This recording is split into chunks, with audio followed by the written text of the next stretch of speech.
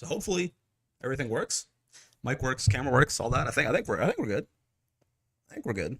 Uh, yeah, a little bit of Street Fighter 6. A couple things I want to do outside of just playing the video game, though. I want to take a look. There's some stuff that has dropped in the interim. I wanted to watch this Elena gameplay trailer. This came out last night, I think. I don't think this actually came out while I was on the trip, technically. It's more so this shit just came out like yesterday when I was recovering, when I was coming back, kind of taking a nap. Uh, and I also want to take a look at some Evo Japan stuff, just because I know Kobeon was kind of cooking. There were two geefs, actually, right? Forget. Or is the other geef this Mena? I don't know. Well, we'll see. There's some stuff to take a look at, certainly. Let us do this real quick.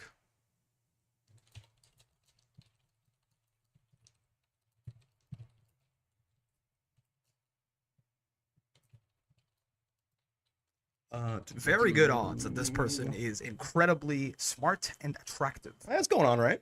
That's going on, fellas. All right, Hara, Benjamin, hello. I wasn't looking at my screen, my bad. What's going on? Lakatu, hi. How you doing, friends? Hey, Break, was Japan fun? Did you place well at Evo? Okay, so we'll talk about Evo. I didn't actually end up going to Evo Japan at all, as it turns out. For logistical, financial reasons, I suppose, mostly. But ads think they can stop me, so true. One second. Let me put up the little pings there. I do want to watch some Evo Japan though. I saw almost none. I think I watched like the top 4 or something like that for Grand Blue, and like maybe only Grand Finals or something for Street Fighter 6. So I'm sure there's some good shit to look at. Obviously we have to look at the Galleon trailer and stuff too, but we'll do that tomorrow. We'll do that maybe pre or post intermediate wall brawl. Probably post. Let me just do this. Get back into the swing of things here, man. It's been a little bit since I've been putting out these little stream messages and stuff. How you guys doing though? You see that Galleon gives you a thigh job in game. You know, she might as well have. Have to give other players a chance to win. Yeah, for sure. You know, I just felt bad for him as well. All right, hold on. What the fuck am I doing here? I gotta grab this guy. Is everything good? But like, does the mic work? Everything like that? It's been a little bit since the equipment hasn't rusted off since I last used it, has it? I don't think so, or I hope not. Anyway. Oh.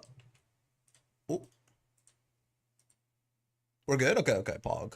Perfect. Even. But how you guys doing, man? It's been a little bit. Japan was fun. We'll talk about that certainly a little. It was a good time. I'll tell you, the more I travel, maybe I don't know if it's just like I think I'm just like a low openness person. I'm very much kind of a creature of habit type individual.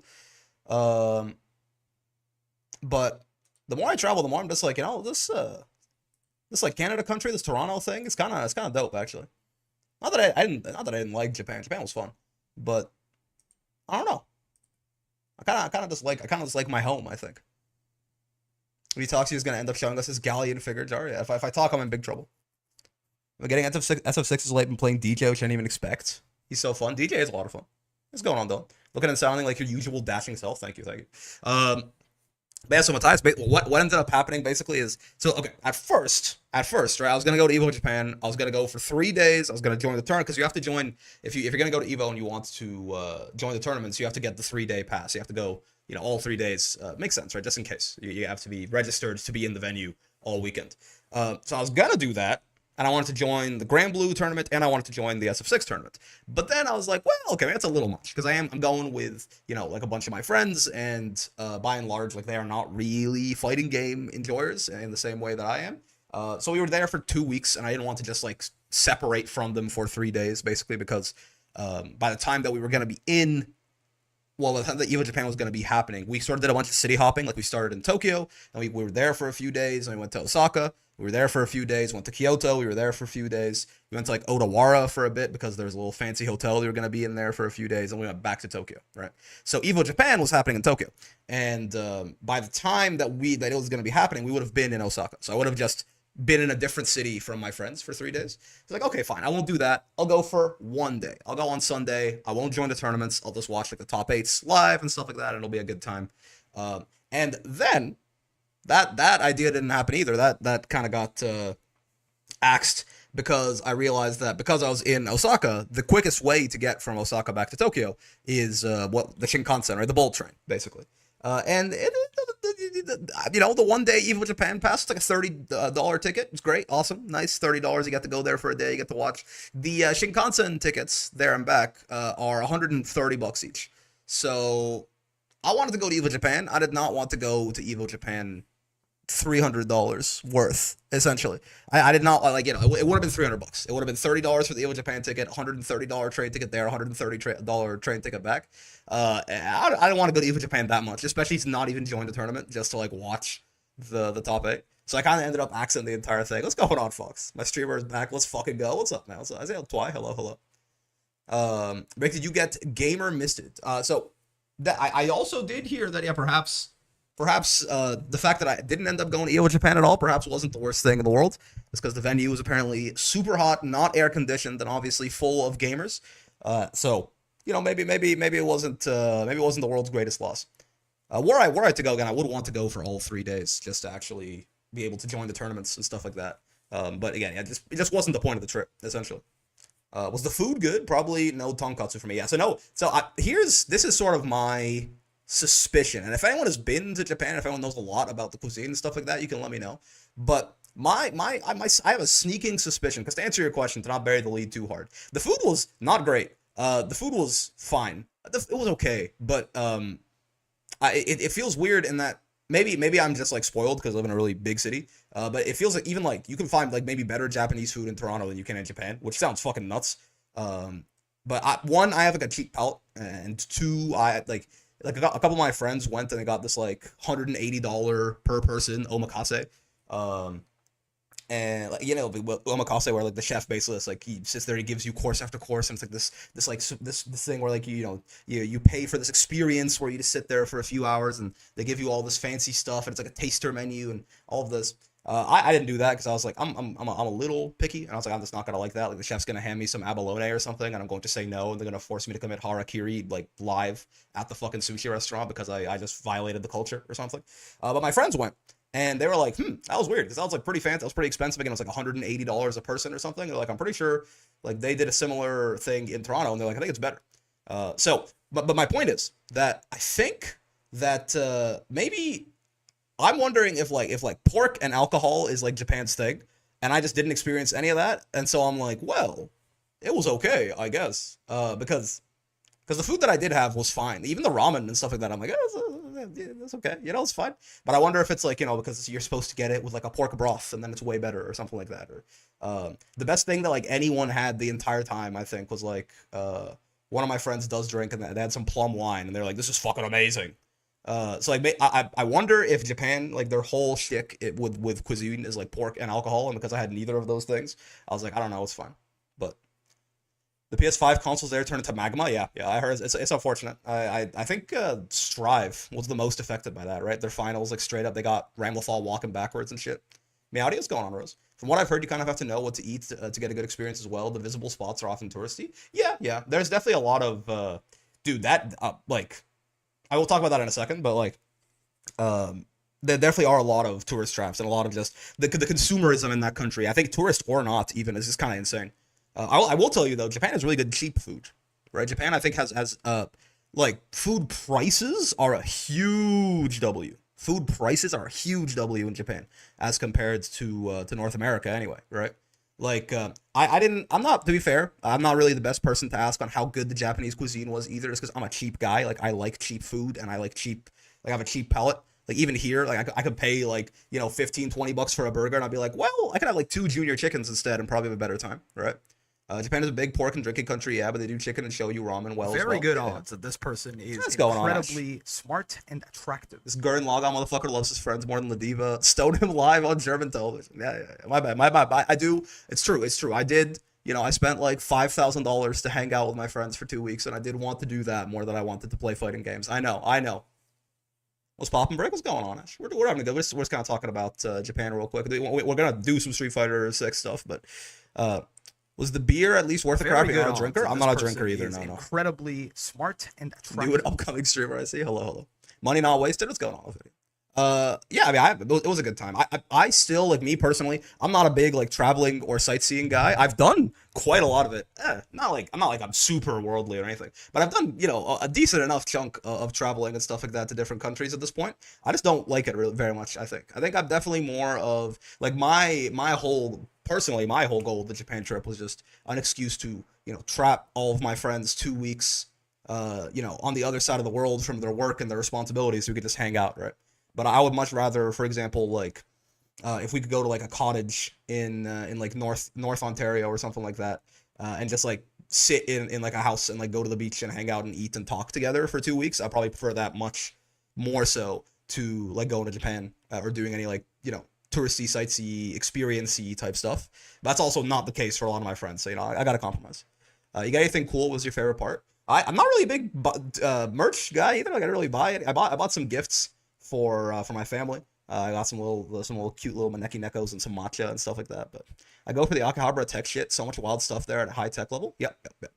Tekken having a competitive bracket with real people competing for real money is incredibly funny. I did not watch the Tekken bracket.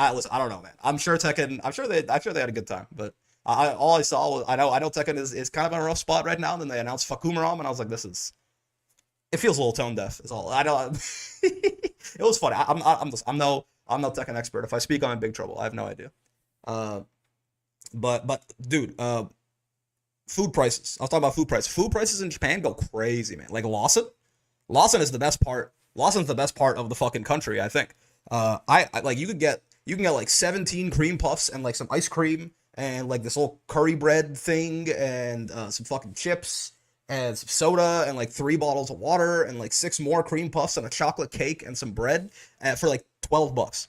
It's crazy. Like cheap food. If you just want a lot of like, I'm flabbergasted at how low the obesity rate is in Japan, because it is so easy to eat like shit and it is so cheap. The yen is low right now, so even cheaper. True, but like even in yen, like one of those cream puffs that's like, it's like 500 calories or something like that. Maybe it's not. Maybe the actual like cream and sugar they use is like less fucked. But those things felt like a dessert, and they're like $130, 130 yen. Sorry, like that's nothing, man. That's like $1 Canadian, right? So my favorite part of Japan culinarily was actually the super cheap shit, right?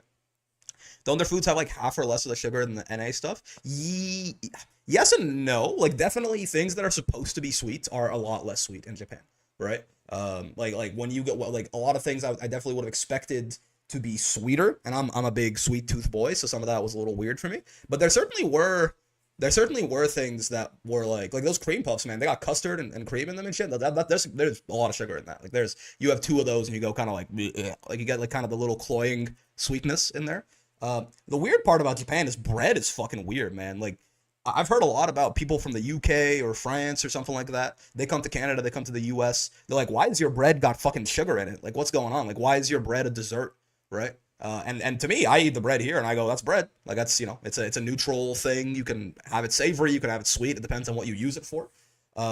But people from Europe, they come here, they go, our bread's a dessert. Like, our bread has too much sugar in it, and I always found that weird. I go to Japan, I have the same experience. I don't know what the fuck is up with bread in Japan, but like, there's no bread they don't have just like white bread. I feel like there's no like they everything's maybe I missed it. I got even like what looks like toast, like sliced cheap ass sliced white bread. Even that, you bite it, you go, it's kind of like it's weird. It's a little strange. I think sweet is what it is. I think there's sugar in there. I guess it's because like they're sort of like staple carbohydrate that you either like, when I talk about bread and I'm like, oh, you can make a sandwich or you can make a dessert or whatever. I guess that's not bread over there. It's more like it's rice for them, I think. Rice and noodles and stuff like that. So bread is not really considered so much of this like versatile, stable carbohydrate as much as it is entirely like a dessert. It feels like. Is that like milk bread? Well, they have milk bread, but even like the regular bread, like it's like, this is a baguette. And I'm like, are you sure? Are you like, even just like what it's supposed to be like marketed as just like regular ass bread? I don't know. Maybe I just got weird bread. Maybe I never found like the normal Japanese, like, Dempster's whole wheat or something like that. But everything of bread I had was at least a little sweet, which is certainly strange. Fat shaming doesn't work in Japan. You sure about that? Yeah, I don't know, because again, it feels like you can eat like we did a lot of walking and I did not lose any weight. I don't think, because I ate like shit the entire trip. I was having fucking 5 cream puffs a day, and they were so good. White bread is just rice in Japan? Yeah, exactly. I wonder if that's like they just don't need bread for that same function, and that's why they just do all that weird custom shit with their bread.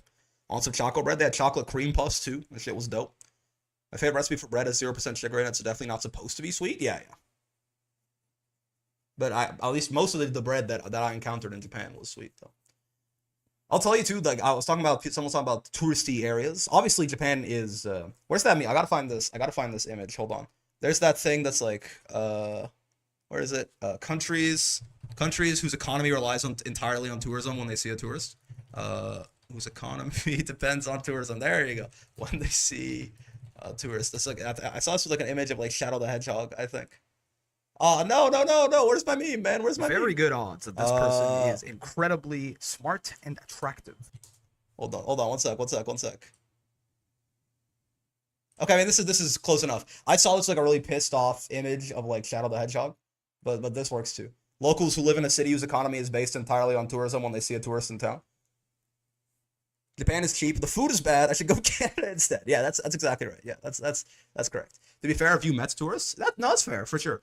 But like you definitely do get a little bit of this vibe, which I mean.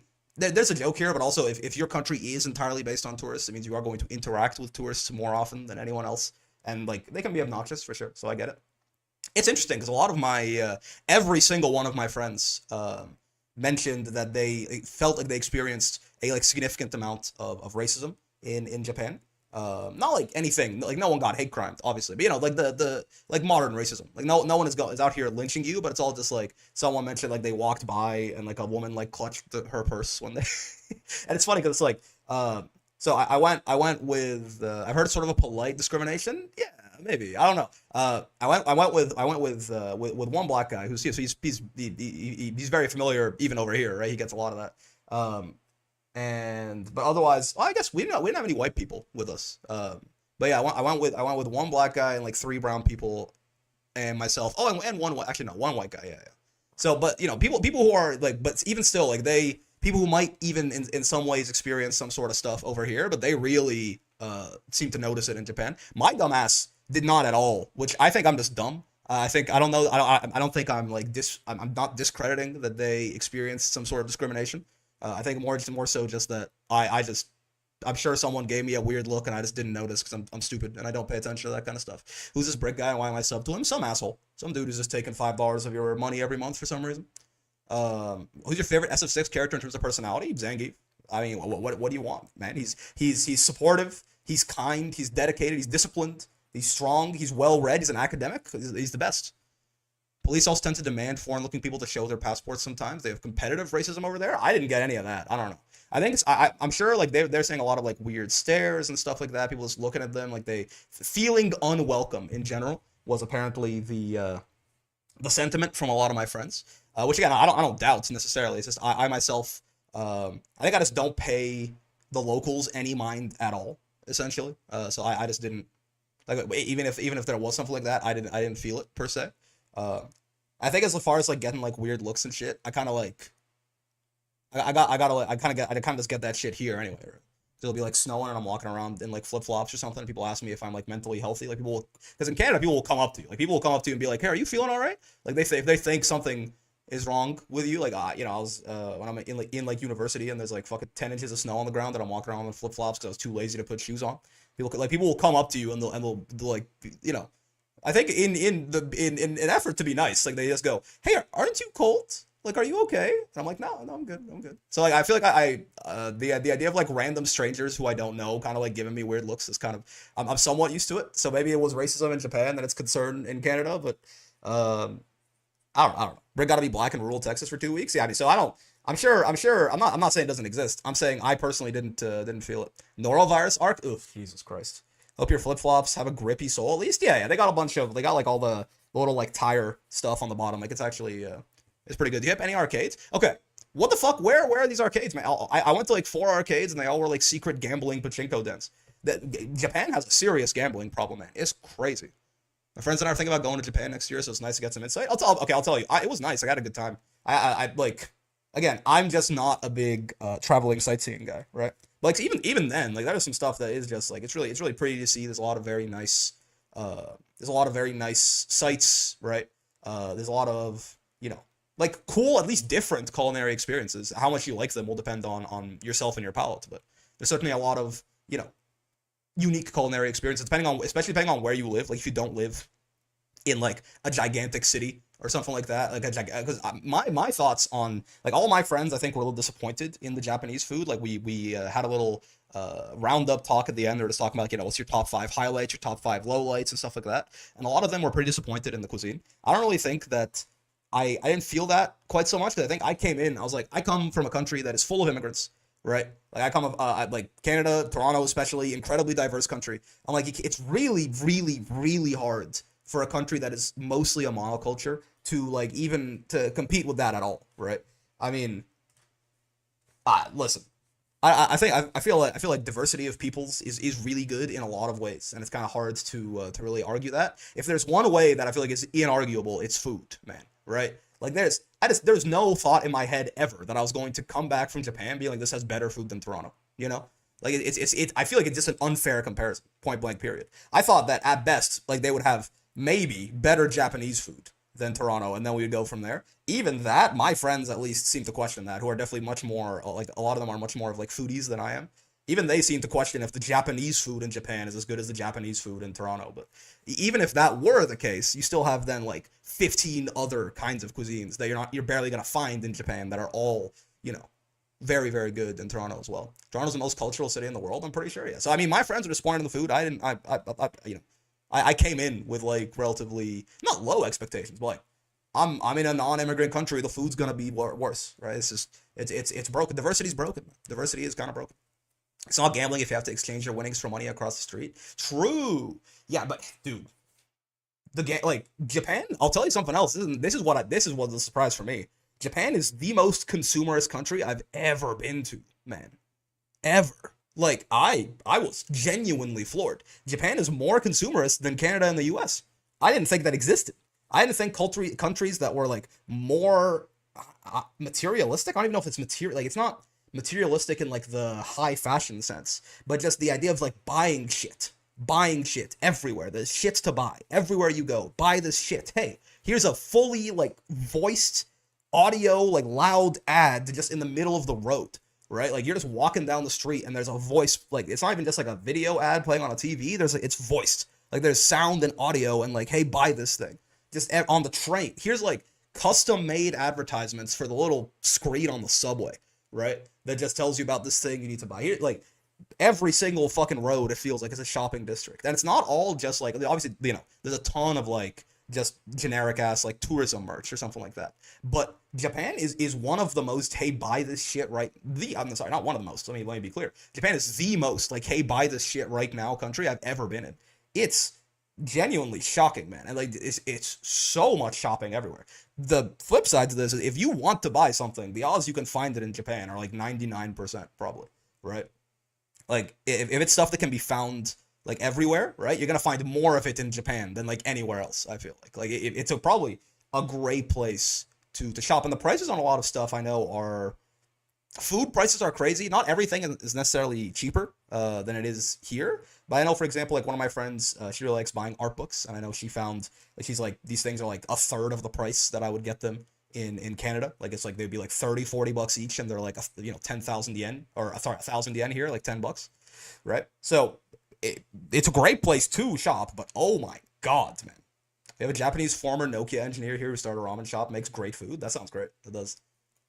It's incredibly consumerist. It's not, I mean, it is a bad thing, but it's not like all bad. Like, it's not that bad of a thing, right? But it definitely was. It was a little. I was a little taken aback at the very least. Also, I mean, we gotta watch this fucking Elena gameplay trailer and, like, you know, go watch some Evo Japan sets, stuff like that. We can talk about it while we're doing that. So I'm gonna get started in a second here. But one thing is, this is also the most crowded place. The first place I've ever been in where I was like, this is too many people. I know I try to save money buying Japanese trading cards over the English print ones. Yep. I think I saw a $17,000 Pikachu card in a TCG lounge somewhere, but how convenient was doing things while not knowing the language. We'll talk about that in a sec. But so I was born and raised in Cairo, Egypt, right?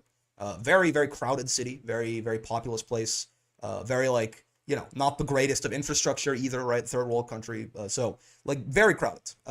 So when I come, I immigrate to Canada when I'm like 13, and I come here to Toronto, and I'm like, damn, this place is so empty and clean. Like that, I know it's not. If you come from anywhere, like most other places in the world, and you come to like Toronto or New York or like Los Angeles or something like that, you probably don't go, wow, what a like well organized, like clean, empty place, right? But that was kind of my first impressions of Toronto. That's kind of maintained, right? Like relatively to me, this place is not super crowded, right? Pretty well maintained, pretty clean. And that has been my experience with a lot of different big cities. When I went to New York kind of reminded me of Cairo in in traffic in some places for sure. I was just like, this is a sea of cars. This is like, this shit is insane. But by and large, even then, like walking on the streets and stuff, I was like, yeah, okay, yeah, like there's some people here. Tokyo is a different fucking beast, man. Tokyo feels like there's I think by number, there are like 3 times the amount of people in the Tokyo metropolitan area as the New York metropolitan area, and you feel it. Like, Tokyo is inhospitable. Like, you can't walk. Like, you can walk, but like, you're gonna be walking in a crowd of people the entire fucking time. God forbid you want to sit anywhere, because if you like, first off, they don't do fucking benches in Japan, I guess, which is cool. You're just supposed to walk, which is fair. But if you want to like go somewhere to sit down, a restaurant or something like that, sorry, everywhere is full. What's that? Everywhere, every single place, everywhere in the entire city is full. And they have already. It's been full. It was full when you got here. It'll be full when you leave. It'll be full the entire time that you're there. Finding a seat for like 2 people was tough sometimes, let alone a group of 6. Tokyo is, there's not enough, like, it's a huge city, and yet it's fucking stuffed full of people, which makes sense. I think there's like 41 million people in the greater Tokyo metropolitan area or something. Dude, that's more people than Canada.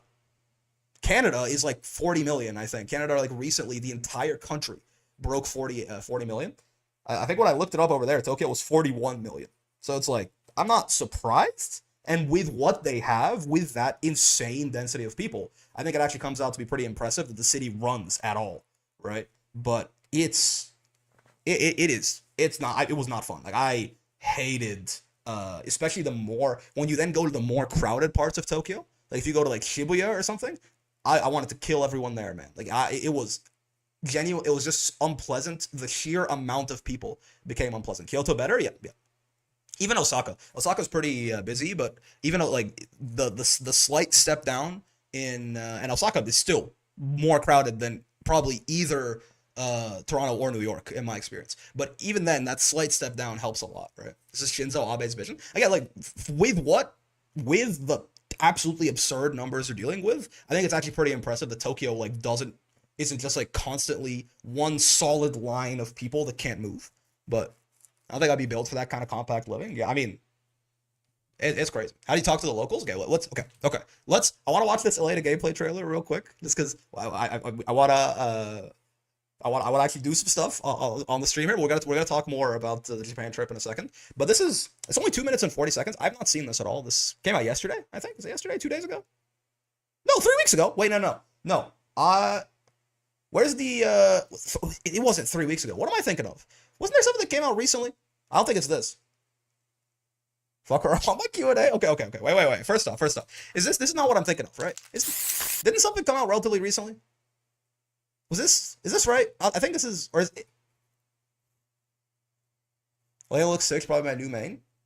Wait. I feel like this is not it. Something about 2 days ago. Yeah. Gameplay. Hold on. Oh my. Wasn't there Galleon trailer? We'll watch the Galleon trailer tomorrow, don't you worry. Am I stupid? Was there not? I could have sworn there was like a thing with a little bit more, some previews and stuff. Did that not come out on the Street Fighter channel? Teaser might be several weeks ago. Oh, you're right. Oh, it really is this, huh? Wait, this doesn't seem... Is that right? No, this is the same with healing at the end, right? No, I watched this. Where's the, look at the drive gauge on Throw Tech? Excuse me? What do you mean by this? This is the one, right? It's the one where she goes healing at the end. No? Yeah. This is. I remember this. This came out. Yeah, this came out before wasn't there like a little gameplay showcase of like her fighting Akuma or something? I thought. There's one on GameSpot. Oh, okay. You know what? Let me just look up Elena gameplay. This guy, right? Yeah. Is it this? I thought it was. Yeah, it is this, right? Okay. The new one's in Elena mirror. Oh, okay, gotcha. All right. There, this is the right one. I went to the wrong one. She's upside down. Is that wait? That's two Elenas, right? She's not. Yeah, okay, I like that. Unless she's a centaur, that like physically doesn't work. Yeah, it's a mirror. It's a mirror. I want to take a look at this because we'll talk about the Japan trip more in a second. But I heard there are perhaps some interesting things. Someone immediately says, look at drive gauge on throw tech. That's long, Elena. Yeah. Let's see. So yeah, this is 7 minutes of Elena gameplay. Okay. CPU level. Oh, it's a CPU. Okay, so it's not people playing. It's a CPU mirror match. Gotcha. Yeah, I still really am like, you know, I like the new outfit better. I like the classic hair way better. But I'm sure the mods will do something about that. So let's see here. I'm not really sure. Besides this immediate. Okay, cool. Yeah, sure. Is that a target combo, by the way? That was something I was trying to figure out in the trailer too. Okay, I think so, right? That looks like just like maybe that was a target combo into the sweep or something. Oh, okay. Yeah, someone did say look at the drive. What the? Someone said look at the drive gauge on throw. She built a bar of drive gauge when she throw teched, huh? Yeah, I'm a little. I don't. She built a bar of drive gauge when she throw teched. The mirror looks flat and thin, needs volume? Maybe. That's interesting. Is this sort of the is this kind of like the idea of like, okay, well, you guys, you know, you don't like throw loops. We talked about when we were talking about throw loops, right? We said, you know, basically the problem isn't like, yes, the fact that it's like a looping 50-50 is one thing, but it's also more so just how little, like how bad the risk reward on the 50-50 is, right? And that even if you do like get the throw tech, for example, usually you just kind of stay in the corner and the opponent still gets to run their offense. Like you don't really get anything, and if you get shimmied, you die, right? So I guess this is them trying to make that risk reward a little better. Like obviously you still want it to be favored for the guy who put you in the corner, right? Because you want to, I suppose, reward people for winning, right? When they get the hit on you and they take you to the corner, you want it to be in their favor. So I don't know that that's like, there could be more. We'll see. And I mean, we'll see more in here. Obviously, we'll see more when Season 3 actually drops. But this is something. Imagine doing a delayed throw on offense, getting a drive bar back in addition to OK and damage. Yeah, I guess that's a good point, huh? Like, yeah, if you,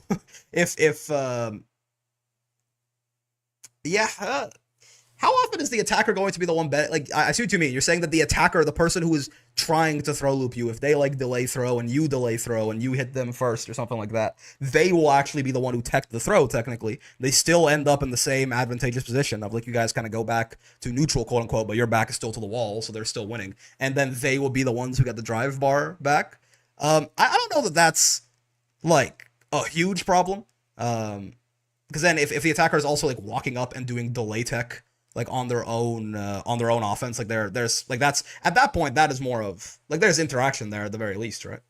But that is a good point. This may sometimes backfire.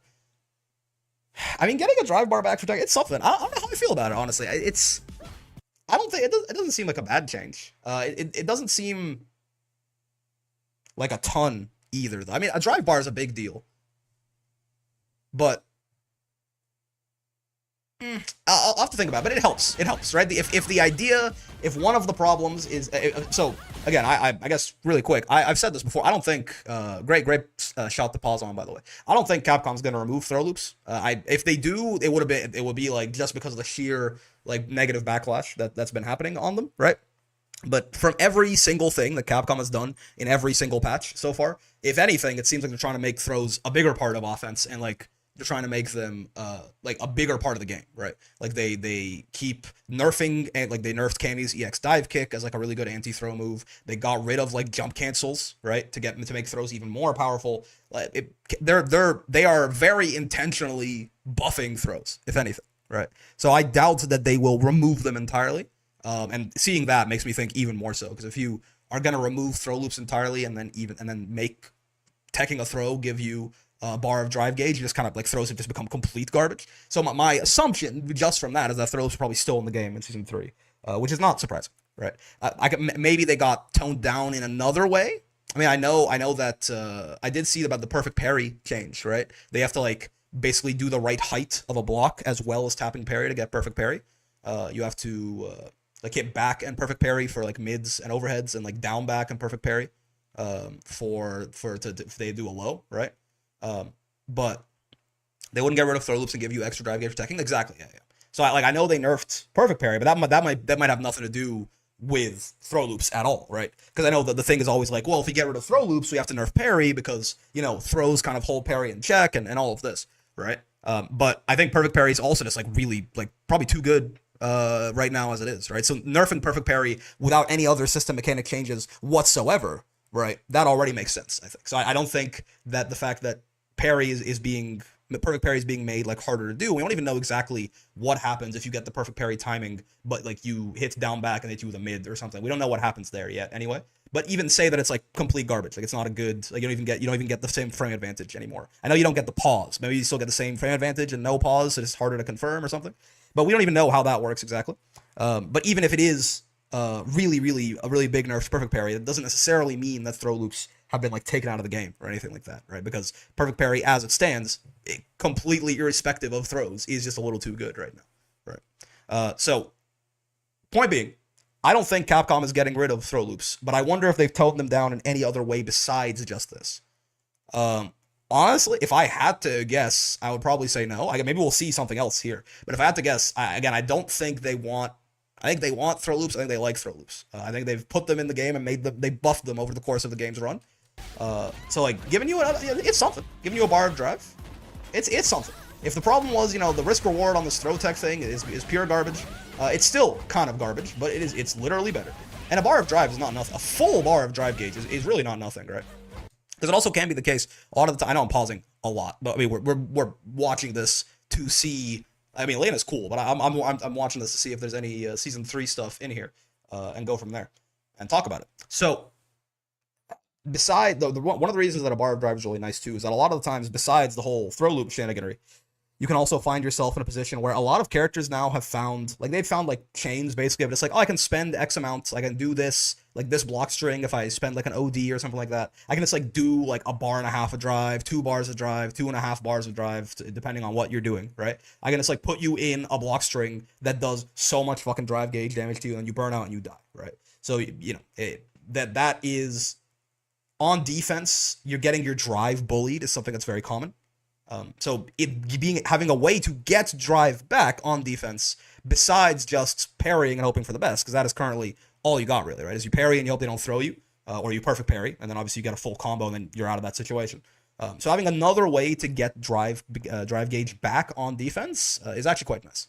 So I think it's a bigger change than it looks like.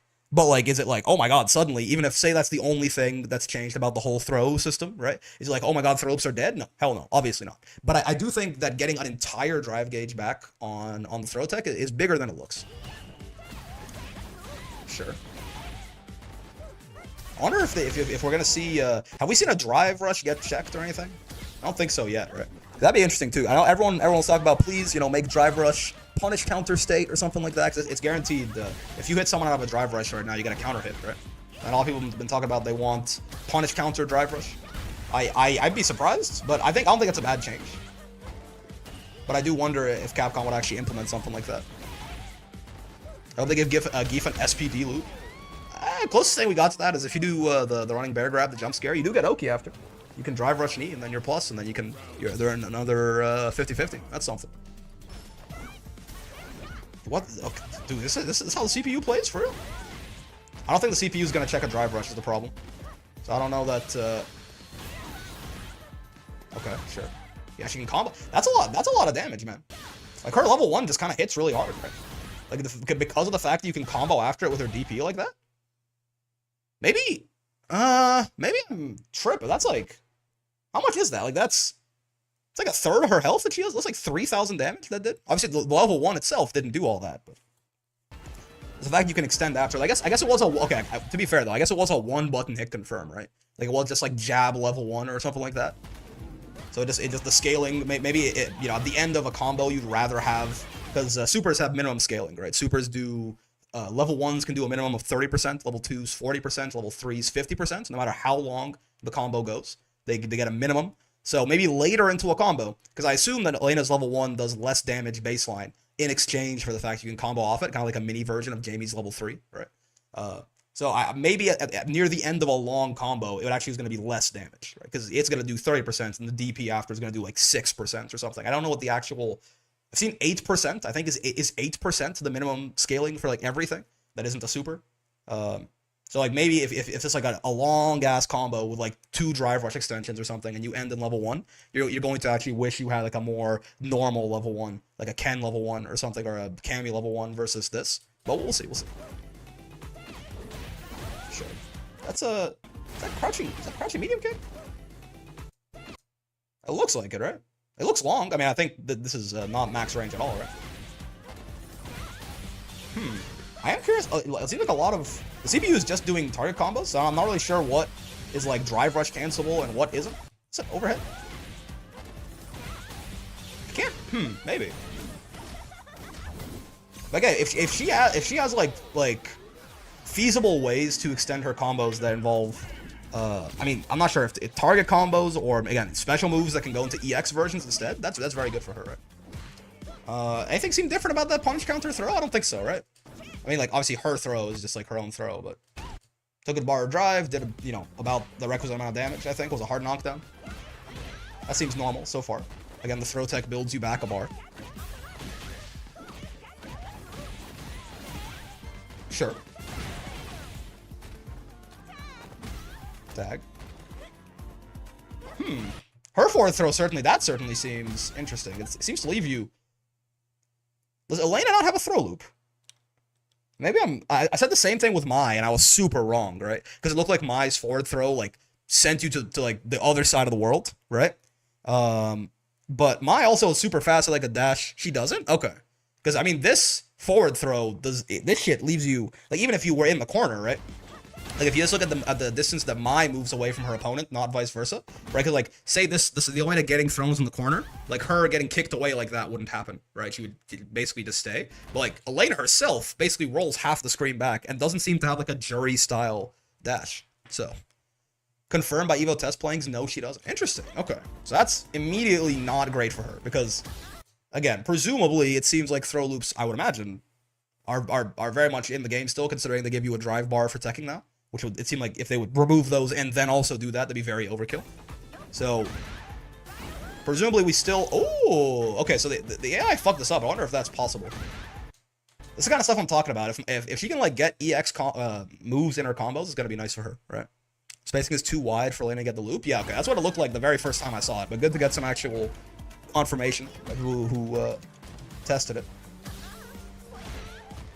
Okay. Okay, I mean... Very good on. He can still throw you multiple times. Smart and attractive. The return of the wall giant. Hello, Basin. How's it going, man? Nice fight. So no throw loop is I think a big deal.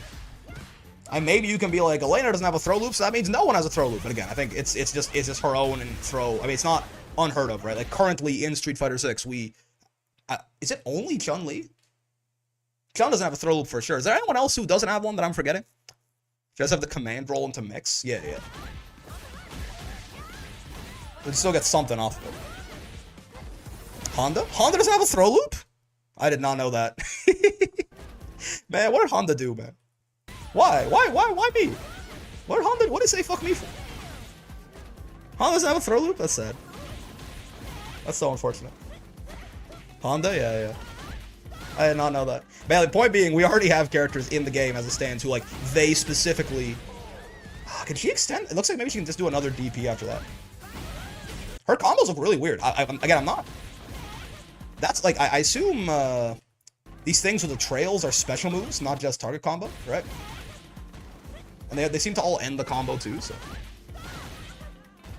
Her combos look cool. Like, it seems very... Like, it looks just visually very free-flowing, but I'm not sure how much of that is true and how much of it is just, like, target combo into special move, but... Honda does have a car factory? True. Sure. Yeah, so that's an overhead, right? So that right there, presumably, because it looked like this Elena was down backing, right? Crouch blocking here, and they get bopped. That seems kind of fast, too. Is this, you got real, this is why they didn't give her a throw loop? You got real mix? Like, for real, for real? Oh, yeah, because I assume, like, you know, she does this, this overhead here, but I assume from basically, from this stance, she has multiple options, or no? Like, when do I know that the mix is coming? Like, when do I know that I'm guessing? Is it here when she starts moving? Or is it, like, here once she's in this stance? Right? If it's, like, from here, I mean, this thing is definitely unreactable, right? That's, like, I mean, that looks like it's, like, 11 frames or some shit like that. But if it's, like, from her, even, like, if it's, like, once she starts doing the handstand like that, if the only option is overhead, then that becomes a lot. Like, then, yeah, maybe she has, I think, 3 overheads? Yeah, so maybe it's more of, like, it's not that they're unreactable, it's just that she's got a lot of different shit you have to look out for. And then, like, it's all about, like, discerning the visual animations at the start and reacting. I don't know. But if she just has, like, straight up 50-50s, that's pretty cool. Certainly would be nice for a character who does not have a throw loop, right? You probably want Elena to roll into one of the follow-ups for her Oki, yeah. So she forward throws you and then does command roll into mix, like someone said earlier, instead of doing, like, forward throw into, like, dash up and then another just strike throw situation. It's, like, similar idea. Oh my, what the hell is going on, man? Like, I'm not getting the best display of if there are any mechanics that are different. I feel like the AI is just DIing each other over and over. Well, did I finish my thought earlier? I was gonna say, just because Elena does not have a throw loop does not mean the throw loops are not in the game. Since, again, we have Chun and Honda, who I learned today, don't have throw loops. So it could just be a her thing. That looks like... Okay, now that I'm looking at that again, this looks like this looks like a like, fluid animation. This is the overhead, right? So, like, it looks like even from the moment you see her start going into this handstand, you would know it's an overhead. Even then, I don't know if that would be, like, fully reactable.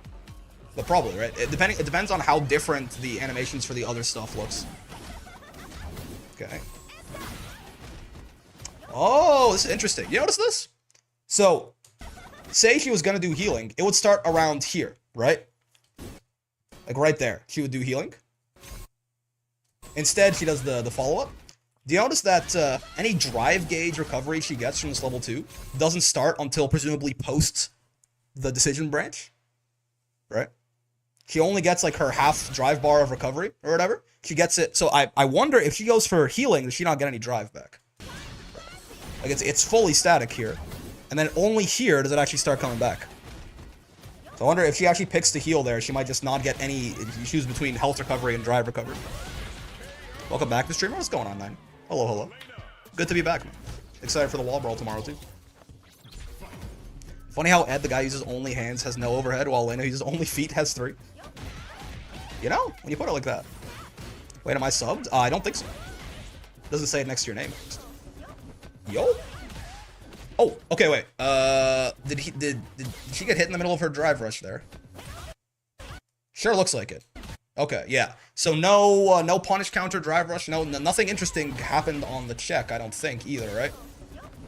So that doesn't seem to be... I know a lot of people were talking about this for potential, like making, I mean, first off, obviously you can see neutral drive rush is still only 1 bar, which again, I mean, people were saying make that shit like 1.5 bars, make it 2 bars. I hated that idea personally. I think that was way too overkill. And again, it's just, you don't want to make too many changes that nerf, like, people's ability to, like, do something in neutral instead of just sit there, right? So I'm glad that's not the case. But yeah, no sort of punish counter state on drive rush or anything like that, right? Seems to still be exactly as it is, right? If you hit someone in drive rush, it's a guaranteed counter hit, but nothing more than that. That's a little... I don't think I minded too much the idea of punish counter drive rush state, but it would have been a big deal. It would have been a big change. I don't think it would have been a bad change. It would have been a big change, though. So I can kind of understand maybe why not. But yeah, seems like there's nothing like that happening here. So this is presumably, I mean, the CPU is just going to cheat anyway, right? But yeah, presumably, so she had to actually... This was an overhead, so she had to actually hold back and then hit parry to get, like, this. So to my understanding, with the perfect parry change, it's not that you can't perfect parry if you don't do, like, the correct direction. It's that you don't get this. You don't get, like, the... Right? Presumably, I would expect that it looks kind of like when you perfect parry a fireball, where you still do get, like, a shit ton of frame advantage, right? But it's just more so you get the little purple splash, no screen freeze, and you just have to realize it and immediately like confirm that and like go in for your counter. So I'm not sure if it'll be the exact same thing. If you don't, the CPU is never going to like incorrectly perfect parry something if they do it, right? So we're not gonna be able to see that here. But... Ooh, I mean, looks like, I will say, is that an anti-air? Oh, an air-to-air. Ooh, okay. I mean, this is really nice for an air-to-air combo. That's a lot of damage. Like that's one bar. I mean, that is counter hit, but that is a really nice air-to-air option for Elena to have, right? I mean, that's a nice three and a bit that you just ate right there. 3 and a bit, like 3-5. That's like a Zangief level 1, man.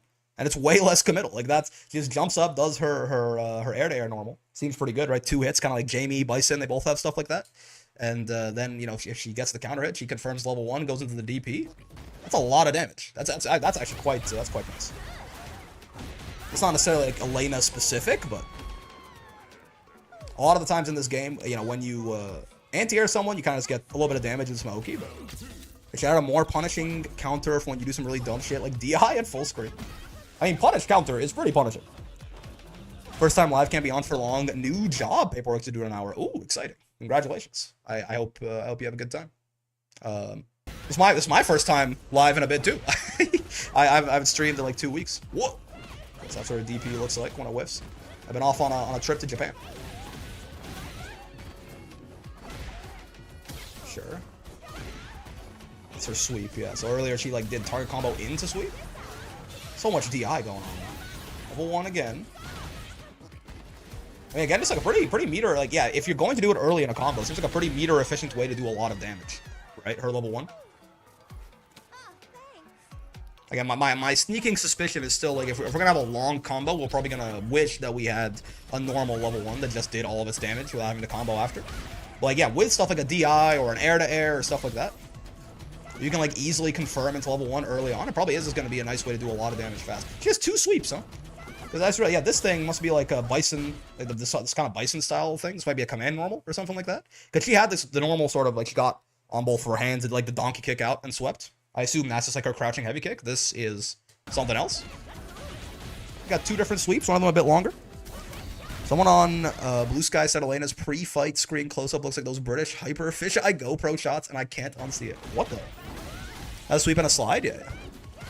Now my chat's bugs just trying to get rid of me. You're too dangerous. They really get DI'd this much? Level 3, okay. The worst combo known to man. It's a cool level 3. It's a cool looking level 3. Yo. Sure. They got air. Oh, anti-airs. Throw whiff look different to you? I don't think throw whiff looks different to me. I mean,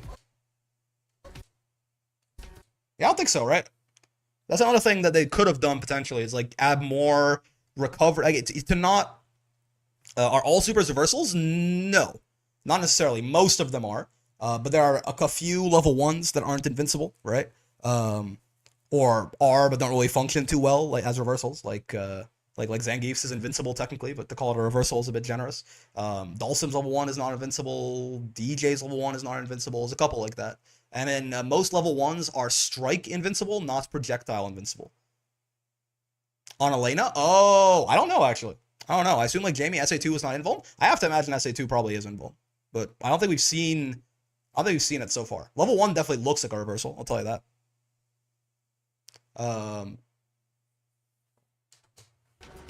I would assume all her shit is invincible, but I guess we haven't really seen evidence one way or the other. Oh, but I was gonna say, sorry, I got distracted. What I was gonna say earlier, I think it happens here, is this would be another thing you could do if you wanted to like not remove throw loops, but at least you know, make the risk reward a little bit less fucky. Is adding more recovery to throw whiff. For 2 reasons. Either playtesters confirm level 1 not invincible. Oh shit, okay, never mind. Level 1's not a reversal. There you go. Interesting. They're really putting a lot of stock in this command roll, huh? I feel like she's missing a lot of stuff. This command roll must be pretty fucked up. There must be some real damaging mix in here. If Elena SA1, what if Elena SA1 resets juggle limit like Akuma SA2? Maybe. I don't know if she's quite that. We've only seen her juggle into DP after so far. So I mean, but it's the level 7 CPU. It's not exactly optimizing the shit out of everything. So maybe But so far, it doesn't seem to be the case. But yes, if you added more recovery to throw with, sometimes you jump out of the corner and you eat a health tax for it anyway. You just get anti-aired, and some characters can actually fully like combo you for that, or like continue their pressure afterwards too. Or if you neutral jump, for example, too, you definitely just end up getting anti-aired and get put back in the corner. So if throw whiff had a little bit more recovery, that would happen less. And also, it would potentially mean if you wanted to hard call out a throw with a backdash, that you could more commonly get like a full punish, even if like they time their throw loop perfectly and have like a slower backdash or something like that, right? Would more recovery make throw teching more risky? Yeah, the problem with that certainly is would make when you get whiffed, you would get shimmied even harder. To be fair though, I mean, most of the time, if you get shimmied and you don't get punished, it's entirely a skill issue right now, right? I think it's not super common for you to whiff a throw on defense and get away with it as it currently stands. So I feel like it probably overall would definitely be better for the defensive player than the offensive player, right? You're right that it'll make shimmies easier, but like right now, if you walk up to someone and like you shimmy before, like the throw whiff is still super reactable and super easy to kill people for. But again, my point being, it doesn't look, at the very least, like they doubled it or anything like that, right? Even changing it like 2 or 3 frames could be a very big deal, and that's going to be hard to discern just by watching this. But to the silly little boy's eye, it looks rather similar as of right now. Okay, so it doesn't look like Elena's EX moves are combo extenders. They look more like combo enders, which is a shame. They'll be nice for her to have. Streamer's back. What's going on, Tatu? How you doing? Okay, this shit feels scripted. They're getting all the animations in it. That's a cool looking CA. The CPU is like a paid actor. They got the level 3, they got the CA, they got the level 1 animation in there, they got the level 2, they got anti-airs, they got air-to-air combos. This CPU match, they're paid actors, man. Okay, so I mean Elena looks interesting. Not having a throw loop, not having an invincible level 1 is certainly a lot. Backdashing being throw immune is not intuitive. That's fair, yeah. It's one of those things that like it's common in a lot of games, but it's definitely not. Yeah, it's not the kind of thing you would think of. It's more so like once you see it once, it is a pattern that tends to hold. But whiffing a throw on defense already gets you punished. Yeah, most of the like again, but you're not wrong in that adding more recovery would make it even easier to shimmy people. But I think it would be mostly it's a thing that affects the margins more than anything, right? I'm used to backdash being full invul. Well, I'm talking more so in I guess the thing is like if you talk about intuitive, jumping being immune to throws, I don't think is intuitive either, right? I don't think a lot of like new players, a lot of them don't realize, for example, like if Ladiva wants to command grab you and you jump, it's gonna whiff, right? It's just like a sort of fighting game rule that. Like if you've once you've played like at least one fighting game, and you learn it, it tends to hold true. So then you're like, yeah, you jump. Oh, throws, you jump those. But even that is not really super. There's no part of like living in the real world that makes you think that if you're in the air you can't be grabbed, right? Also, Stereoponic, thanks for the follow. Okay, so I mean, Elena looks cool. I'm not really way too early to talk about like how good she might be, but she's certainly missing some stuff. We can say she's missing some stuff that usually makes characters good. She seems to have some. I mean, her all of her buttons being kicks, they certainly seem to be big, right? The command roll mix is a thing, but she's gonna have to have a lot to make up for not having a throw loop and not having an invincible level 1, right? But we'll see. We'll see. She looks cool. That's the most important part. I still, and her animations look good. She looks like there's gonna be a lot of it. She looks dynamic. Again, I'm not sure how much of that is just her animations are good. So I'm like, but maybe her combos are a lot more stilted than they look. But it looks like there's a lot of choices that you might have and how you want to confirm hits and stuff like that, which is always fun. And then yeah, as far as like big season 3 changes, outside of a throw tech giving you a drive bar back, I feel like it seems from this at least pretty similar, right? I mean, that's a bigger change than you think, but that in and of itself makes me think that throw loops probably aren't gone. That plus just the history of how Capcom has been balancing this game. Maybe I'm wrong. We haven't seen, we don't if they show me, Ryu's throw loop leaves him like +2 or something, or Ryu's throw leaves him like +2, then fair. But just the fact that they buff throw teching probably makes me think that they are toning it down slightly, but probably not getting rid of it entirely. And then, yeah, also, throw whiff looks the same. No punish counter drive rush. That's, like, confirmed. We saw someone get counter hit out of a drive rush. So, a lot of, drive rush itself is not, like, more expensive or anything like that. Yeah, we didn't see her crouch medium kick get drive rush canceled, and I guess people confirmed that it is not cancelable. Because the CPU definitely didn't do it here, but again, the level 7 CPU is not necessarily the guru for all things optimization. Have the playtesters confirmed her crouch medium kick is non-cancelable? Because I mean, if anything, she is not Mrs. Street Fighter 6. If that's the case, she got to have no throw loop, no invincible level 1, no cancelable crouch medium kick. I mean, if you listen to all the people complaining on Twitter, at least she should be bottom 1. She got none of the good shit. But we'll see.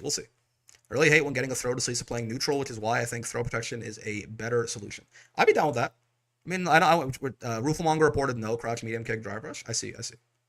I still think to call it playing neutral when they're in the corner is a little disingenuous, right? Because I think even if like you couldn't necessarily get like even if you couldn't get like a meaty, right? Say it was so bad you couldn't even get a meaty to stop them from mashing after your throw, right?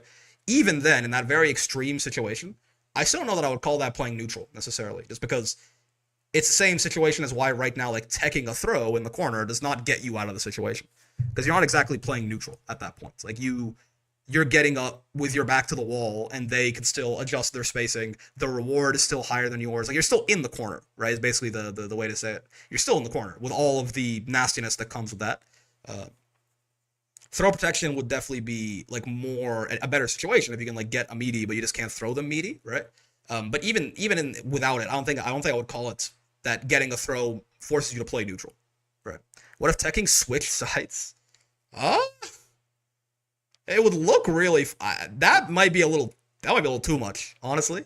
But I guess then being in the corner in general is not quite as bad, because then you run your offense, you try to throw them, they tech, you get put in the corner. But then if they throw you and you tech, they get put in the corner. It's a little too maybe it feels a little Looney Tunes. I don't know if it's like necessarily a horrible idea. It just feels a little Looney Tunes for my own personal liking. You want to talk about volatility, right? Like going for a throw becomes. I mean, even if there are throw loops, going for a throw probably does become incredibly risky at that point, right? Because being in the corner is still horrible in Street Fighter 6 and in all fighting games for reasons that have nothing to do with throw loops themselves. But it's an idea. It's an idea. That is technically correct. DBFZ has changed. Yeah. But yeah, cool. I think more than anything. Seeing this, it deconfirmed a lot of changes, right? Like, there's a lot of stuff that I know isn't happening now. Like drive rush changes, right? Like some throw changes that we saw didn't seem like they were happening. Like it was cool to see the 1 bar of drive, but yeah, there's some things that we know aren't happening now, which is interesting. Probably an ass idea since it comes from an ass game, but Fantasy Strike had the gimmick of if you are thrown when holding 5 and no buttons, you throw them instead. Interesting. When Solid Snake gets added, he can reverse a throw confirmed. The basics of CQC. Is it confirmed no punish on drive rush? Yeah.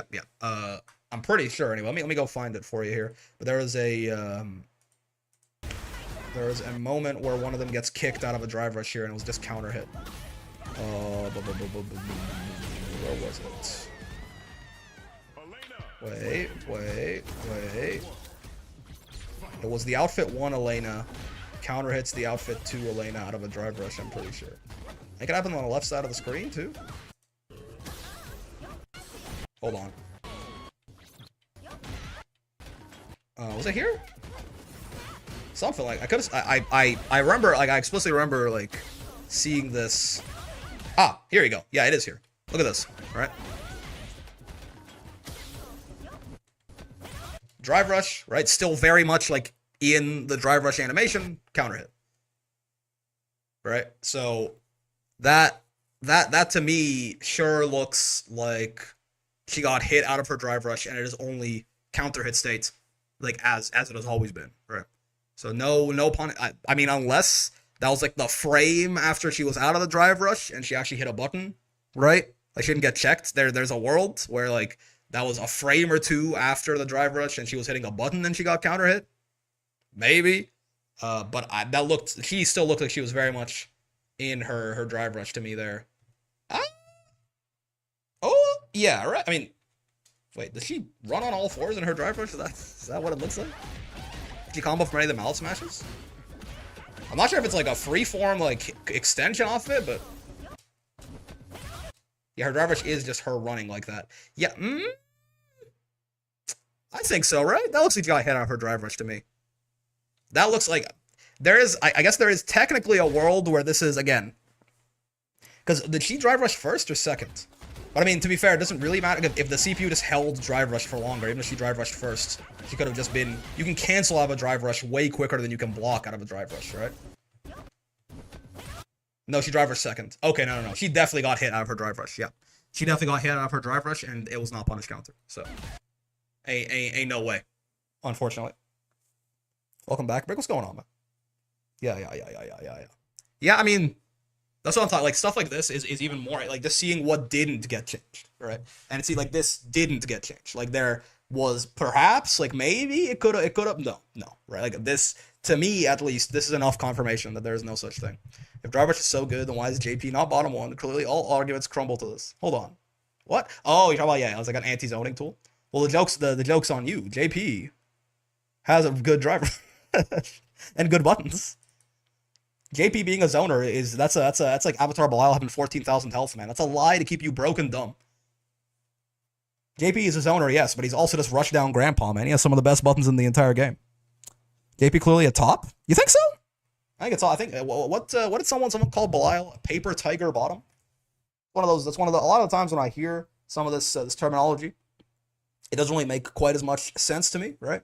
That was one of the things that I heard it and immediately I was like I grokked that on like a deep level. I was like, yeah, that makes perfect sense. Paper tiger bottom. It's like it's one of those like it's a word that describes itself incredibly well. Maybe JP is a paper tiger bottom, you know? JP has the godlike medium punch to deal with drive rush. Yeah. I wonder if JP was even meant to be a zoner, or if the goal is a set play focused character and the optimal start just the strat devolved into no away. I don't. He's definitely he's definitely meant to be. I mean, his level 2 works from full screen, right? Like JP is definitely intended to be a zoner. I think, if anything, I feel like more so. And zoners and set play tend to usually go hand in hand, right? I think if anything, like the thing that maybe wasn't as intended for JP was him having like also just like straight up some of the best buttons in the game, but they kept that at this point. Like they tried to nerf some of it and they just took it back. So at this point, it's just intentional, I suppose. JP is not a top or a bottom. He's an asexual. Then why is he so sexy? How did this happen? I want to watch some Geef matches from Evo Japan because I didn't actually see anything. I just knew that there was some amount of Zangief cookery. I just don't know. I think it was Kobayan, right? It was kind of Blanca. That's Kobayan. Losers quarterfinal is presumably Kobayan. Yup. Oh, they killed my boy here? Okay. Oh, wait, no, what? No. Wait, is this another Geef? Who's this?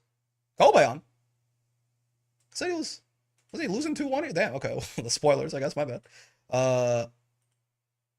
There's a lot of Kobayan to watch here. There's a lot of Kobayan to watch. We can watch some Kobayan. Yeah. We can definitely watch some. I watched I think I watched some of the grand finals. I was in Japan when Evo Japan was happening, but I didn't end up watching very much of it. And there are apparently 4 Kobayan sets in this top 8, so I'm always down to watch and learn from the GOAT here. Kobayan versus Higuchi Guile Pog. Okay. This will be the first thing here. Zeta, bro, I can't escape. Potential woman follows me everywhere I go. This shit is crazy. See how it goes. Oh, someone earlier was talking about how this is unrelated to. Listen, it's not unrelated to Evo Japan because it's talking about Japan. Someone, I think it was Harihara, was asking like, how do you communicate with people if you don't speak Japanese? Dude, being a tourist, being an English-speaking tourist is so broken, man. It's a shame that like American hegemony is like dying and is probably going to be like over within our lifetimes. Get ready to learn Chinese. Wait, hold on. Insert the image of where's the. I'm sorry, so we're immediately going off topic. Where's the image of Adam Silver? Yeah, I looked this up recently to show to one of my friends too. Yeah. Right. Get ready to learn Chinese, buddy. It's a damn shame that because it's been really nice, you know. This is not a geopolitical commentary channel, but it's really nice in some ways. Okay, but hold on, I need to in some way for exactly the thing that I'm about to mention. It's really nice that the past 2 like imperialist global dominant superpowers have been English speaking countries, because like the legacy of that just means that like, you know, obviously like the British Empire into the American Empire like back to back. Because the legacy of that means that if you just like speak English, man, you can go fucking anywhere in the world, almost anywhere that is within that very large sphere of influence. Like I've heard China's kind of tough. I know Eastern Europe is not super amenable to this either.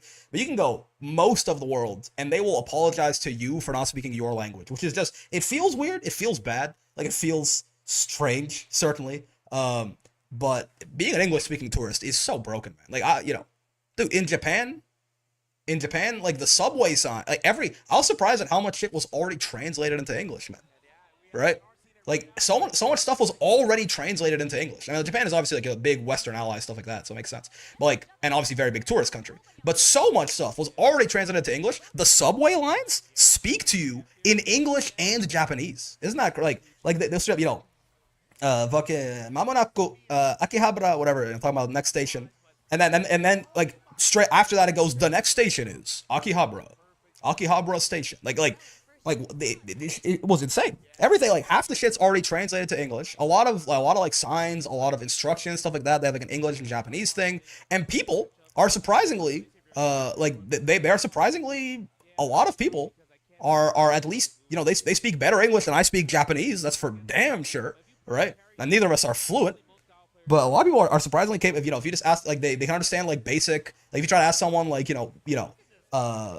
something, and you say like where, Akihabara where, like people will like sort of get it. They even just random people on the street will be able to sort of get it and like point you in directions or something like that, right?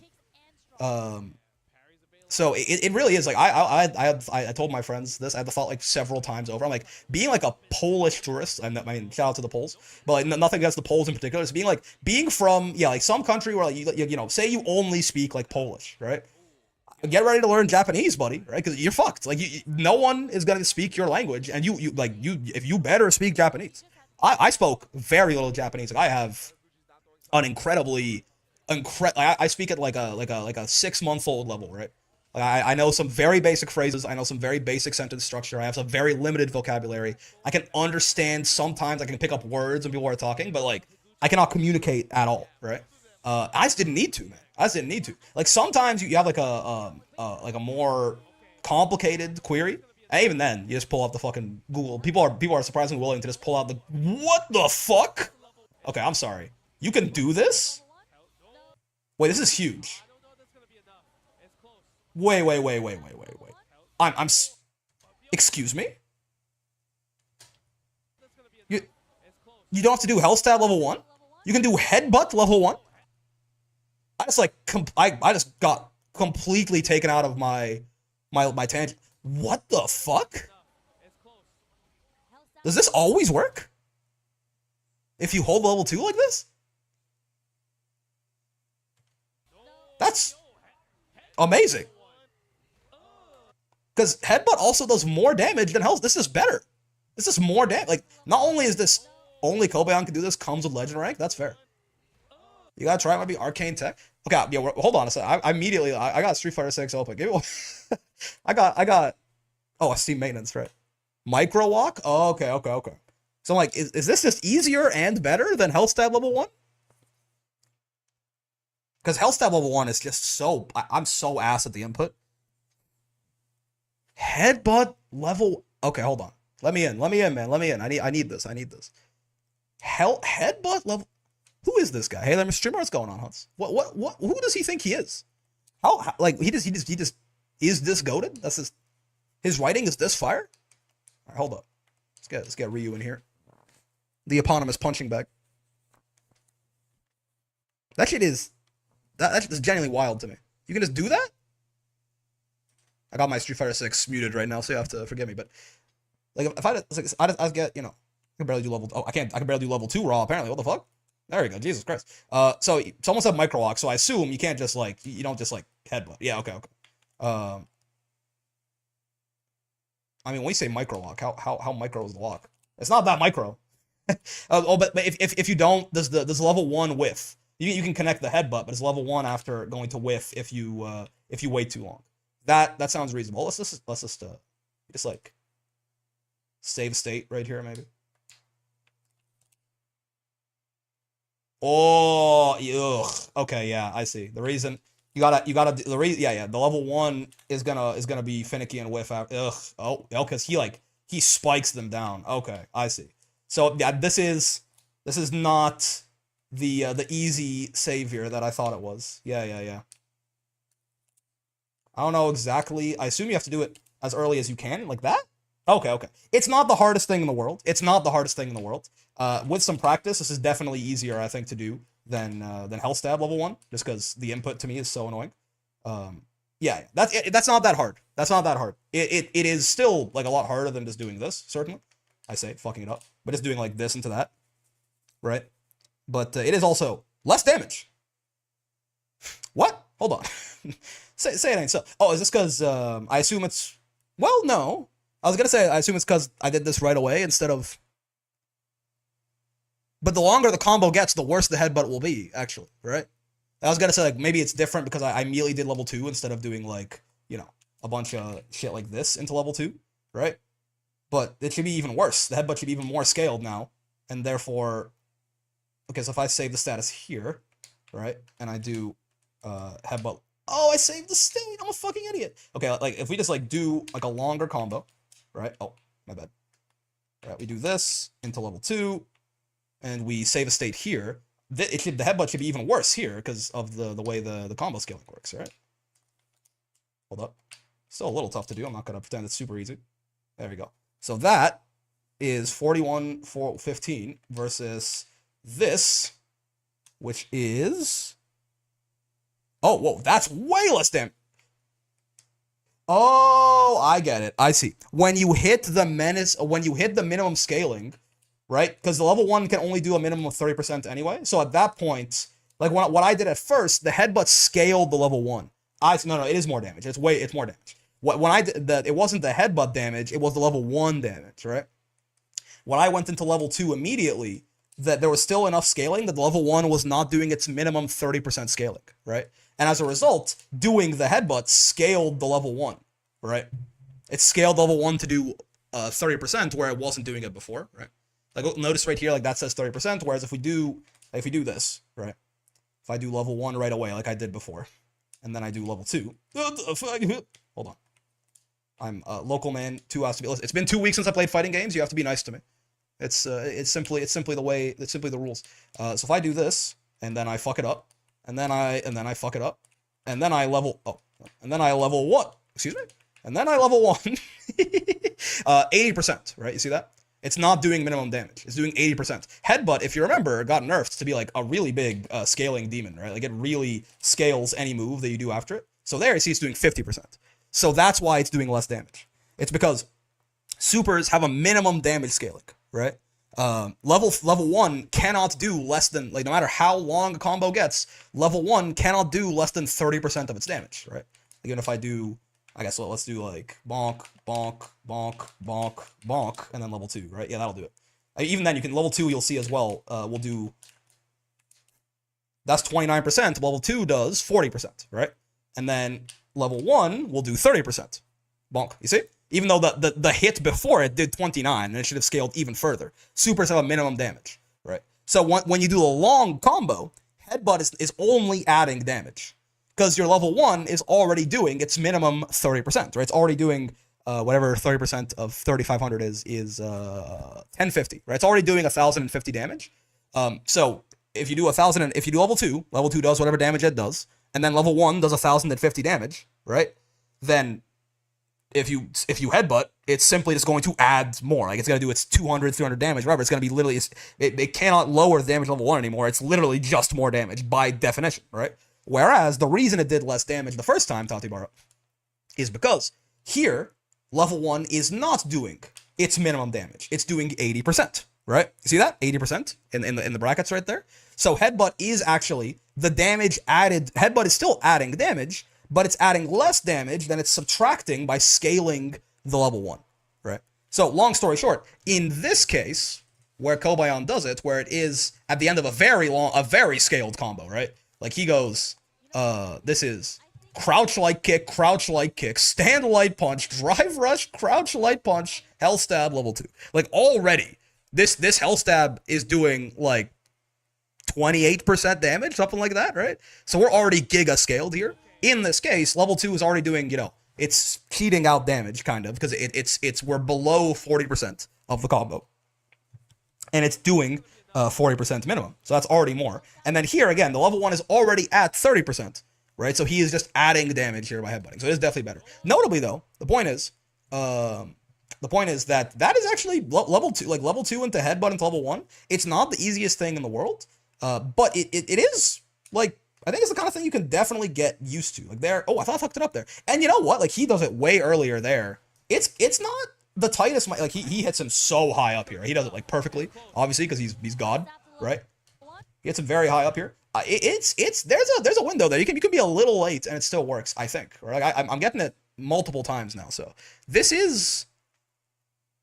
It should also, again, assuming you're at minimum scaling, it should also be more damage than Health Stab level 1, right? Because Headbutt is just more damage than Health Stab. Headbutt scales combos harder than Health Stab does, right? So in that situation, I mean, I guess, while I am asked, allow me to try and show and not tell here. So we know that doing Raw level 2 into Headbutt into level 1 was 3850, right? Health Stab in this case, I think, should actually be more damage, is my guess. Because Health Stab does not have the same, like, bonus scaling added to it that, what's it called does. Can't even Health Stab anymore, apparently. Oh, hold on. Oh, hold on. You gotta believe. You gotta believe. Oh, fuck. I think I had it there. I keep getting crushing medium punch, so I'm trying to Health Stab and then immediately start twirling. And it means that I don't hit down back hard enough. Or down forward hard enough. Wait. This, you see why I don't want to do, you see why I was very happy to find an alternative to Health Stab level 1? Because it's hard, but I'm also, like, specifically very bad at it. Hold on. Thank God for save states, man. All these attempts would have been like 10 minutes or something if we had to watch level 2 every time. Wait. Oh, God. I'm so ass. Someone help me, man. Oh, no. I can't even get the Health Stab 90% of the time, man. Fuck. Do you see? I hope this is really getting across why I was very happy to find a potential alternative to this shit. I might have to, bro, it might be quicker to look up someone doing this combo at this point. Fucking save me. I beg you. Wait. There's no way. He can't be this ass, right? No one man should have all that power. All that power to be so ass. Wait. I mean, we're getting the Health Stabs more often now, at least. Oh my God, I can't do it, man. I can't fucking do it. You can just dash Health Stab buffer level 1. Is that real? That does help. That is easier. Honestly, it helps you to buffer the fucking Health Stab more than anything. I don't think you can. I just don't know if you can buffer it. Oh, is that too early? Too late? Oh my fucking God, get me out of here. But yeah, it's more okay. That is easier. Thank you. That's a good point. It is 4,000 damage. The point is, it is more damage, right? Even though, like, Headbutt is 1,200 and Health Stab is 960, right? It is more damage because of in a short combo like that, it's more damage because of the fact that Headbutt, if I go Headbutt, Health Stab, right? You notice the Health Stab does 75%, even though after 2 hits, right? You're supposed to do, what's another thing that, like, you know, bonk. Oh, these don't combo, it's a target combo. Yeah, like that into this or something. Yeah, they both do 100, right? There should be no extra scaling after 2 hits, but Headbutt itself is like hard-coded to scale things more than normal. So in a short combo, it probably is still better if you can, aka if you're not me. It is just better to do Health Stab into level 1 in a shorter combo. In a longer combo, Headbutt level 1 is not only easier, but also better. So that I'm very happy to see that, personally. My God, that was insane. That was crazy, man. The sheer amount of attempts. But hey, that was honestly, that's some cool shit right there. Single normals into super is hard. I'm still trying to combo medium punch into, is that, what the, light kick, heavy kick, medium punch 8 as his Senko, but God, is it hard? Yeah, I don't know what the fuck he even just said to me. Sounds hard. How do you enjoy your trip? Oh yeah, right, let's talk about Japan. Well, Kobe on flabbergasted me. What was I talking about? Oh, yeah, like, it's really nice speaking English. You really do, like, it's surprisingly OP. I mean, not surprisingly, it's OP. It's very OP. You can communicate a lot just getting by with, honestly, English and, like, the most, like, bare bones, like, below kindergarten level Japanese you've ever seen. It works, man. It works. Like a couple of key phrases and then mostly English. I was surprised. Look, I think Japan is probably more amenable to that than most other countries, even, right? Like outside of like straight up European countries. Like Japan is probably, well, especially Western European countries, right? But Japan is probably the like after like Western Europe, Japan is probably the easiest place to only speak English. It feels like. What a Chad, man. He's got his Powerade in there. We'll still brush up on my French for Evo France just in case. You can. Oh, I mean, dude, I didn't even. I feel like like when I was in Europe, I didn't feel a language barrier. Like I was, I was in the Netherlands. I went to France and I went to Italy, right? And I don't even think like people would still rather speak to you in their native language, certainly, right?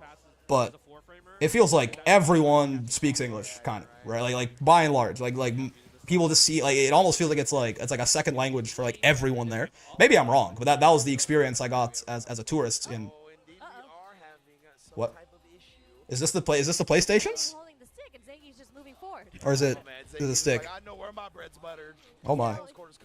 What are the rules for this? But yeah, point being, I think Arihara a while ago asked like, how did you communicate with the locals? Very, very badly in English, but it worked out pretty well. The 4,000-degree PlayStations. I'm not sure that's a controller problem or a PlayStation problem, but it's almost like it's part of the school curriculum for everyone since they're 6. In Europe, they all learn English? I mean, I didn't know that. I did not know that. Because again, yeah, there was no language barrier at all in the Netherlands, in Belgium, in France, Italy a little bit. There are certainly some places in Italy where people were just like, they seemed a little like it felt more like Japan, I guess. Not in the whole Europe since we start school at 7. You don't have like kindergarten, like preschool? Kindergarten's a German word. I know your ass has kindergarten. The Mustafar PlayStation. Okay, so let's see here. Well, when does this get fixed? I'm trying to watch some more Kobe. They're all fucking sweating. This venue's hot as shit, man. They're all sweating. Oh, they took a while to figure this out, huh? God damn. Okay. Ah, okay, so yeah, they give him the round on timeout? Gotcha.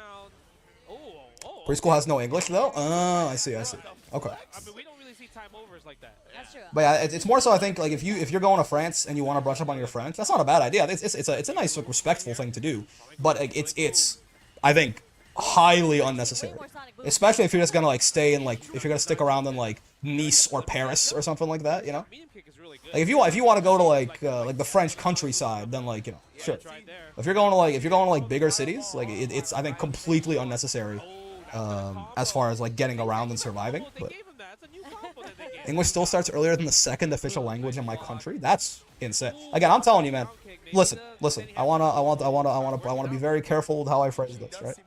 I'm not saying the British and American imperialism is like a good thing. That like it's super pog W.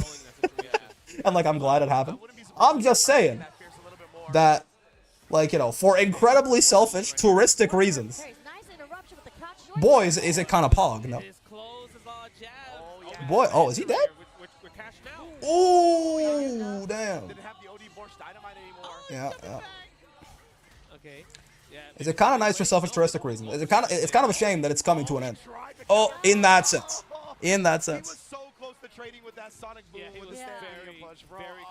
Boys, it made international relations easier. Yeah. It's the sweatiest SF6 gameplay I've ever seen. I mean, these are some of the sweatiest players in both facets of the word. That venue is like 155 degrees Fahrenheit right now, and it smells like shit. That's the real championship, man. Talk about the lights too bright. No. The brightest lights, more about the sweatiest, the stinkiest venues. That's the top player difference. They can smell someone shit themselves in the crowd, like in the front row. It doesn't even faze them, man. They're still reacting to DI. They're still fucking option selecting your ass. Nice recognition from Kobayan there to do the empty jump. The full screen again. Someone literally has like fucking Conquerors hockey in the front row. They don't even care. They tank that shit. Welcome back. How's the trip? It was pretty good, man. Japan's a weird place. It's a fun place. We're saving the Galleon discussion for Wall tomorrow. Yeah, we're gonna watch the trailer and stuff, certainly. Probably after the intermediate brackets usually don't go too long, so I'll probably watch the trailer and talk about it and stuff like that after. We'll probably talk about it during, but, like, you know, we'll watch the actual thing. Oh, I thought that was too late, honestly. I was a little scared that was too late and he was gonna just, like, soar right by him, but not how it happened. Not how it happened. See? No, he's not dead. We're not gonna go for damage, we're gonna go for Oki setup. Yeah, exactly. Ooh, knee into meaty headbutt. That's nice. That's okay. On one hand, there being money on the line means it gets people to do the coolest shit. On the other, it means people see cool shit and want a gun because it's not balanced, which is cringe. I think by and large, you know, a lot of it is a lot of it is just like people hooping and hollering, which is fine. But I'll say in this for the Grand Blue Evo, I was like, please, I did not want Fairy to win, man, because people like I just don't want to. I just don't want to hear the whining, you know. Once you lose your charge, you can't do the super. You can't mash out the super. He doesn't have, the guy doesn't have. It's the kind of character that is heavily complained about, even when she was bottom tier. Yeah, absolutely. Just like that. Trent says too many racists in rural France in my rusty French. Are there too many racists in? I mean, I don't know. I had rural areas, just less exposed to that kind of thing. Controls the neutral. He's controlling the pace of where the players are gonna be. Corner, mid-screen, wherever. I've heard China is kind of tough if you don't speak any Mandarin. I'm pretty sure it's not quite as hospitable to English-only speakers, from what I've heard. Which makes sense. Again, like the places that are, like, you know, you got to be in the British Imperial, American Imperial sphere of influence, right? Which, I mean, China, at the very least, certainly broken out of it in the past like 20 years or so. Grand Blue Grands is pure evil. It's quite funny. I did watch a little bit more of the Grand Blue top 8 than I did of the Street Fighter one. That's why a lot of this shit that Kobayashi is doing is news to me. Nice, anti-air super. Oh, already gets a combo off. Right. I always forget about that. Has a really good strategy right now. Gra zoner one. Sees that you're gonna perfect parry the boom. His focus is reacting. Oh yeah. No armor on lows against Mr. Heavy or for Mr. Heavy Punch right there. Don't perfect parry the boom, just jump. Grand Blue training was fun to watch, yeah. Regular parries into boom. Some pretty cool characters represented too, right? It was Kag, Fairy, Grants. It's pretty cool.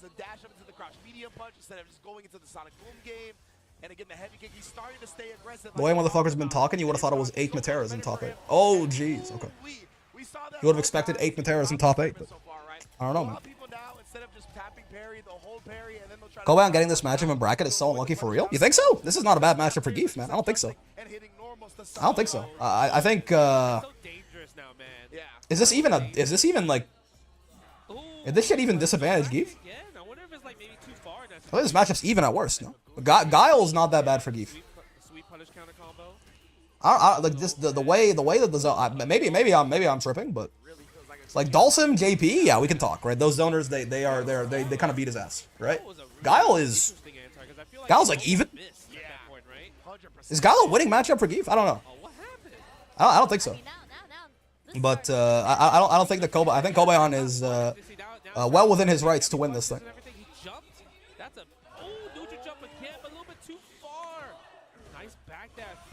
Ooh. I kind of assume Guile no diffs Geef. Nah. Maybe I'm wrong, but it does not. It feels very different. Just the way. I want to say it's just like the way that Guile's zoning pattern works out. Like, I mean, everyone has to jump against Guile anyway, right? And Geef has like really good jumping buttons. On top of the fact that like Geef heavy punch is pretty annoying in a lot of like the mid-range zoning situations, right? Oh, he's fucking dead, man. Jesus Christ. Right? Geef has good buttons to fight in the mid-range with. Like Guile zones you from more of like the mid-range kind of, right? Geef's pretty good in the mid-range. What no chip does to the Geef Guile matchup? Yeah, that's true. Like the system mechanics work pretty well for Geef in just getting past the Guile zoning. And like once he's not throwing booms from full screen, once he's doing that shit from mid-screen, it's like it's pretty scary for Guile actually. I mean, yeah. Like the fact again, like Geef is not uniquely disadvantaged against Guile's zoning, in that, you know, like unless you have an anti-fireball move, right? Everyone has to jump against Guile anyway. Boom recovers too fast. You can't just walk at him, right? And if you're gonna jump at zoning, Geef is one of the best to do it. All right, we're gonna see how the Okay. I'm sure this is a good set, but I want more of my goat actually. I want more of my goat is the thing. The thing about me is that I want to watch more of my goat actually. More Kobe on Akira. This shit feels pretty okay. Honestly, like he's. I feel like this shit's pretty good for Geef too. I believe every time though. Look, I like me some Cammy Geef. I kind of suck against Hooligan in particular. Like that's a me problem, right? But outside of Hooligan, like no diffing like Brick, not Geef. I feel like this probably is a pretty good matchup for Geef too, right? It's one of them rush down grappler matchups. Geef may have gotten no special since SF5, but he got a way to run in with plus frames, more defensive options, and no longer being chipped by fireballs, so he won the lottery going into 6, which is crazy because he was so bad in season 1. He's really good now. I think again, if anyone wants to if anyone wants to do any kind of sob story for Geef, like Geef has been amazing to pretty good ever since season 2 started, right? I think he's quite strong right now. I think he really does have a pretty decent like matchup spread into a lot of relevant characters as well, which is besides like him just being good on paper. I think he also like he does well into Guile. He at the very least like even into Guile, right? He does pretty well. I think Cammy's a winning matchup for Geef straight up. At least that's how it feels. So if I could imagine myself not getting gimmicked by Hooligan, I feel like that matchup's probably straight up winning for Geef, right? He does like fine into the Shotos. I'm not sure that he loves fighting like Ken or something like that. He does weirdly kind of like good and terrible into Akuma, right? Like in a lot, like there are certain Akuma tools that Geef deals with better than most characters, and then like Demon Flip, like cross up Demon Flip just like removes him from the video game in ways that it does to basically no one else. So he's kind of, again, Akuma's weird. Maybe it's like slight advantage Akuma, but he's not too bad, right? He has a pretty good answer for Mai's fans. Like Geef's bad matchups are JP, which is a problem because JP is really strong character and somewhat prevalent at top tier certainly as well. There's not a ton of JPs running around, but he dude. Honestly, I've never blocked that shit either. Thunderstorm is the anti-Elena button. That shit's still gonna be ass. I have horrible news for you. But but Geef, like his bad matchups are like JP, which is problematic for sure, and then like Lily and Dawson, which like they don't exist, right? They don't exist. There was a point there, the point where Geef, like if Geef was top tier, some people tell you he is right now. I think he's very good. I think he's probably he's one right outside of that, like one tier below that, I'd say. But like there was a point where like JP was kind of gone from the meta. And Geef was like better than he is right now. Like he still had jump cancel SPDs. Headbutt was still unnerfed. Knee was still unnerfed. In hindsight, that Geef was probably top tier, yeah, right? Like that Geef just had no losing matchups and like the most belligerent, like just obscene tools you've ever seen. Like the Geef at like the start of season 2, that motherfucker probably was top tier.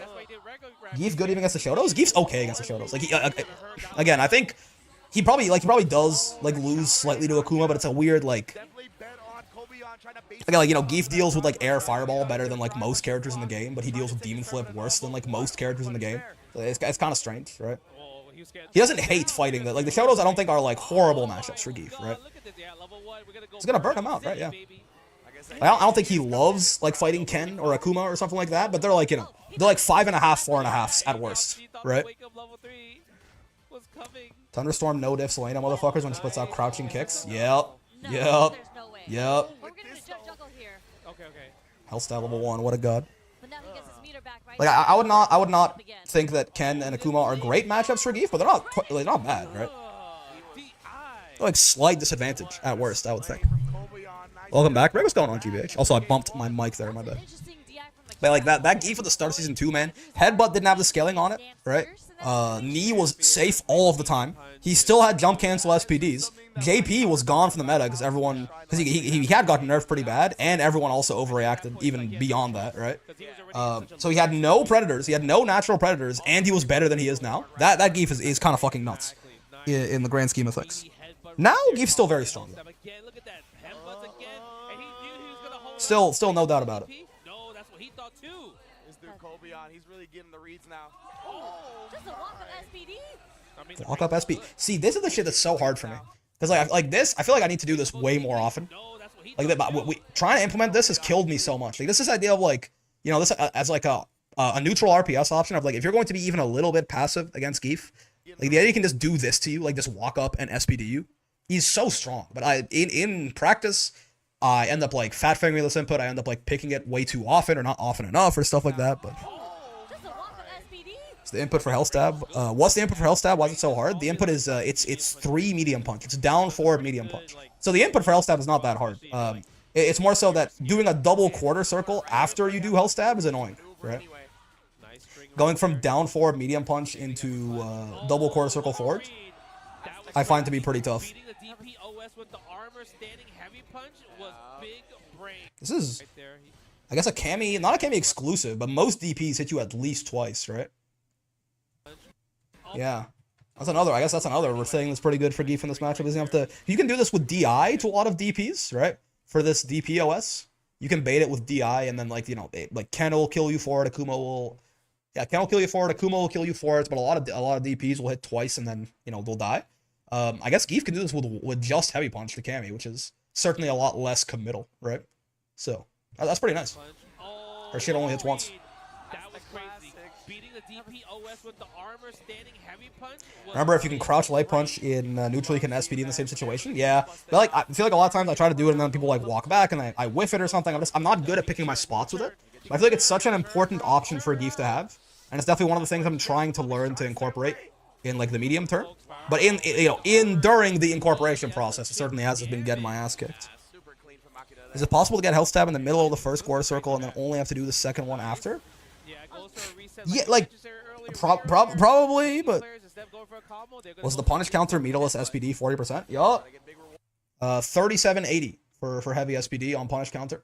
Let me just show you that real quick. 3780 is the damage that it does. Bonk. Oh, 3795. My bad. Yeah. So it's a raw level 3. That's right. Shit ton of damage that guy. What the fuck was that? Oh, okay. I was like, how'd the jab hit him from so far away? It's because it was a whiff punish. Yeah. I think it was a stand medium kick. Oh, that hit far. SP's a 5-frame move. You need at least 4 frames to input it. It's probably 9 frames at least. I mean,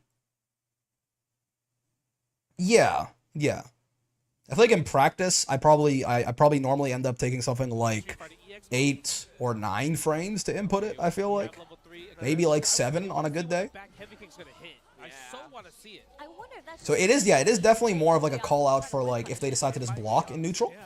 But it's still a very important option for Geef to represent. But yeah, it's definitely not like it's not a 5-frame button in that way. Yeah, it only applies as a 5-framer in that sense, like as a punish or something where you can buffer it. Funny Brickman, hello Con.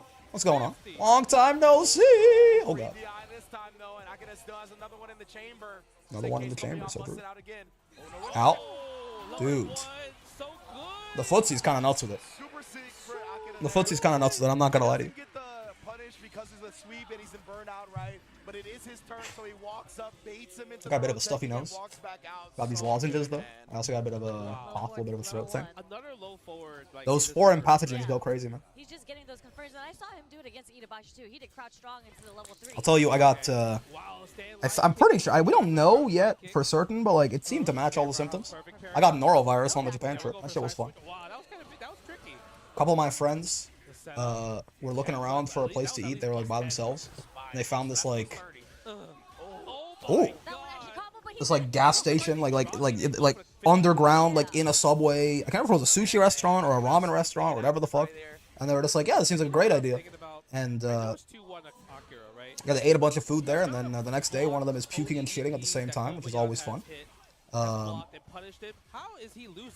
And then I thought they just had food poisoning. I didn't realize that food poisoning was like a contagious thing. I guess I'm stupid because it's got to be some sort of virus or bacteria or something, right? But in my head, I was just like, yeah, they got food poisoning. So I was taking care of one of them, just like, you know, getting them to eat stuff like that, like bringing them stuff if they needed it, like just kind of stayed at home for one of the days. And the next day, lo and behold, it's coming out of both ends, man. It's crazy. Cammy looks busted. I've seen enough. Give Lee 10 more pre-jump frames. So true. Did Japan treat you well? Yeah, it was fun enough. I was just talking about how I had food poisoning though, so that was funny. So I kind of tanked it though. I kind of apparently the symptoms for norovirus are supposed to last like 1 to 3 days. I think I puked like Twice, 3 times. Yeah, like what happened? Like he was. I was done in like 8 hours, basically. But the weird, well, I was done with like the food poisoning symptoms in like 8 hours. I had like a fever and like these really fucked up chills for like a whole day. It was annoying, man. I had to basically stay in bed. Shit was debilitating. Okay, we're gonna go with the level 2. No, Jack Hammer. he's like, yo, I'm about to. That's rough. Yeah. It was kind of honestly. I kind of chilled at home for a little bit though. So it was in its own way. There were like 3 of us who were just like sitting down, like laying down and like getting up to like shit or vomit every now and then. It was kind of funny. Goes in every direction of the 360 near at least 1 frame, so 4 frames each into the 5. Yeah. Like at minimum, if you just did like forward, down, back, up, and punch or something, or like forward, down, back, up, back, and punch. If you did it perfectly, yes, you could probably do it in 4 frames. In practice, I kind of roll the stick. So I end up doing like 6, 3, 2, 1, 4, 7, and not necessarily holding each of them for 1 frame. But yeah, like, so like that, it would be 1, 2, 3, 4, 5, 6 frames at best. And I feel like in practice, I usually end up doing it in like 8, 9 frames, holding a couple of them for like 2 frames instead of 1. But you're right on the theory, Matthias. You consider trying modern games as a silver player that shit's diabolical. It sounds fun. I think I just don't wanna get used to 1 button 720. I feel like that changes your game plan so much, you know. Level 2 would kill. See? Oh, it's close. It's close. I don't think he's dead. It's 50%. It's full. It's max scaling. Yeah. Yeah, he's a jab. He's a jab it out. Jab it out. Oop. Nice. Good old driver check. That shit is still counter hit, by the way. Like even now. In the Elena trailer, we saw someone get their, or in like the 7 minutes of like season 3 Elena gameplay footage, where we saw the tech and a throw get to an extra bar drive gauge. We also saw that drive rush is still not, like, it's not punch counter or anything like that. It's still just counter hit. That's why I love Kobayan, man. He's so into it. Like it's always sad to watch Kobayan lose, and he does not win this, so I'm sure when he does lose, it's gonna be very sad to watch. But he's just always pumped up, man. Wears the heart on the sleeve. When he's winning, he's like pumping himself up. He's jacked as well. He's fucking beating his chest like a gorilla. And when he loses, he's like crying and shit. It's very engaging at the very least. I want to get used to 1 button 720. You play with Evo with the S button. That's a different thing. Okay, it's a different game. It's a different game. It's a different character. It's a different. That's why you motherfuckers, like, fundamentally, like, the things you say don't make sense to me. Like when we were talking about people being like, well, in other fighting games, I don't have a guard button, so like I just don't use the guard button in Grand Blue because it's weird to me. That's why, like, fundamentally that shit doesn't make sense to me. I'm like, that's Lodiva. You know, that's Lodiva. That's Grand Blue. It's a different thing. My Street Fighter 6 muscle memory is completely different from my Grand Blue muscle memory, and very rarely do they overlap. Sometimes I do with the dash button in fucking Street Fighter 6, but I thought he wins this. Wasn't there another match? No, I mean, like, he doesn't win Evo Japan, yeah. So at some point we will see Kobayan lose, but Kobayan is my favorite high-level geef to watch. He's great, man. The way he plays is one thing, but yeah, again, just like how like emotional he is so great. Don't give him a double perfect in the last game. Oh, I'll tell you though, with the norovirus, that was like my sort of like big Gaijin moment. Dude, he's so good at that. Like it's just not even hard for him. Like there's no difficulty at all in doing the health stab level 1, huh? He just does that shit consistently every time. This conversion I like too, by the way. Like just crouching light kicks, crouching light punch, standing light punch. It's much more consistent than doing 2 crouching light punches. Because sometimes at range that shit'll whiff. What's a norovirus? What are the Twitch drops? There are Twitch drops? Norovirus is food poisoning. It's one thing that can give. Ooh, baby. Okay. Dude, he's so jacked. I'm trying to get like you, big bro. In many ways, I'm trying to get like your Zangief. I'm trying to get like your physique. I'm just trying to get like you. Norovirus is one of the pathogens that can cause symptoms colloquially known as food poisoning. Alright, it's not the only one. You know, in the neutral game, it's actually pretty but yeah, you know, like it makes you shit your pants and puke. Apparently it's the only thing that makes you shit and puke at the same time, which is funny. You know, citation needed, but that's what I was told. But yeah, so I have food poisoning. Well, I didn't get food poisoning. One of my friends got food poisoning, and then turns out that shit's contagious, which I did not know. So I got food poisoning without eating anything bad, which feels like cheating. Like that feels bullshit to me personally. But it's one of the worst ones, basically leaking from both ends. Yeah, that's why I'm so glad that I tanked it. That is the one thing I have, though, you know? I got low intelligence, I got low wisdom. I got low dex. I'm a clumsy motherfucker. I got some high constitution, though, I will say. When I get sick, I usually do tank that shit pretty well, which is weird. I feel like I don't do anything that'll make my immune system better. Like, if I actually, like, made sure to, like, get enough vitamins and, like, go outside a lot, I might just be, like, immune to sickness. In my current state, I already feel like I do tank shit pretty well. Can I also give you bum weed? I was pissing out of my butt in many ways. Funny that Noro means a small leak in my language, you know? I do wonder if that's... certainly there were big leaks, but I wonder if it's a euphemism. But point is, the big Gaijin moment that I had was... I got off a bus. I was feeling kind of bad. Like, this like day 2, and I was mostly over my symptoms. Like, I was out and about, and I was actually going around and doing stuff. But then I was like, you know, I will say I misplayed the norovirus a couple of times. Right? Because again, just by when I was taking it, like, you know, the first, like, you know, late night, I'm like, I think I'm gonna throw up. Oh shit! And you kind of cope it, right? I didn't know I didn't know that I had it yet. They were like, my friends talking about maybe they had something that was contagious, and I was like, well, nah, it's probably fine. And I got like that like little pit of nausea, like when it first starts out, you know. And you're just like I feel kind of bad, but you're like, it's whatever. I just, you know, I just gotta like drink some water. I'm actually fine. Like, actually, I have no symptoms. You just like you try to like cope it, right? Then over the course of like 30 minutes, it gets like harder and harder to deny that, like, and eventually like your mouth starts doing the thing, like, you know, like you start making a lot of saliva and stuff like that, like you just like your mouth starts like coating like the inside of your mouth and your throat with saliva, like in preparation. This person is incredibly smart and attractive. What's going on, Spartan? Is on my main man break back from Japan? Indeed. Hello. Nice to see you. Point is, like, eventually I got to the point where, like, ah, shit, okay, like, I'm gonna throw up. Cool, I have food poisoning. I don't know how that happened. Again, in hindsight, it's because apparently whatever they had was contagious. I was like, I don't know how that happened, but I definitely need to throw up right now, right? So I get up and I yak. But then I was mostly fine after that. Like, I threw up, the nausea left, I felt amazing. And then I was like, you know, I'm just gonna take this seriously. I just, like, didn't sleep. It's like 11 p.m. I just didn't sleep. I just sat on the toilet for, like, 6 hours. And whenever anything came up, I just, you know, took care of it. And after that, like, 6-hour toilet session, I felt pretty good. I was just good. Like, the next day, I then went to bed. I woke up, no more vomiting, right? No more. Like, I still had to poop every now and then. It wasn't that bad. I felt really good. Right? I was like, damn, I got over this shit in like 7 hours. I'm the goat. And like, you know, at the same time, like, simultaneously, I could hear my friends like every 20 minutes like getting up to vomit and shit like that. Right? So I felt kind of like I had a fucking 20 in constitution. But I then immediately, I misplayed twice, and both times it's me flying too close to the sun because I thought I was hot shit, right? So like, I feel great. I feel so good, in fact. The only real symptom that I still had was I had like a fever and like some chills, right? So I'm like, I'm kind of cold. I'm gonna go take like a super nice like hot bath. It's gonna feel great, and I'm going to like celebrate my unanimous victory over the norovirus. So I get in the shower and I go take a bath. It feels great. It is true. It feels amazing. I was so cold just from the chills and shit. Like, it did feel amazing to be in the bath.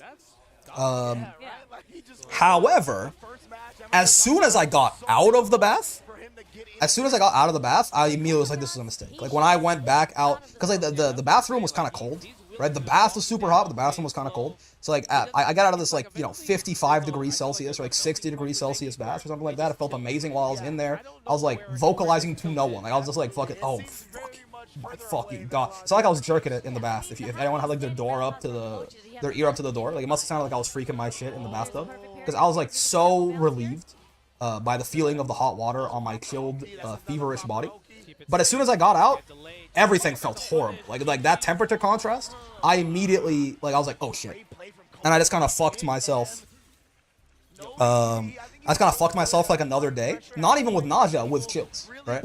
Like, I had to spend the rest of that 24 hours. Like, 8 hours, we got over the nausea. I had to spend like the next 16 just sitting in bed. I had socks on my hands and socks on my feet.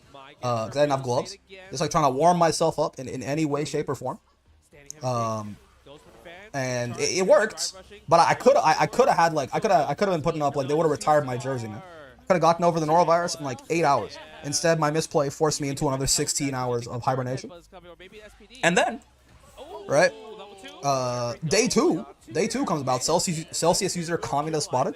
Canada's in a weird place, man. We use Celsius For our temperature and also Fahrenheit, we use kilometers and miles. We use kilometers for distance mostly, but then like we use feet and inches for height. You know, we use pounds and kilograms for weighing shit depending on what you're talking about. Canada's like caught in the middle of a divorce. You know, Canada's caught between the U.S. and England and has no idea what to do. Yo, why? He's so. How does he just do that, man? How does he just do that? You drink tea and coffee. That's right. That's right. So that's misplay number 1, right? Day 2, I've gotten over my chills. I'm feeling great. I'm like feeling good enough. I'm feeling a little like weak, right? But I'm feeling good. I'm like I'm going out and about, right? I don't want to miss too much of the trip. Like I go out, we go out, we do some like shopping and stuff like that. It's great, right? I get a little hungry. It's been a little bit. I haven't eaten too much. That's a big thing. I'm really hungry. Now if you don't know, when you have food poisoning, you're supposed to like slowly kind of like reintroduce. Oh, Brick, big thing that happened to me when you were gone. I found 300 milligram caffeine monster. Is that why you're typing in all caps in my chat? Are you okay? Maybe you should keep the ticket easy on the 300 milligrams of caffeine. Actually, sounds like you found cocaine. I'm very hyped at the moment. Okay, coffee or something. Let's be fair, cups of coffee is also kind of a fucked up measurement in that, like, if you get a cup of coffee from a coffee place, it is usually like 2 or 3 cups of coffee. But still. I'm excited for you, but you know, don't overdose on caffeine, please. A large cup of coffee has 400 milligrams? Are you sure about this? Is that real? I thought a cup of coffee was like 50. Like not an actual coffee place, but like, you know, the quote-unquote measurement was like 50 milligrams. I didn't think a large cup of coffee was 8 cups of coffee. I thought it was like 3. I thought it was like 150 or 200 or something.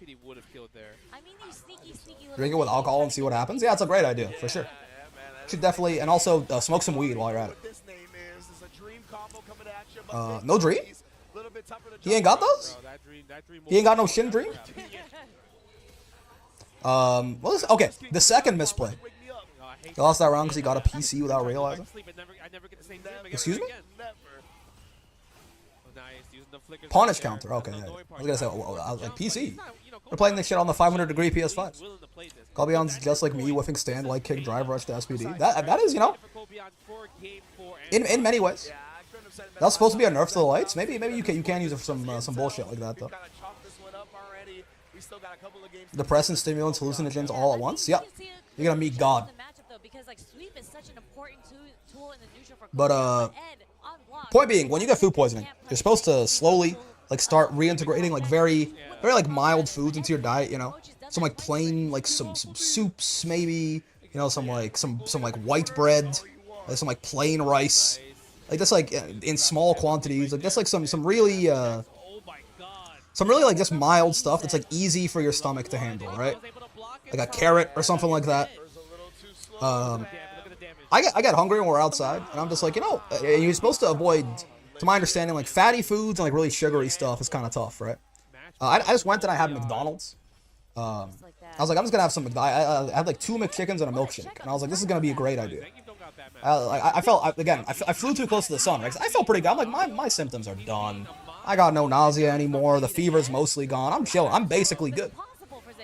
So I have 2 like full McChickens and a milkshake, and I feel a little weird even when I'm eating them. But for some reason I ignore these warning signs. Like even as I'm like swallowing it, my body's like, hey, I thought we were cool. I thought we were friends. Like why is this happening right now? I was like, we're hungry. Don't worry about it. I was hungry enough that I was able to calm the warning signs in my body.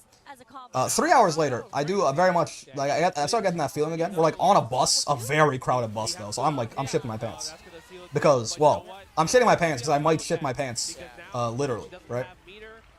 And also like I'm like shoulder to shoulder with people. Like there's a guy in front of me, a guy behind me, a guy to my left, and a guy to my right, and we're all like hugging like this. And, like if I vomit right now, I'm gonna like go to jail. Like I'm sure, I don't know how like Japanese cultural shit works, but I'm pretty sure like puking on my fellow neighbor is not. You know, you're supposed to stay quiet on the train, let alone vomit on the guy next to you. Yeah, I was pre-shitting my pants. Yeah. The thought of shitting my pants in public, while also vomiting on a guy, made me shit my pants. So I was not exactly. I'm not exactly hyped about this. I do survive until I get off the bus, though. By that point, though, I've kind of been like fighting the nausea, and then as soon as I got off the bus, I'm like, all right, this is happening. And I told my friends, I'm like, hey, so I'm gonna vomit in the next 5 seconds, and we're just like in this like residential area. And so that, but I you know, my like big, dude, I love him fucking. Oh my god. Pizza? Should I get a burger or pizza tonight? Pizza. Pizza superior, I feel. It's just more fun to eat too, in my opinion. But yeah, I just like we just in front of this guy's house, and I take no pride in this necessarily, though it was kind of funny. But I did just like vomit on this dude's lawn. I just straight up started yakking it on this dude's lawn, and he comes out, he's like yelling at it. He just, I assume he just hears the sounds of someone vomiting right outside of his house. He like pops his head out the window. He apparently was in his like shower. He's naked. Like this dude is not wearing any clothes. And he's just kind of like you know, you can only see the top part of his body, which is good. He didn't like flash us or anything like that. He's kind of like leaning out of his window with no clothes on, like wet hair. And he's just yelling at us in broken English to like go away, go away. I'm not gonna impersonate him because I think it's a little insensitive. Because you know, I'm not listening. He doesn't speak it. That's fine. I'm in Japan. I'm not like making fun of him for not speaking English, but it did sound, because he was a little panicked. It sounded a little. It sounded like a racist caricature of an Asian guy yelling. That's all I'll say. I don't even hear this guy for the first like. I don't even hear this guy for the first like 2 go-aways. I'm like in the vomit dimension. You know. I'm not focusing on anything. I'm just fully. Yeah, exactly. Yeah, can you speak English? Fuck you. Exactly. Like my friends just kind of like looking at him, like they're trying to apologize, and he's yelling at them, and I do get cut off like mid vomit. Like, I'm like 4 yaks in, you know, and I finally hear him, and I kind of look up, and there's like shit coming out of my mouth. I just go, oh yeah. I walk over, and I like turn a corner, like I'm in an alleyway, and I just vomit the rest of it on the rocks. It felt great though, I will tell you. That was the last time that I puked. It felt amazing, because I really was just I just made a horrible mistake basically. You became a sitcom character, kind of, yeah. Do it? Don't? I will not. No, like That was kind of bad, right? you know, for what it's worth, you know, it sounded very stereotypical. I do not envy you, man. Honestly, vomiting is really not that bad, man. It feels great after you do it, and it only feels really bad when you're doing it. If you're doing it a lot and you're like dry, you get to a point where you're like dry heaving, which I only vomited 3 times over the course of like 2 days, so. Especially when you get it plus headaches, food poisoning is hell. The worst, like by far, the worst symptom I got from the food poisoning was actually norovirus gives you a fever. I hated that way more than the nausea. Or, like, I would have traded easily. I would have like vomited more and shit more if it meant that I didn't have to have the fever. How old is Ryukichi? How do you do that? You know why it's crazy part? Because it was instant. Fevers are horrible. Yeah. I think worst symptoms of illness that are not like death. Or like, you know, like a coma or something. Like, you know, worst, like relatively civilian symptoms of illness, I think, are sore throat. I think is the worst. Sore throat is crazy. Maybe it's because I fucking talk so much, right? Fevers are the worst. I think fevers are up there. I don't think they're the worst. Maybe it's because I can't shut the fuck up. Like, in every aspect of my life, I'm always talking, and sore throat makes it very hard for me. And I also hate that, like, every time you like swallow your saliva with a sore throat, it feels like someone's stabbing you in the fucking throat. Sore throats, I think number 1. Number 2, this might be surprising. Oh, he backdashed, didn't he? Yeah. So number 2, I think, is actually not like a stuffy nose, like a blocked nose. You know? Like when you straight up can't breathe, you have to breathe out of your mouth. Like you try to like sleep, you're like laying down, you literally cannot breathe out of either of your nostrils. That to me, that's second worst. That's like actively gets in like my way of just being able to live my life, right? Oh man, they're speed running through these games right now. We're already 3 might be fever. 3 might be fever and chills. Yeah, that shit is horrible. Like that's the kind of shit that put like, you know. I've like fractured my arm and like fractured my my foot before. That shit was bad. But yeah, it's like like it hurts a lot when it happens. You're like you kind of walk around with it, whatever. You live your life. I feel like I would rather fracture my foot than have another fever. Constant hiccups are my least favorite. Headaches? I don't get bad headaches. I never had like a migraine. I could definitely see it, but I've never had like a migraine, you know? Headaches themselves, they're whatever to me. Bitching Sajam, Slam Balls, SF6, and both of Brian F's teams in tournament runs were so fucking peak. Yeah. Sore throat doesn't affect me because I don't talk. Yeah, I mean, even without the talking though, like just the fact that every time I have to swallow, it feels like someone's stabbing me in the lymph nodes. I don't like that a lot. Fever is absolute ass. Hate feeling hot and cold at the same time. Yeah, and those aches that it gives you too, man. I can handle semi-crippling back pain, but if you're in chills, has me rethinking my life. Yep. Migraines have me writing my will. Yes, I've never had a migraine, so I can't talk. But like I've heard, they're like terrible. Like, I've heard like they can be like straight up, like I don't want to live anymore because I have this. Like, you know, in the moment, you're like maybe death isn't such a bad thing. Like maybe we will all return to him at some point. You know. I'd rather get slurred than have a fever. Excuse me? What do you mean by this? You'd rather get like, you'd rather have someone call you a slur? Because I mean, to be fair, maybe I just like, I don't know, maybe I haven't experienced enough racism in my life. But like, I feel like I would rather be called a slur than get sick at all. Like this, I don't know. As long as there was no, you know, maybe that's me. Strangers keep calling me the N-word. I love America. Oh, that's awful. Crazy. Back to Smash. True. Or Grand Blue, or GDSD, or Street Fighter. Nausea, I will say though, Nausea probably is like number 4.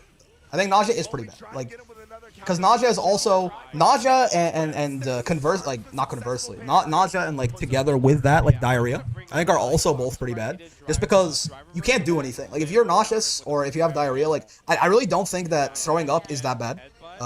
Especially if you're drinking and eating even though you know you're gonna throw up, because you have to, right? You have to try to get some nutrition in there, and also throwing up feels the worst when there's nothing there and you're just dry heaving bile and acid out of your stomach, right? When you have food to throw up, it makes the whole process a lot smoother. So like nausea is the act of like throwing up or like, you know, shitting your pants, not shitting your pants, like shitting in a toilet when you have diarrhea is not so bad. It's more so that like if you have those things, your life is over until they're done with, right? You can't do anything. You can't go anywhere. You can't do anything. Like because you're a time bomb. You're just not safe to be outside, right? So I think just because like nausea or diarrhea are just like so intrusive to your life, despite them not necessarily being like the actual exercising of the symptoms is not that bad. But the fact it just puts a pause button on your life, right? Throwing up isn't bad until it comes out of my nose. It feels funny, I don't know. Constipation worse than diarrhea? Oh my, wait, hold on. Is he doing this again? He's not doing this shit. Him and Bellotto? Oh, damn, that's sad. That's a tough one. Throwing up a stomach of water feels like nothing at all. Yeah, exactly. But you have to drink a lot of water. If you're throwing up a stomach of bile, that's where it's hell, right? Because first off, you're gonna like dry heave a bunch because there's not enough lubrication there. So it's gonna be like doing like, and you gotta start like ripping your throat apart and shit like that, trying to dry heave. You're gonna like break your back. Like one of my friends got really bad back pain just from like the straining, right? Like their muscles just started like lighting on fire. So like if you're like that's bad. But yeah, if it's a stomach full of water, it just kind of feels like drinking in reverse. I don't know if that, it really is. It's not that bad at all. And usually there's an insane amount of relief that comes after you throw up that feels so good. On something very dangerous where I felt like I had to pee very consistently no matter how empty I was, that was dangerous. That's interesting. I knew a guy in university, college if you're American. I knew a guy in university who had to pee like 13 times a day. I'm not sure why. Like he just apparently he didn't even say it was like a medical condition. He just pissed like 15 times a day or something like that. And I was like, that can't be normal, right? That's Fahrenheit, so true. Like I have to imagine that he had some sort of medical condition, like, right? That's diabetes? I don't even know, man. Like I know diabetic people. I feel like they don't piss that much. He's cleansing his body by pissing. You ever asked what color it was? No, I did not. I didn't know the guy that well. He was like a friend of a friend. But he just mentioned offhand, yeah, like he would go to the bathroom like every 50 minutes or 40 minutes, something like that, like consistently. Like he just had to piss like every 40 minutes. I'm not sure if he just had like the world's smallest bladder or if it was anything more serious, but he was a guy. He was a healthy, athletic guy.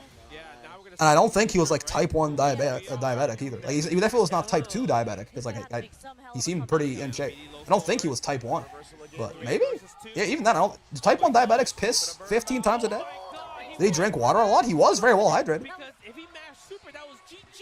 If you don't eat and drink a lot of caffeinated fluids, it's kind of how it goes. Off topic, but DJ punish counter crouch medium kick at level 1 is the most satisfying confirmed to do ever. It is maybe it's a good thing the wall brawls tomorrow and Thursday. I just have a lot to talk about from the trip, and it is kind of crazy that Benjamin talking about Street Fighter 6. He's like off topic, but We're supposed to be watching these Kobe on matches. Okay, I learned something. Okay, I learned something. I learned something about. We already learned about the headbutt level 1 stuff, right? Oh jeez. But yeah, it's funny that he's like off topic. But let's talk about Street Fighter 6. That's my bad. We're gonna play. So stay on topic, chat. We're talking about piss. Yeah, we're gonna play. We're gonna play a little bit to finish off the stream here. Don't worry. Drinking water is always good, but too much is crazy. Yeah. Me when I'm trying to sleep, my body says time to use the restroom 3 times inside of a 1.5 hours. That's crazy. You know, I thought that I feel like I sleep pretty quick, especially if I like don't like a lot of times I'll like I'll go on my phone or something, but I'm just like, hey, we need to go to bed. I can usually get to bed within like 5-10 minutes, right? Pretty easy.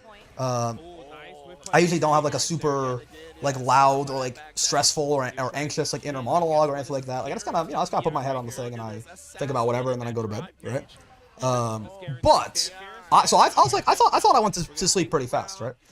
One of my best friends, love this guy, absolutely love him. I've never like stayed in like the same room as him. I never like stayed in a hotel with him or anything like that until this Japan trip, right? His I don't know, he has like an off switch in his head or something like that. It was crazy. We were having a full. He was like sitting up, right in bed, like sitting up. We were having a full conversation. Like he was animated. He was like talking about shit. He had like opinions, right? And I was like, anyway, we probably should go to bed, or we gotta wake up early in the morning. He's like, yep, so true. I'm like, okay, man, see you, good night. And I like, we're in the same room, right? And I get up and I go to piss, and I'm talking like, I got up, I pissed, I came back. It was a quick piss. It was like I was gone for like 30 seconds. Literally, I'm not exaggerating. I was gone for 30 seconds. Mid piss, like as I'm coming back, I hear. I don't think I might pick that up, but I hear incredibly loud snoring, and I'm like, there's actually no way. There's just like that you can't be serious, right? Did you wash your hands? I washed my hands. It was quick though. You hit him with a little. You know, a little guy. You know, I don't know, man.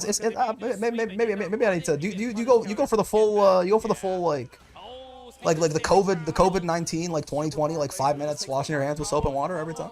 This live right now, yeah, indeed. I was getting terrible sleep, so I would fall asleep anyway. Rick's live, that's me. But yeah, like you know, I was gone for like 30 seconds. He was out before I got back. He was like, it's crazy, and also that motherfucker snores so loud. I wanted to kill him.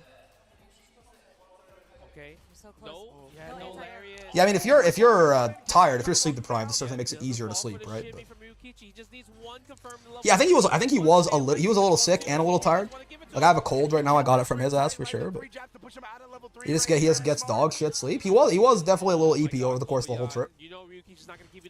I was a lot of the Airbnbs we went to only had like we were 6 people, and they were like, you know, we booked a lot of Airbnbs that had like 5 beds. That's tough.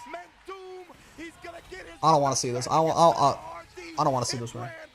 Don't put the camera on Kobe on, man. Don't do it. Yeah, keep it on him.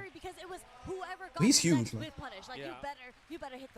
Look at him, good sport. I don't want to. I don't want to see this, man. Oh yeah. Oh no. Oh my fucking goat, man. Yeah, that's the thing. It's that's why it's always it's great to watch Kobe on, right? He puts his whole heart into that shit, man. When he's winning, he's like, fuck it, roaring into the camera, he's hyping himself up, shit like that. It's always sad to watch him lose, though. But you know, you gotta, it's that competitive spirit, right? Like I think I always like when people are talking about getting. Also, Blanca's eyes are red as fuck, man. Jesus. When people are talking about like playing ranked, somebody trying to get better. Like I usually tell people to like not worry too much about getting, like, you know, don't worry too much about your losses. Like just focus on improving, focus on long term, focus on having fun, stuff like that. And that's true for 99% of people, right? But I think if you want to be like the best in the world, you have to just hate winning, right? You just have to despise losing. You have to hate losing. Like you have to just despise losing with a passion, right? I feel like you can't, like if you're going to be like that good at something, there has to just be this like insane competitive drive in there, right? And the idea of like anyone being better than you or like losing to anyone has to just piss you off to no end. I think for you to even like to even just have the motivation to work as hard as people have to do to get that good, right? Imagine being Blanca's barber, being bold enough to give him that fuck ass haircut. Yeah. Someone saved me from my folly. I suddenly have a desire for Burger King. I haven't had Burger King in a while. It's not the worst thing in the world, you know. Anyways, hey, remember we were gonna play some Street Fighter. Maybe we should play some Street Fighter 6. I kind of forgot. I kind of forgot. We learned some stuff from Kobe on. I kind of, for the past like 2 sets though, I've definitely been kind of checked out to talk about norovirus. So, pizza on the way. Let's fucking go. Let's maybe play some Street Fighter. That sounds like a good idea to me. Finish off with like an hour ranked or something. Dude, I got so sick of Japanese food by the end. We're rocking the Just Chatting stream for real. Brick on Strive when? Excuse me. Never again. Okay, not never again. You know. We played some Strive. I'm not honestly I'm not super interested to go back right now. It was fun, but I did not have as much fun with it as I do with Street Fighter, and definitely not as much as I do with Grand Blue. So a lot of the times when I was playing Guilty Gear, I was like, I could be playing a game that I enjoy a little bit more right now. I love Japanese food. Rick didn't like Strive. That's not. That's a little harsh. I guess it's more so that I have limited time, and I didn't enjoy it enough to pay the opportunity cost of playing less Grand Blue or less Street Fighter. You don't even play Grand Blue though? So true, honestly, so true. Strive and Grand Blue are the only fighting games that I play really at the moment. That's fair. Elena gameplay trailer dropped. Wonder how useful her backstep special is. There's a lot of stuff that's kind of funky with Elena, right? She doesn't have a no invincible level 1, no throw loop. She's got like her command roll with all the mix. Like there's a lot of stuff that I would like to see some more detail on, certainly. League has my heart at the moment. I mean, I hope you're having a good time. I think it's very possible to. It's very possible to play League and have a good time. I think it's just, unfortunately, the culture around it has become that, like, toxicity is the normal. So like, how dare you have fun? I do hope you actually do enjoy it though. It's not, you're not suffering. I was kind of hyped for. Oh, hello Joel. I was kind of hyped for City of the Wolves, so the regional pricing killed it in my region. Is it like way overpriced relatively? Okay, so true, Joel. Hello, Joel. Welcome to the corner. We hope you enjoy your stay. Stay down, Joel. Stay down, Joel. Could I have killed him there? Maybe. Okay, Joel does not want to get command grabbed, is what I'm learning. I am playing City of the Wolves recently. Billy has been so fun for me. I'm glad. It didn't really grab me in the same way. I also heard they nerfed T-Zoc out of the beta, which I don't really. That's not why I wouldn't play it, but it is kind of funny to think about. Yeah, little fakes. I had a feel he was stuck for so long the last round. There's no way he was gonna want to just sit there and take it. Oh, the double. Okay, double reversal all the way across the sky. I do love the fake save jump off the EXSPD though. Not my best air button there. So wait, Joel, please have mercy. What the fuck? All right. They learned from Arxis to never make a grappler top tier. I suppose so. SF6 having a character tool checklist sounds cringe. Which dev standardized move list less? I think it's less of a it's not so much that it's something every character needs to have. It's just that are there really games where like having X or Y thing doesn't make you better? Is there such a fighting game that exists that like having like a fast button doesn't help or something like that? It seems like a strange take.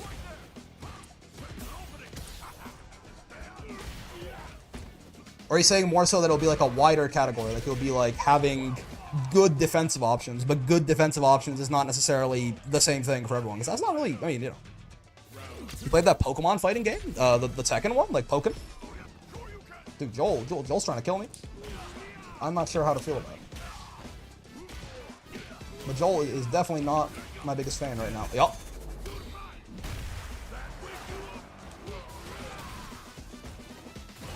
Yup. Joel hates me. Ah yes, Poketekken. Signing up for a decently big tournament, and since it's an all-day thing, I'm debating signing up for more than just Rising. Should I sign up for Strive or Fighters alongside Rising? I mean, if you like playing those games, yeah, why not? I think that there's less, these are the tools a top tier needs, and more each top tier is kind of playing their own game. I suppose. In that sense. Oh, joys. Oh, joys. Joel of Londor. Hello, Lily. Haven't played Street Fighter 6 for 2 weeks, of course. First match back has to be Lily. I mean, first match back. I mean, the Ryu, first match back, but like 400 MR difference. I think that was just the rank system wasn't really sure what to do with me yet. Yeah. Still not super confident in how exactly to approach this matchup. Okay, that leaves her outside of my sweep range. That's good to know. Get off of me, by the way. Oh, it's plus, right? She had the fire or the wind stock. Okay. Get down. Oh, wake up, SPD. Okay, that's a problem. Slight problem. In many ways. Okay. No meaties. Potter! Oh god, I just straight up didn't, my brain didn't think about DI at all. I was going headbutt into SPD. Disrespectful teabag, kill her streamer? I don't really care. They can teabag as they please. I got enough problems with Lily without being tilted about someone. Teabagging. Oh, a little too small of a button there. I have been getting sort of like spacing trapped often. Bonk. Let's follow him. Perfect parry. Oh, we were safe. That's cool. Yeah, I'm getting spacing trapped a lot. Remember what I said earlier about getting spacing trapped a lot? Oh. Oh, that's not a punish. That's a, wait, what? That's not a punish counter. I'm burnt out. I should be safe. I thought it was like a 50-50 and it was a nice situation we could try to force. But, oh, you know, I was too busy worried about whether they would guess level 3 that I did not consider them just wake up the Iman. And I was like, should I wake up level 3? Turns out the answer is yes. But...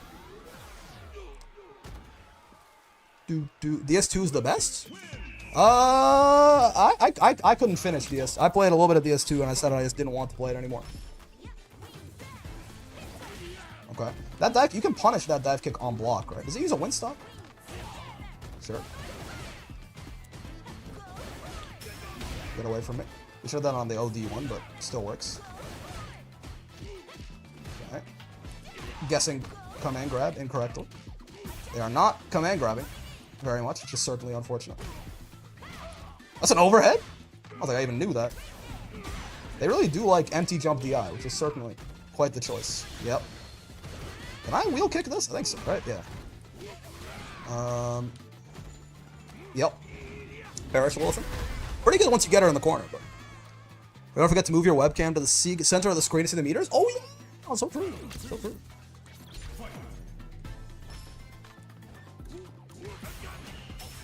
Drive reversal is fair. Oh, tried to jump medium punch for the air there, which is good, but I was just a little slow on the drop. Okay.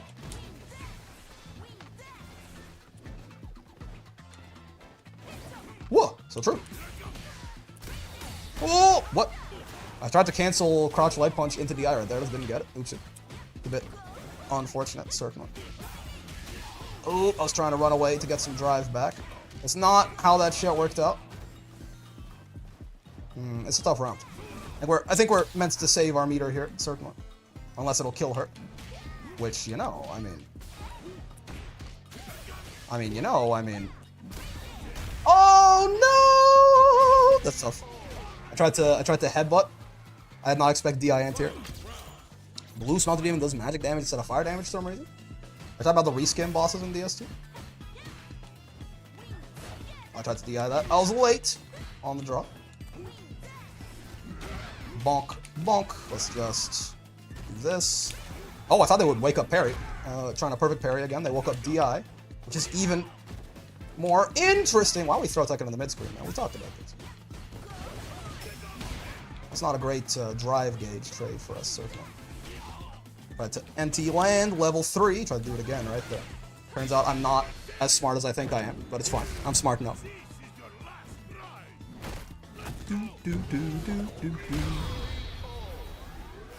Vanilla accent core? What's the one where Pot had the, wasn't there some, oh, his 2S used to vacuum, right? Is that still the case? Okay, sure. That's fair. I'll take that. They spent a lot of drive gauge there for not a whole lot of reward, honestly. Ow, ow. Trying to sweep a little too much for my own good. Is that less... I know it's like punishably minus if she doesn't have the wind star. I guess not the case if she does. Stay down, Miss Lilith. Yep, I had a feeling. I didn't kill you. Oh, I should have parried that in case she could have done enough damage to my drive gauge that I couldn't have done this.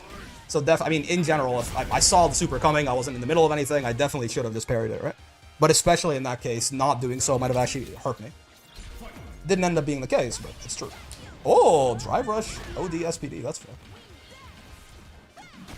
Bonk, bonk, and jump again. Yep. I had a feeling they might not be super ready for that. Drive reversal, sure. Honestly, dive kick is fine by me. Because it means she's not spending her time or she's spending her stocks rather than gaining them, I guess. And she's not spending them on Condor Spire, which is the bad one.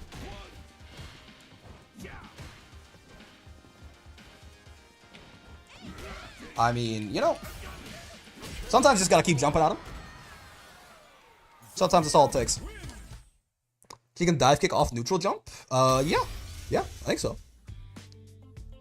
How does Mexican Typhoon compare to SPD damage and range-wise? Is that what her SPD is called? I don't even know. Rick webcam? Ah, thank you. They really don't want to block. It's certainly a certain kind of player who will teabag frame one. No doubt. Hold on. Let's center this shit. Mexican Typhoon is flame? I had no idea that was what her shit was even called. Hold on, let's check. I have very little knowledge about this Lily character. That's what I call my GF. I'm lying. You wish, bro. Perhaps if you had a GF, you would call her that. If she was also Mexican. And then she would break up with you, probably, because that's kind of fucked up. Alright, what is it just a 3... It's a 360, right? For her guy? Yeah, it is. So let's see. The light version. Here we go. 2300, so that's less. Geefs is 25. Medium is 2760. That's also a little less. Geefs is 2900, right? They're all 5 frames, it looks like. And then heavy is 3220, which is also a little less than Geefs 3300. But the gaps get smaller as she goes. Range-wise, I'm not sure. Oh, it's certainly smaller. Yeah.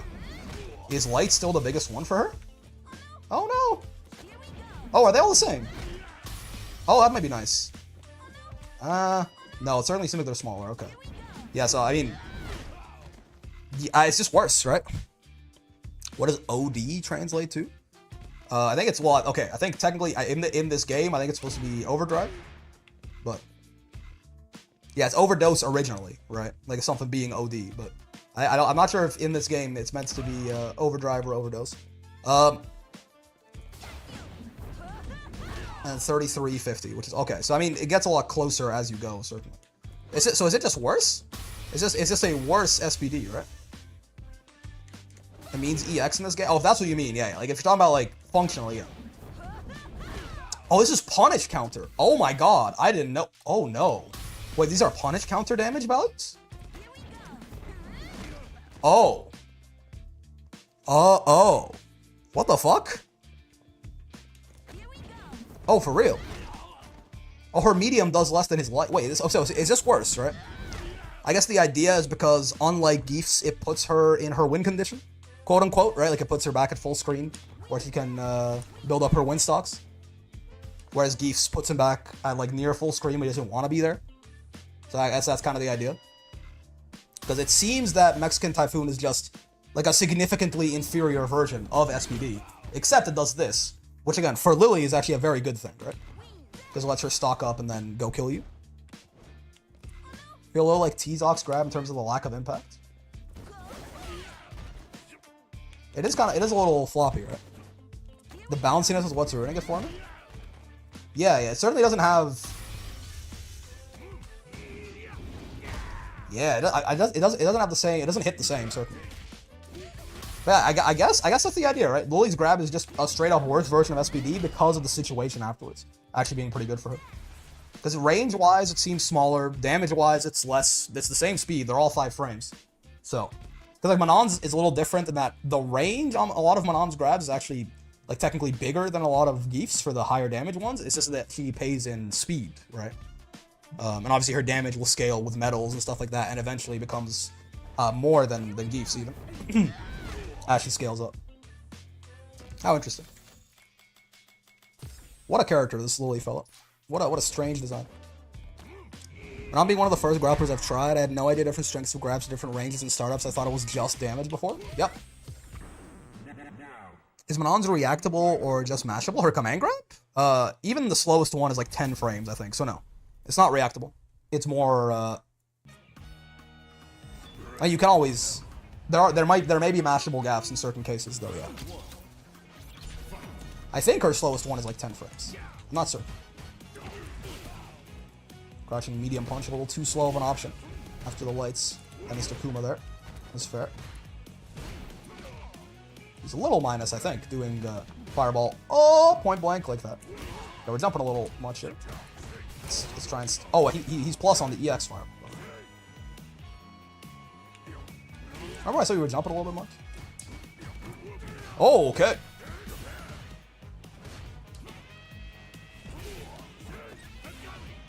Well, I thought he would jump. Guess I should try and enforce the command grab first here and see how that works. Take that, we're not dead. We are still not dead. I thought he would, if he wake up DP'd right there, that would have been a great bit of robbery. I wanted to potentially EX SPD him there as a kill, and obviously him burning me out took that away. I thought I'd keep going, I wanted to jump scare him. He did not keep going. So we did the incredibly slow running bear grab instead. Not our best work. Yeah, sure. Understandable. Have a nice day, Mr. Kuma. Back at that shoot. Alright. Oh, I didn't mean to. I meant to parry that first and then drive rush. A little bit hasty there. Certainly. Block a sweep, do a sweep. Not usually something Geef can do, actually. I'm surprised that was a punish. Zakuma's sweep more minus on... Oh, they didn't nerf it to make it more minus on block, didn't they? I thought that was a thing. Oh, no. He just whiffed his throw in my face, and I did nothing about it. Am I dead? I should be. Oh, I deserve to be, rather. I don't know if mechanically I am, but... He did just whiff a throw in my face. I decided, that nothing would have been a pretty good place to be. Oh, boy. Nice overhead. I was trying to save the meter. I was getting greedy. Perhaps I should have just level 3'd.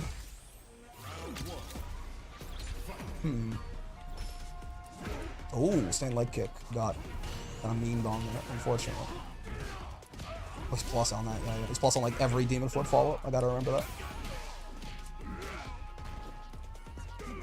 Oh, baby, nice. Little ambitious to sweep there, I guess. But I thought it was a good, it was a well spaced out one at least. He didn't just make it. So I just double perfect parried those fireballs, and no part of me is ready to do anything about it. That's fair. Well, kind of a punish this time. For what it's worth. Better than last time, anyway. Okay. Still a bit of a spooky situation. Oh, no! He fucking crossed under me with the overhead. That's tough. Nobody deserves to lose versus Akuma. He's one of the few characters in fighting games I play that is actually carried. I don't think so.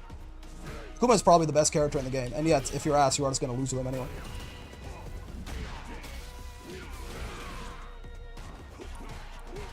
No character is that good in Street Fighter 6, I don't think. Depends on what you mean by carried, but like... There's no character that is so good as to be just winning the game for you, I don't think. Earlier I had a third strike set, and while we went, even the other person said Hugo scares her, which is how I know you're playing grapplers, right? Yeah. The fear factor. Come to me, Mr. Kuma. Who are you walking away from?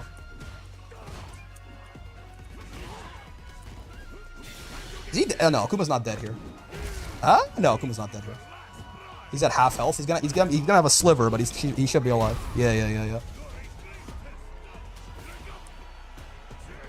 I always find Akuma annoying when they don't play rushdown. I mean, Akuma has a very good kit to do like whatever he wants, basically. Certainly.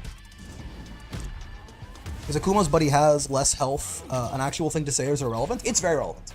People will say it's a meme because like they're like, well, he's still so good. But like. The point of Akuma having 9k is not like, does Akuma having 9k make him balanced? Because no, he's still too good, right? But I want you to imagine for a second a world where Akuma is the exact same character, and yet he has 10k health, right? it's one of those things where, like, unfortunately, because, like, no, like, reasonable discourse exists online, it becomes hard to talk about.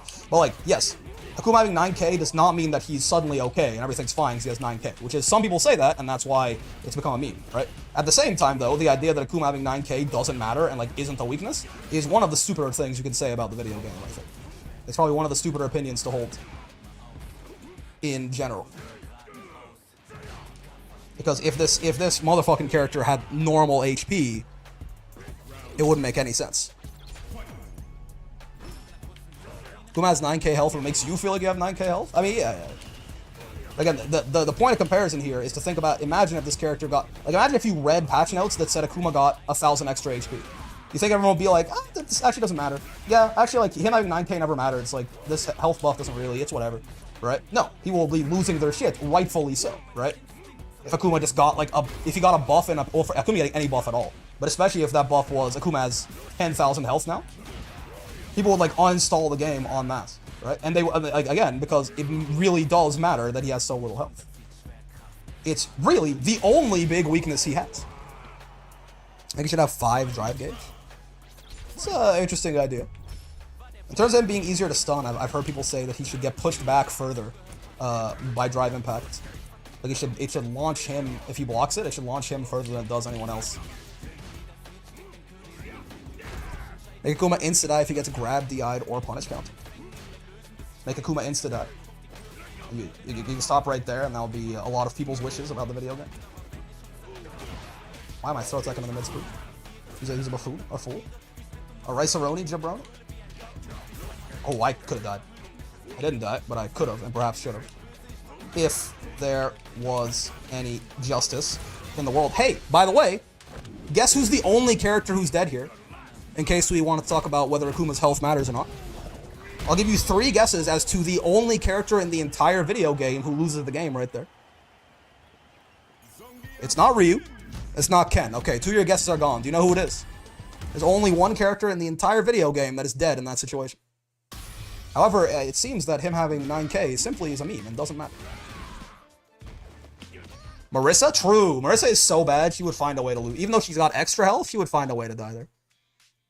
Have many characters got any system mechanic changes, like the longer burnout or less drive gauge? Okay, so Geef had longer burnout on the game's release, but it was a bug, because they, or at least it seemed unintended, because they took it out, right? But in Season 1, Geef was burnt out for, I think, 25% longer than the rest of the cast, which made no sense at all, because if you'd think Geef would have some of the best conditioning of anyone in the video. Like, if we're talking about burnout being you, like, you know, you're out of breath, you've exhausted yourself, you've overexerted yourself, you got to recover. You'd think Geef would have some of the better. I mean, he's a big guy, I know, but like the dude's entire thing is that he never fucking stops working out. And like, Geef is not, he's not a gym bro who's he's not just pumping, like he's doing dynamic movements, you know, he's doing pistol squats while he's fucking like curling and shit like he's, you know, Geef is doing like some he's not just like doing no cardio bodybuilder like bro split type shit, right? And this jump back fireball from SF4. Jamie replenishes drive sometimes, yeah. Akuma, the only people who are like fundamentally can interact with, like, Akuma has less health, Geef has more health. Marissa and Honda both have more health, but not as much as Geef. And then what else? Like, if you count like replenishing drive and stuff, sure, but like, yeah. His moves are so strong, he still finds a way to spend all of his energy murdering you? I suppose so. No one gets any changes in those ways? Yeah, there's no one who, like, you know, can't Raging Strike like Nier. So, like, everyone can drive Impact, everyone can drive Reversal, everyone can drive Rush. There's, like, variations, but... Geef has 12k to Marissa's 11? No. Geef has 11k, Marissa and Honda have 10.5. And the average is 10. Dude, if Geef had 12k... Geef having 11k is already one of the best things about him. That is not talked about often enough, right? In the exact same way, I mean, technically, Akuma has less health than Geef has more, if you get what I mean. Like, proportionally, you know, Akuma lost, like, 10, you have to, Akuma lost a bigger, is that right? Is that right mathematically? Yeah. Akuma lost a bigger portion of 10, he lost 11%, he has 11% less health, and Geef has 10% more, right, is what I'm trying to get at. But again, that doesn't really matter. But yeah, so, in the same way that Akuma having 9k is genuinely, like, a really big weakness, and the only thing holding him back from being, like, a joke character, basically, Geef having 11k is also really good. Really, really good. Very nice for him, right? There's a lot of situations where, like, the only character who's alive who gets to get another chance to come back is Geef, right? Who gets another interaction, who gets another chance to do something is Geef.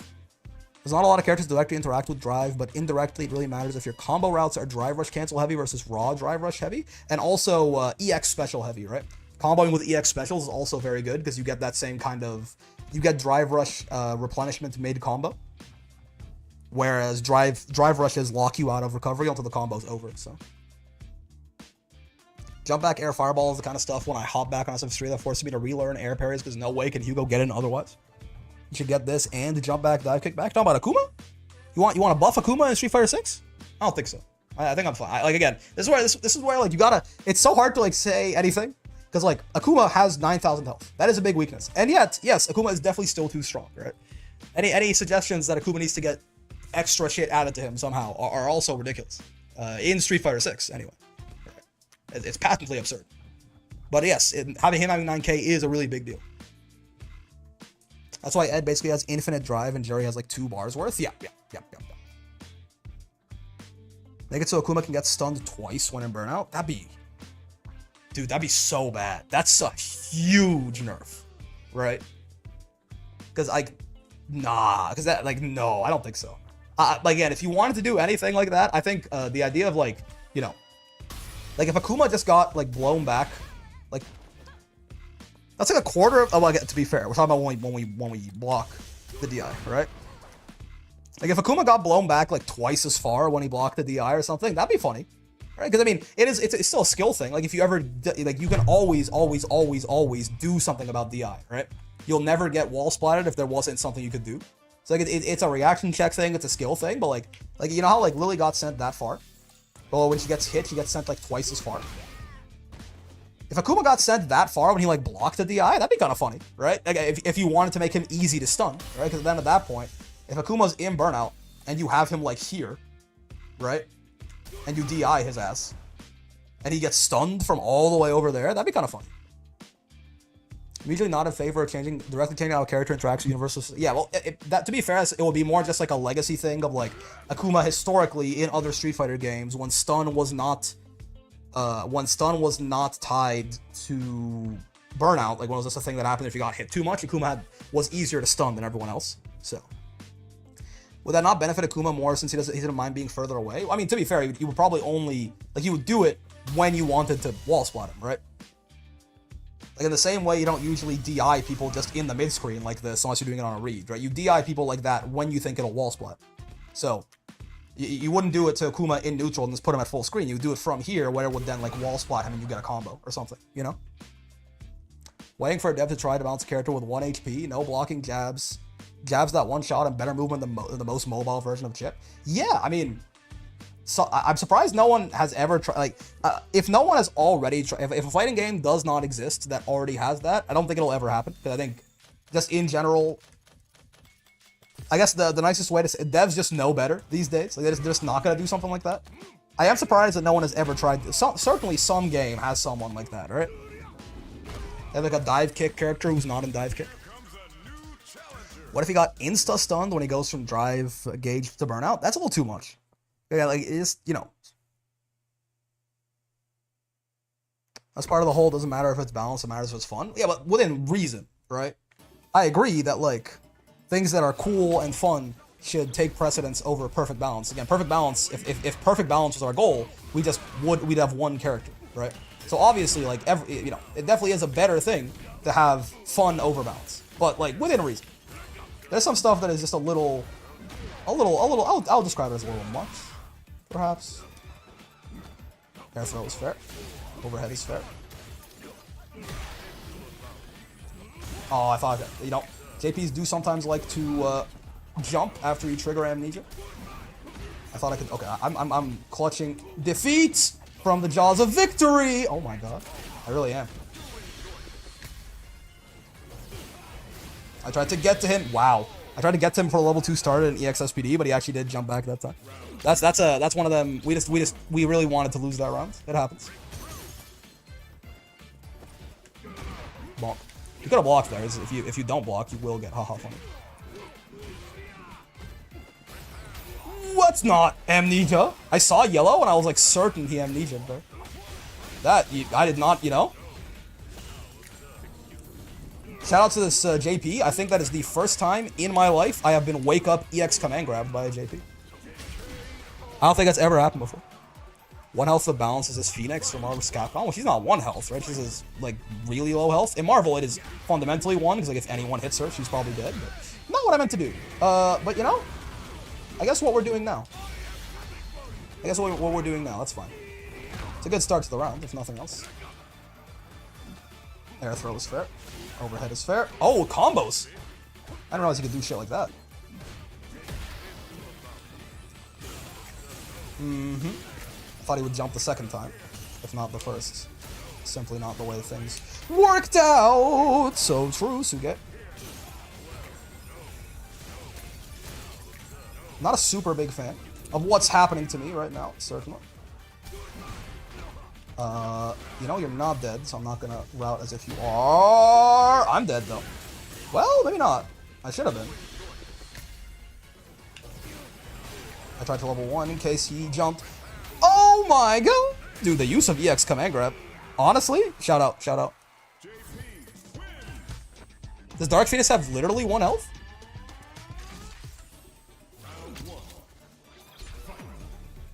I thought even Dark, like even like once they revive, I didn't realize they had literally 1 HP. I thought they were just like really squishy.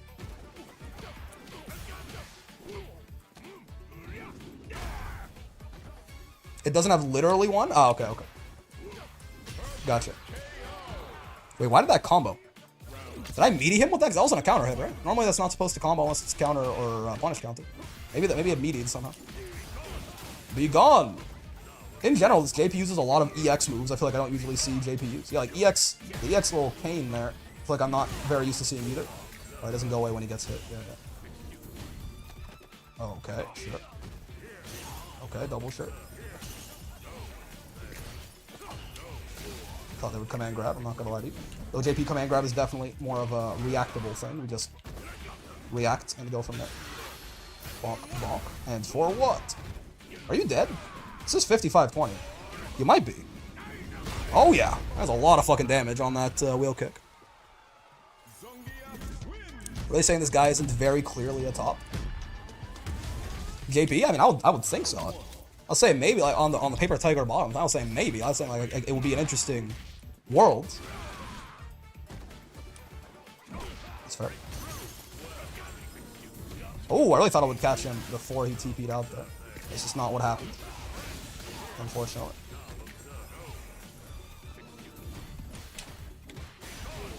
Okay.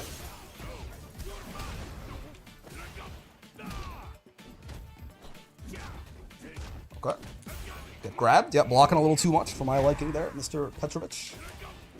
Oh, that was punish counter 2, so they're dead. Nice, nice. I did not expect. I was trying to just jump scare them. I did not expect them to mash on wake up. I appreciate the JP color, very tasteful. He's just kind of a dripped out guy, honestly. He's like a whole little dripped out guy. What am I doing? Don't ask me. Okay, none of us knows what we're doing. Oh, neither of us, rather. I tried to body splash. I thought he would go, but I tried to body splash and see if it would hit him. That is not how that works. Oh god, I tried to armor that and he's still reaching with his long ass legs. That was bad. I don't know if you know this, but I don't want to be burnt out against JP. But it's starting to feel like I might not have a choice in the near future. Oh, it's an overhead. Right. I think the default orange is a little silly. Orange. Maybe I'm missing the accent color, but I just think of purple when I think of JP's default color. Oh, honestly, I tried to let go of the parry because I thought they would throw me. I just went for the cross-up jump instead. Oh, I wasn't down back. I really thought I was down back in that game. There you go. That's what I tried to do the first time. Hello, please burn out. It's a weird. So it's been a weird round. It feels like, but it's fun. Outfit 3 is goated. A lot of the outfit 3s I feel like are improvements, certainly. Air throws fair. Oh boy. Oh, shall we? I guess we shall. That's bad.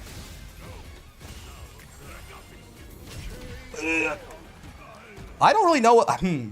We We lariated him once out. I'm not really sure what to do when he cross-up teleports like that. Because we lariated him once. But I'm not sure if it's a consistent thing I can do. Like, there's a lot of times where they teleported behind me and I just kind of not let it happen. Like, I knew what was happening. I just didn't know what to do about it besides parry and hope for the best. I assume we can... I guess let's try and I assume we can lariat him there. If we know it's coming, we're not doing anything, right? Let's see. Let me get Mr. P in here. JP. Oh, what the fuck? He is orange. Why do I think of him as purple? Is it just because all his fucking shit's purple? Default color is kind of orange-ish? Yeah, I guess I'm thinking of a different JP color. I'm thinking of this. Do I think this is the default color? Yeah, I think this. I thought this was his color 1. Like in my this is what he looks like in my head when I think of him. Huh? Who would have thought? All right, wait. What is the portal? Is it down punch? No. Circle back. I see. Okay. So if it's like behind me, say, right? If he just does this and then that. Oh, what? Oh, I see. To teleport into it, it's still okay. Gotcha. So if he, no real reason to cross up here, I guess. If he does this. Yes, yeah. I guess that's kind of. I have to wait a little bit longer. Yeah. I mean, he's not even doing a jump. Like if he did a jumping normal, then maybe. But that's why, like, yeah, lariating him seems a little. Oh boy, yeah, it seems a little finicky, right? I guess I'm actually maybe also come out with a button of sorts here. What's his? Oh, excuse me. What's his? This thing. Okay. I was like, what's his cross-up button? So he does that. That should actually make it easier to lariat him in certain situations, but yeah, I don't know. Yeah, lariat is not really the answer, I don't think, right? And like, there's a lot of times where I just tried doing something like this, which does work, right? It's just a little finicky. I'm not sure can I do, if I do it on reaction to the teleport, I'm just, yeah. You kind of need it to be early, right? I guess I could jump that. Yeah, it's just kind of strange, right? It's kind of an odd situation. Can we just like... no, yeah, we can't really chop... If he comes out with a button, we can't really just chop him out of it either, right? Because the cross-up portals are the hard one. Obviously, if he's just like in front of me, we can lariat, right? Yeah, we can't really hit him out. I guess we do just have to hold that shit? Level 1? I suppose. You have to do like I wonder if I just start level 1ing in that direction, do you have to like do the little half circle back forward level 1? I'm a little curious.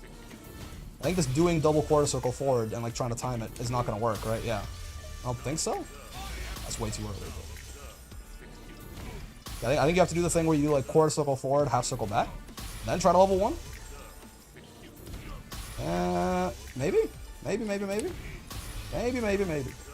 It's like he doesn't cross you up until so late that I'm not even sure that the input's gonna work out too well.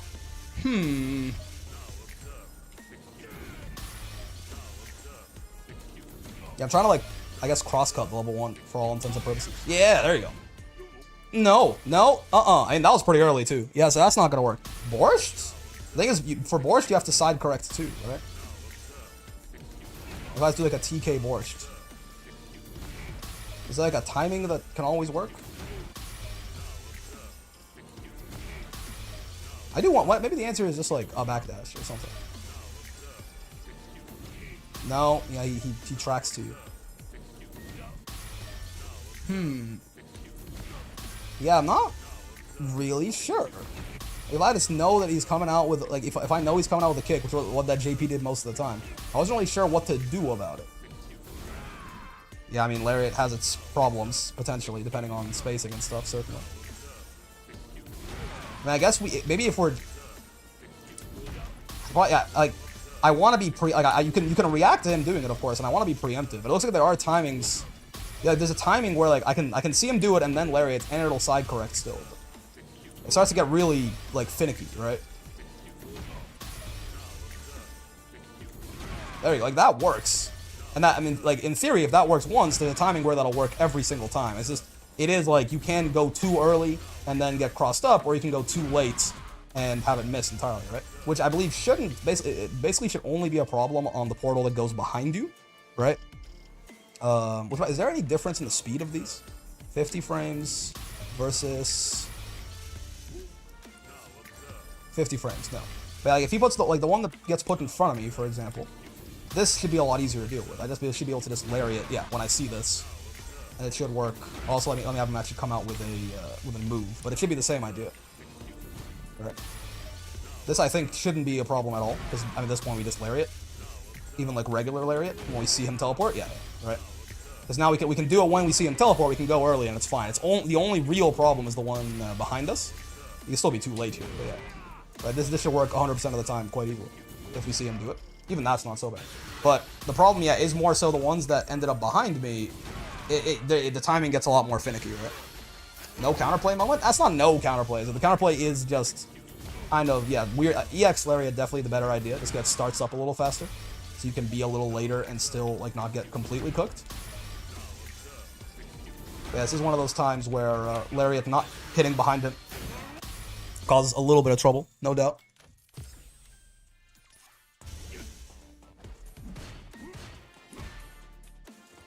Cool, SF6 is brave enough to let so many tools stay on hits. The world needs insurance fraud. True. Me jumping in front of your car. I'm pretending it was your fault.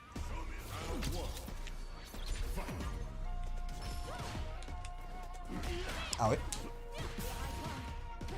Oh, I thought I was about to be reset. Well, not even reset, I guess. They were plus there, so. I am jumping a lot, which I guess is fair as to why they seem reluctant to grab me. Like, you'd be like, this time they're going to grab for sure. And then it's not quite how it works out. Oh, boy. I guess I got jump. I got grab on the brain.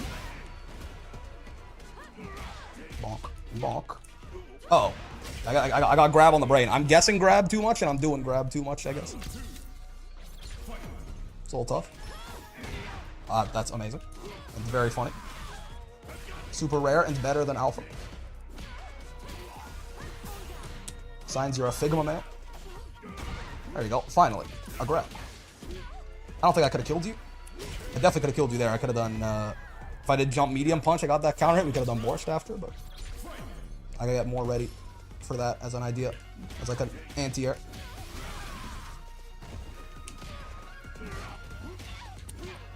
Okay. Stay down, Manon. Stay down, Manon. Now they're the one with grab on the brain after round one. Goddamn. Just have to do the strike over and over.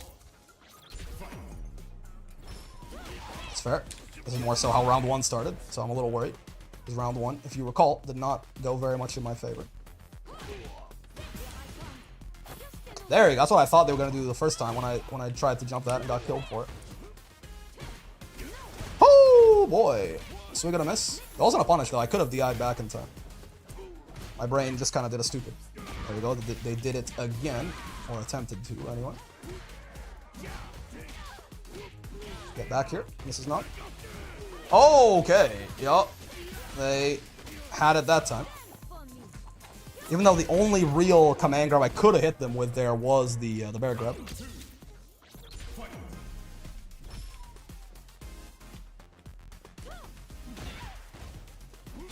Oh! Dude, this actually works now. From my understanding, people don't just fall out of it as often as they used to, certainly. That's fair. I think we caught her. Indeed we did. Jack Hammer. Gotta spend my meter a little bit more often on stuff that isn't just level 3. I think that's probably good for my health. Getting back thrown into the corner. Not quite so much. I've been save jumped. Alright. That's fair. You know, burnt out against Manon. I just didn't think that was in reach, honestly. Burnt out against Manon, not my favorite place to be. Should have still heavy punched though. Definitely would have been the correct answer. I've seen a lot of clips for throw loops in SF6. It makes me wonder, does SF6 not have the wake up throw protection? No, it has one frame of it. And yes, they could remove throw loops if they just added something. That's correct. But I think it's more so that I'm not so sure that Capcom wants to remove throw loops. Is sort of the disconnect there. Okay, I did try to sweep my way out there. It didn't work out too well. Thought she would jump. Was trying to get ready to borscht her there. No such luck. Yup. Bonk. Bonk. Oh, okay. Yeah, I'll take it. Better than getting counter DI'd, I suppose. Oh! Speaking of counter DIing, I tried to right there. I was a little slow on the draw. That's fair. That's fair. I've been jumping out of the corner a lot. I was watching CEO and I saw Nephew reset it to throw off a kill combo to save his level 3 and I remember just being stunned by it. I don't think any of us jumped or teched that. Resets, man. It's not just a Zangief thing, certainly. Or a grappler thing, though. They will have the most potent ones. Bonk. Bonk. Keep thinking they're going to jump these resets, but they have decided against it in recent times. Still works, though.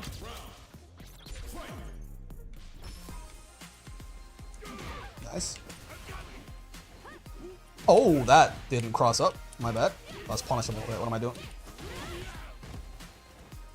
Nice. I was thinking they might be a level 3 respecter right there. Get down here, Manon. You're just dead if I don't fuck this up. Nice. Even if I did, level 2 would have killed there too, so that's good news. He just needs to get some kind of super in that situation. That was going to be the end of the Manon.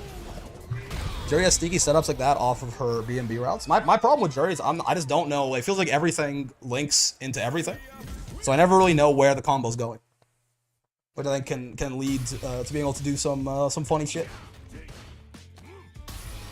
Like I feel like every Jury combo is like 10 different links. Like it's very little stuff that feels like it's like a target combo or like this driver, like it's just like, you know, individual little hits.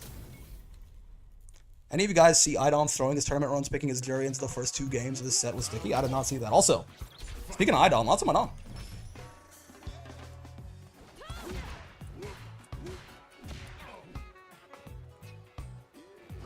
Okay. Some good old special move Manon, never hurt nobody.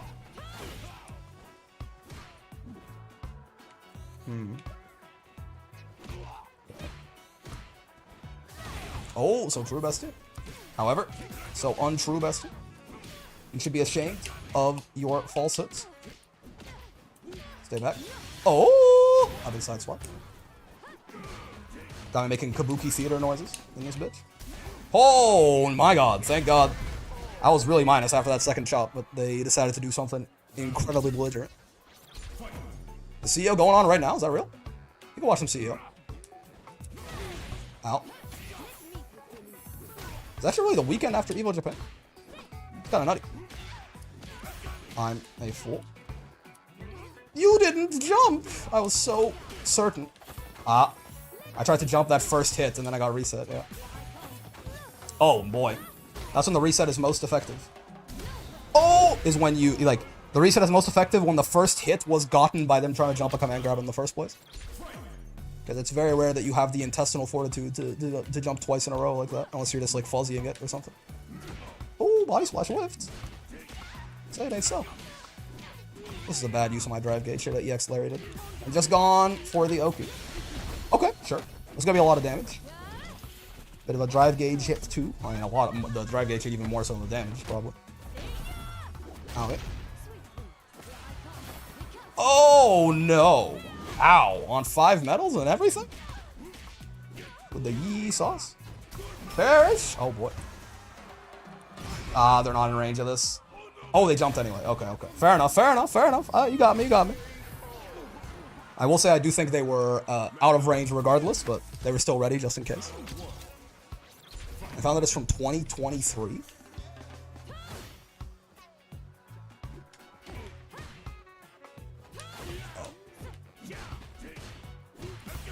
Yeah, it's grabbed. Gotta come and grab this one out a little bit more, I think. Oh, that was... We love a little lucky whiff on their air-to-air there. I think they were using a jumping move there, so it makes a little bit of sense. Fair enough. Ow. Yep. The metal stacking begins. The metal stacking continues. Oh, I tried to heavy punch, but no armor against the low there, unfortunately.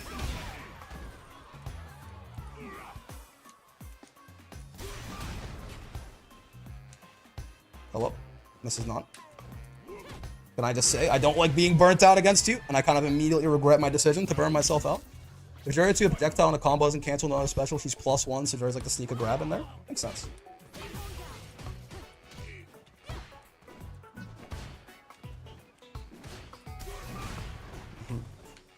Want a little bit of breathing room. No, man. Reset's not allowed, I fear. We'll build some meter back. It's fine. If we lose this round, we have a lot of time to build meter. If we win this round, the level 3 will certainly have played a very important role in that. That's fair. I got a little too excited because I wanted to burn her out. I saw that drive gauge. My eyes popped out of my skull, Looney Tunes style. That wake you up. Whoa! I did it too early, I guess. I thought that shit would catch backdash even, but I guess I just did it too soon. Yeah. Nice. All right. I mean, they spent their bar 2 on the bright side, so we don't really go into this with any kind of disadvantage. I did the jump scare a little too soon for my own good. I think that was definitely, surely that was intended to be a command grab right there. That second medium punch. Oh, empty jump, command grab. So true. Oh wait, you build this a hell of a lot of meter for getting command grab by Manon, huh? Alrighty.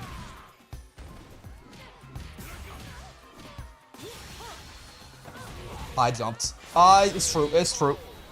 I thought she was gonna level 1. I should have. I mean, if I thought she was gonna reversal at all, blocking definitely was the better idea. But I tried to kind of do 2 things with 1 stone, and I got beaten to death with the exact same stone I tried to throw at the birds. The druids protect the forest, and they will not allow my shenaniganery. No bird murder here.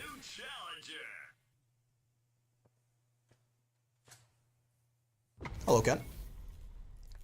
Boiker! Exclamation point. It's fun to see I don't know why I like an exclamation point in there. It's got like a whimsy to it, you know. It's got a whimsy to it, which I appreciate greatly. Oh, I definitely can meaty with that. I just did that too early, I guess. A jumping medium punch can definitely be a meaty. That'll beat a crouching heavy punch like that. It would lose to an OD DP, but not crouching heavy punch.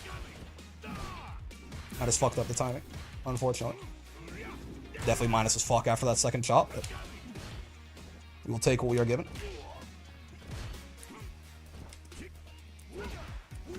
Stay down. Mr. Kennethan? Kenniel? We're kind of in I'm the zoner now distance at this point. We could have just killed him with SPD there. Certainly. Silly behavior from your boy. Boy, care. Boy, if you don't... That's very fair. That's what I did round start last time, too. That was certainly plus 9. Oh, no punish. We'll take that for sure. Yeah, max range Geef sweep. Actually, kind of hard to punish. Now, that was not. But... Oh, should have let go of that as soon as it armors something. The classic refrain. No, sir. Bonk. You wouldn't reversal, would you? I suppose not. You know, I'm gonna do a funny. I don't see why not. Didn't need to burn myself out there, though, I will say. Since I'm resetting him into level 3 anyway, he was, like, if the reset worked, he was so far and away beyond dead without us having to extend that combo, right? So, burning myself out there was just making it even worse if I was wrong. You wouldn't reversal a car, you wouldn't reversal a guy with glasses. Okay, sure. I'll take a throw in the mid-screen. You're not gonna catch me complaining.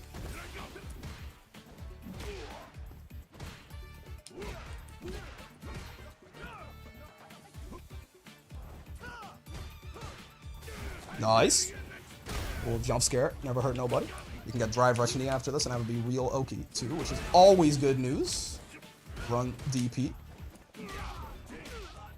You're dead, right? Right? Oh, okay. I missed days when Headbutt didn't scale the combo like crazy, but Geef is still more than okay, so perhaps it was fair.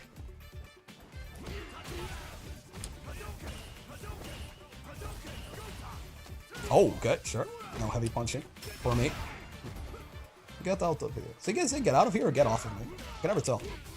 Maybe it's both, depending on what kind of man he is. Wonder if I can block drive reversal with that. It does start up kind of slow. Alright.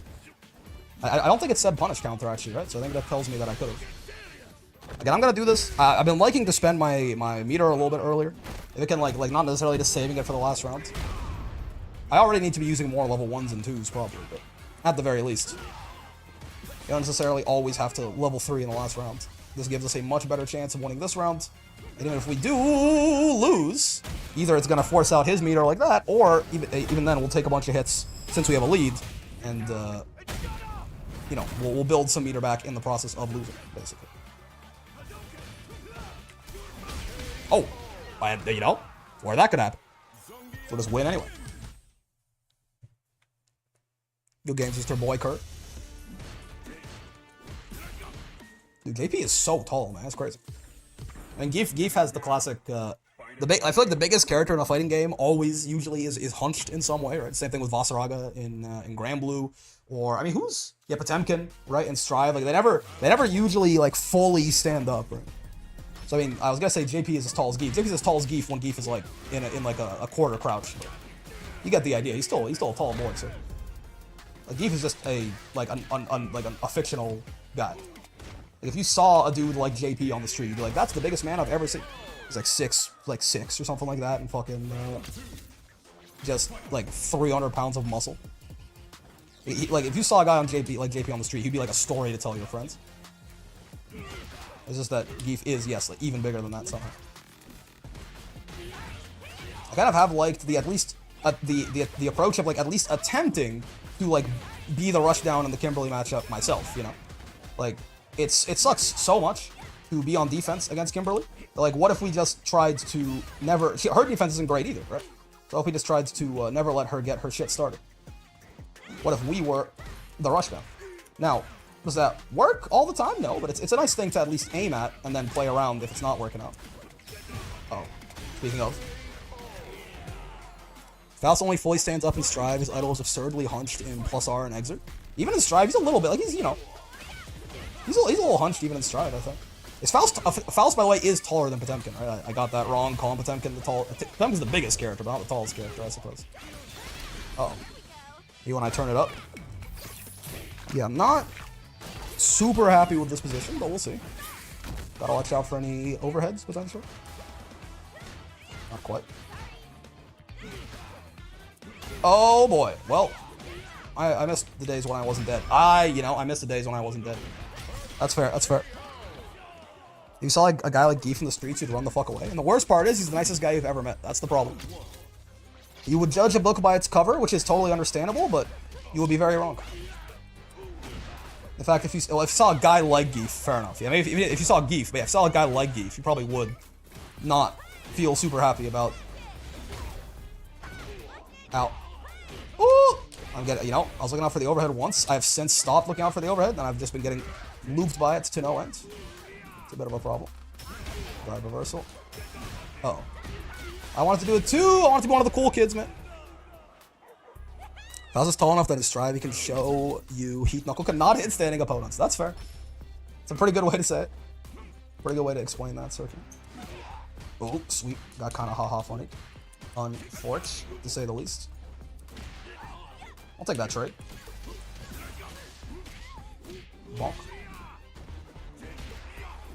Oh, she was farther away from me than I thought. I was not... Yeah. I was kind of auto-piloting. I still didn't fully take in. That was a trade. Off of it. Okay, well, she's dead, so that's great news. We do have to spend our bar for that, but... Any way to quickly put a stop to Kim's momentum is always something I'll take gladly with a smile on my face. Never gonna catch me complaining. Now, I might complain next round, but I'm like, boy, level 3 would be really nice to have here. Huh. I'm surprised that didn't actually catch me.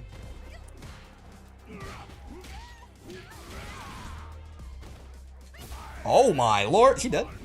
Oh, that would have been, you know, if it was a punish counter. That would have been a hell of a round, I tell you what. That still was a hell of a round, but it would have been a lot more emphatic if it was just the 3 touch, you know? Yeah, stuff like that is kind of what my It's what your ideal round against anyone looks like, to be fair, but especially Kimberly, just because I really don't like when she gets going.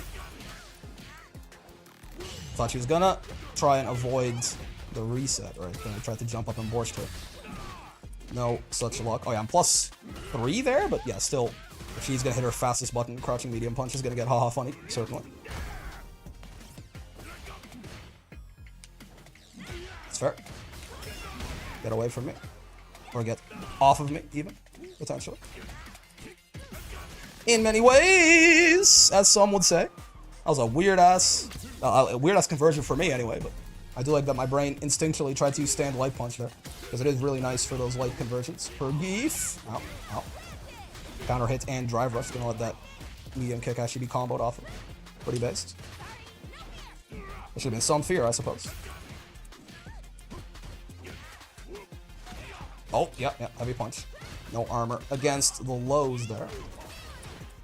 I'm okay with this, relatively. Yep. I'm blocking this. Yeah. I am blocking this. Oh, baby. Okay. That was a, you know what? I was about to hold up forward there, which certainly would have gotten my ass killed. But I just did it too late, and they had the read. I just saw the screen freeze before I made my decision, basically. We'll take it. Yeah, I feel like at some point I need to learn just like... Obviously a lot of Kim's stuff is hard to stop, but I still need to learn how to defend against Kim a little bit better. Like have an actual idea of like, at the very least, like what are the things I should be looking out for more, like set up my mental stack correctly, know what the riskier stuff is, right? Like, do I really care about getting hit by the overhead right here? Or, you know, are there things that are higher priority? Even still, you're just gonna get mixed sometimes, but... You know, it's a different thing to just be like randomly just hoping for the best versus actually having some sort of game plan. Yep. It's Dulcim. Dulcim has a unique mechanic where if you ever touch his block, he immediately drive reverses. Trust me, that's not the players. It's built into the character. You just gotta believe. Okay, let's be a little calm here. We're actually doing pretty well. We're doing pretty well on health. We can afford to kind of sit. Oh, I tried to do the running bear grab, the funny. It almost worked too. Now we're not doing quite as good on health or drive gauge anymore. To my chagrin. Whoo! He tried to DI my ass. You can do the thing where if you hard call out Dulcim stick. Let me see if I can do it right now. No, I can't. Okay, if you hard call out Dulcim stick on a button and you do running bear grab, if it armors through it, it just goes right in. Like it teleports you to it. It's really good. It's like surprisingly like genuinely useful.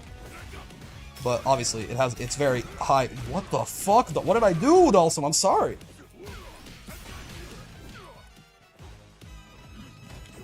What did I do, man? I'm sorry. I'm sorry I've offended you, as I so clearly have.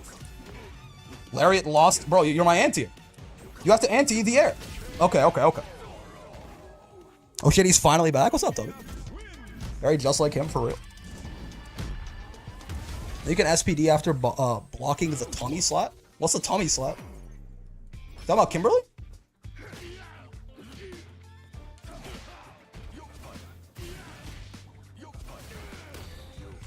You know, I promise you, one of these days it's gonna work in a match, and you're gonna be like, you're a genius.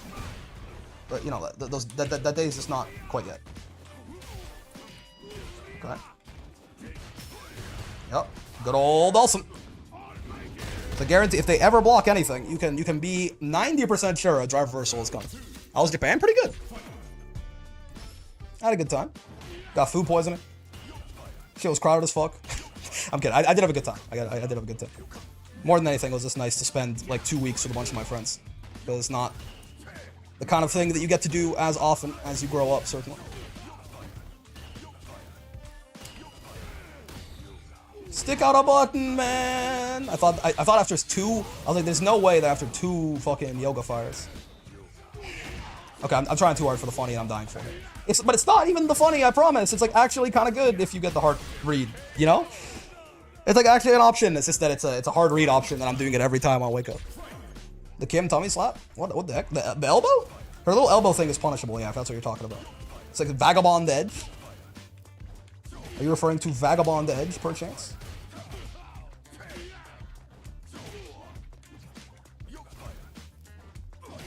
trying to land before he hits me, and I've yet to do so successfully. No, man! I thought he was sticking on so many buttons. I thought I was sticking on a button again. Oh, okay. I just have no idea when this Dhalsim's gonna fireball and when he's gonna normal. I promise you it works. Okay, you're gonna see. The second guy I know got food poisoning in Japan this past week. It wasn't me, actually. I didn't get food poisoning. My friends got food poisoning, and apparently that shit was contagious.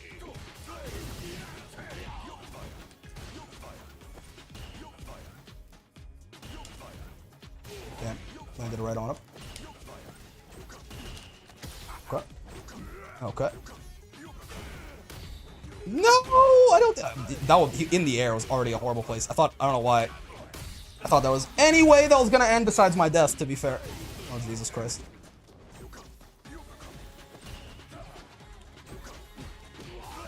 Okay. Oh, I'm dead. Cool. Okay, now I feel like now I just want to land the thing once. Okay. I just want to land the thing once. At this point, I promise you, it's a real thing.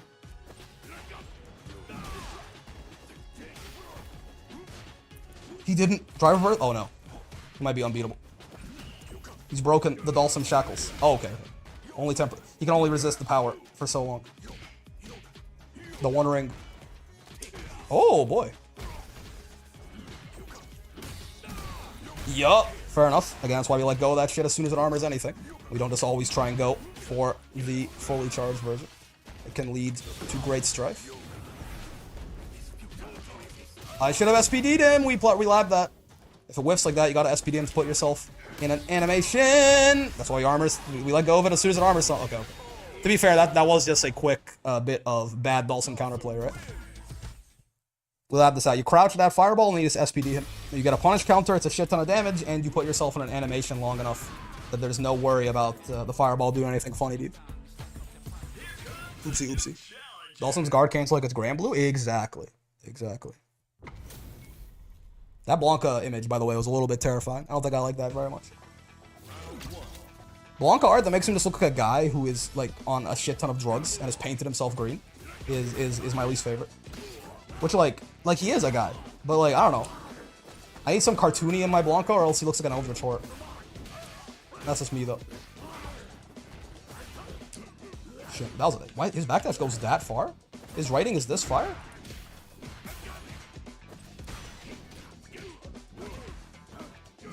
Oh god. Body splash wire, man. Why'd you do that to me? Very surprised I did not pay for that with my life. I'm not gonna lie to you. Oh, I tried to just wake up SPD, honestly. Things have gotten a little bit out of hand. Blanca looks scary in other games. He's kind of cute in this one. He's a little guy, man. He's got merchandise. Buy his merch. Bonk, bonk. Headbutt. Oh. Oh, okay. Nice guess on the reset. I have been crossed. It's true. Not a great trade for us. I make him angry. Oh, Blanca-chan. So true, bestie. You can waste some Blanca level 2 time here. You'll never catch me complaining. You did not jump the reset that time, which makes me exceedingly sad. Oh my god.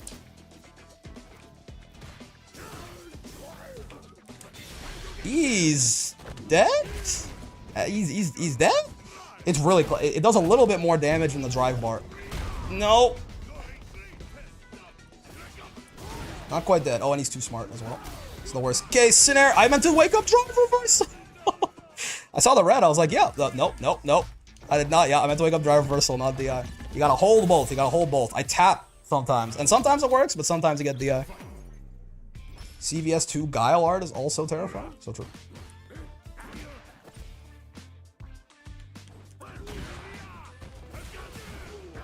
Guile is a terrifying representation of the US military-industrial complex.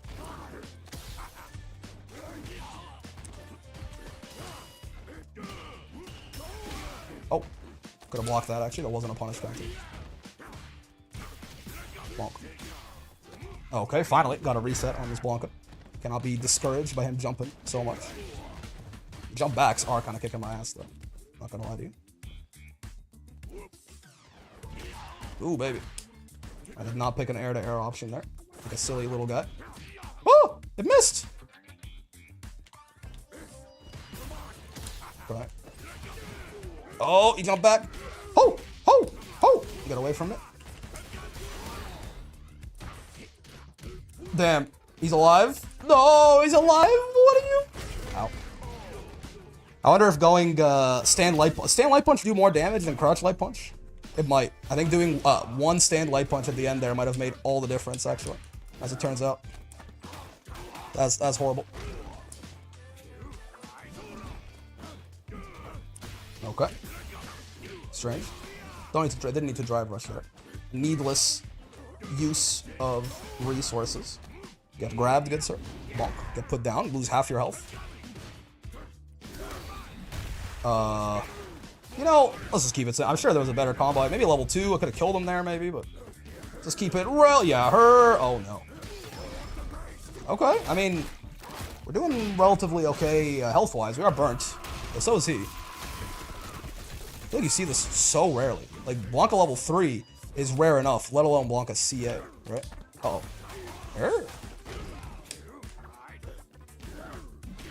Okay. Maybe. Elena character guide is out? Ooh, okay, we'll watch that after. We'll watch that. I'm down. Siberian Express. Excuse me, sir. We gotta watch the Elena character guide. If you could make yourself scarce, Blanca-chan. Okay. Actually got the cancel window that time. Let's just keep it simple. Almighty. What a perfect day to come back. Blanca-chan. I'm going to round star to drop kick because I'm feeling like a funny guy. No, man. You don't think I was funny? You thought my joke was ass? What did I do? That's fair. Go for it again. Okay. Thoughts on... I did this. Ho ho. 1, 2. Django. Dash dash SPD or dash dash headbutt is sort of the mind game there. You do get basically the straight up normal gi 50-50. This is a less fancy way of saying that. But it's nice. You get it. It also gives you a shit ton of corner carry with that slide. Oh, it's punishable. I didn't know that. I would have gone a little harder. Yuck. I could have killed him there, certainly. Could have gotten health stab and he would have been dead. Even without the lariat follow-up, probably. Yeah. That was just a bad confirm. Off that, even on non-counter hits, jump medium kick, the worst you can get is +7, which is health stab range. Me doing a light there was the only reason that Blanca continued to draw breath. Yep, I thought he was going to DP, honestly, not drive reversal, but the down back worked all the same. Oh, there you go. That's the read was from the future. I see. That's my bet. He sure is parrying a lot against Geef, huh? Oh, boy. So true, bestie! Oh, that didn't connect! Oh my god.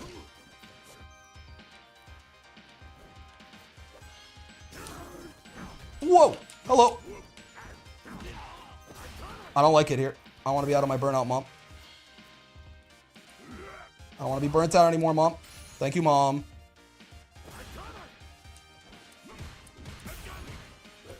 Oh, he didn't. I thought he was going to DP there, too. I'm not going to lie to you. Oh, I tried to mash on that. I reacted too slow. Nice. I tried to mash on the fake Blanca ball. I was like a few frames too slow there. Would level 2 have chipped there? Oh, shit. I don't even consider that. Maybe. It does a little bit. It does like 800 damage of chip or something? It's a little bit of chip. It could have. All right, let's watch this Elena trailer and we'll end there for today, I suppose. Or not trailer, character guide. Pog. I got a sneak peek of the future break video, indeed. Right, where's this character guide they tell me about? Locals live in a city whose economy is based entirely on tourism when they see a tourist. Elena character guide. I'm a little bit confused about how a lot of her shit works. PlayStation. Why is PlayStation dropping this?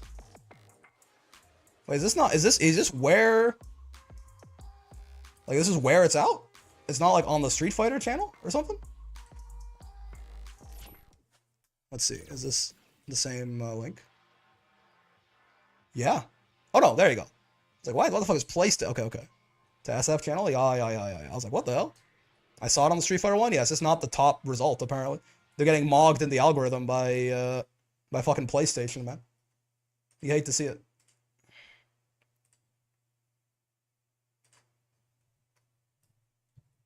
Alright. PlayStation channel usually reposts it? I guess so, yeah. They just mocked them in the algorithm. It's very unfortunate.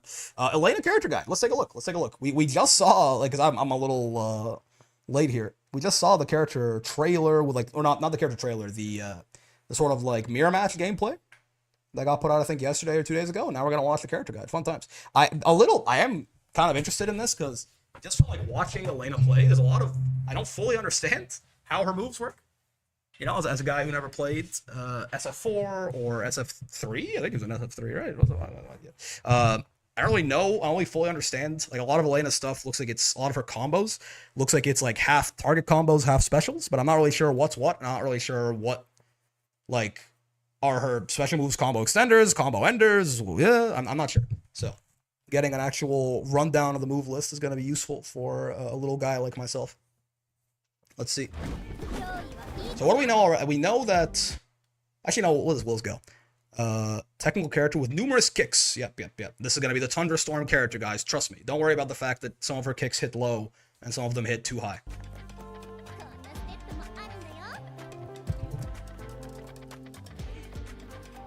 Also target combos, specials chain into other moves. Yeah, okay. Yeah, her combos seemed like very freeform when I was watching gameplay of her, but... Yeah, I'm not sure how true that actually is. I assume that all that stuff with the effects, that's special moves, right? Number of highly damaging moves against standing opponents. You want to make use of her overhead and longer reach to force enemies to stop crouching.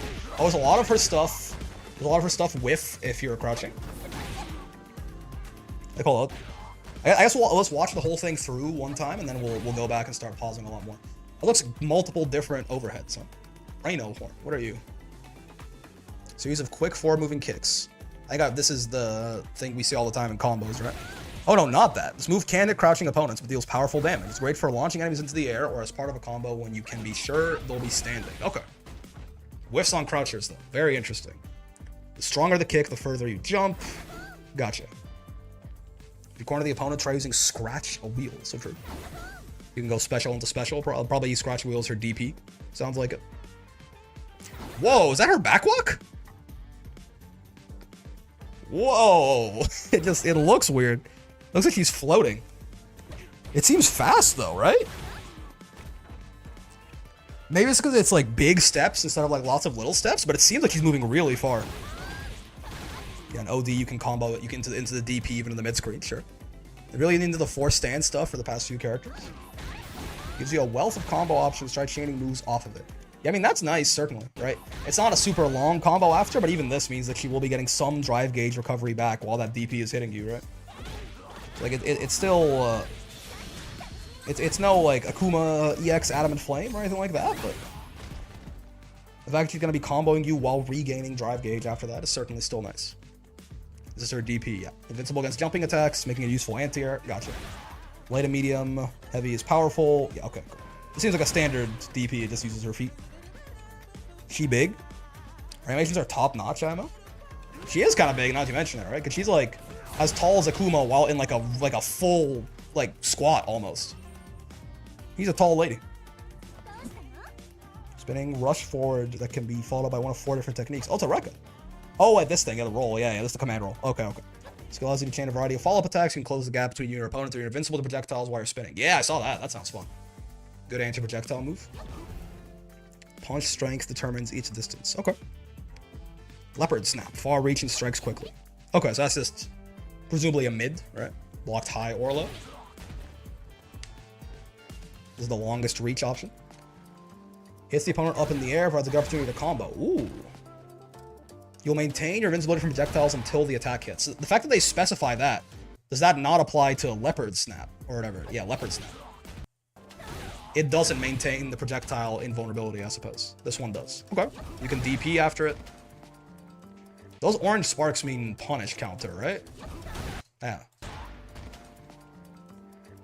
you going to do a reaction to the Galleon Evo Japan trailer? Yeah, we'll probably do that tomorrow. Maybe after the intermediate bracket. Go for a little bit longer than normal. Mouth smash, overhead attack. So it looks like they don't say you can... It dodges throws and lows, sure. Probably counters on like punish counter or something. The fourth move, Link Swirl, is extra important. The added momentum from it will make the attacks performed out of it hit harder and more times. It's like Ken doing run into like the fire versions of his moves, or? Oh, it does just, yeah. Okay. It buffs. So basically you add a reactable gap to the command roll to giga buff the moves, right? Double roll, yep. So I guess it looks like... What's wrong with my headset, man?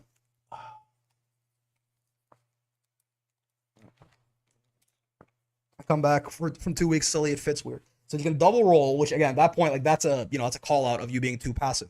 And then it giga buffs the moves, right? So the leopard snap looks like it becomes plus. It's plus on block now. And you can combo off of it, seemingly, in ways you couldn't. Sure.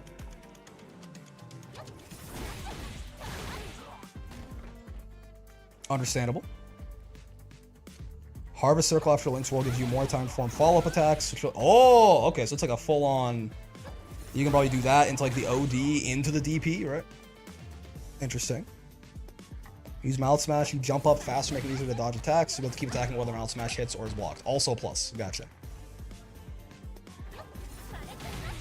And you can combo on regular hit now. Okay. Yeah, so they all become much more potent. I was just gonna wonder what the OD version of this does, and it just gives you... Okay, so the OD version of this is pretty nasty, right? The OD version of this is why she doesn't have a throw loop, right? Because the OD version of this is... Yeah, I mean, plus on block overhead that you can combo off of on regular hit. Right, all the moves are plus, huge combo starter off the juggle, like off the air version. There's no low out of this, but I guess you can probably just like do it in, like, roll into low or something.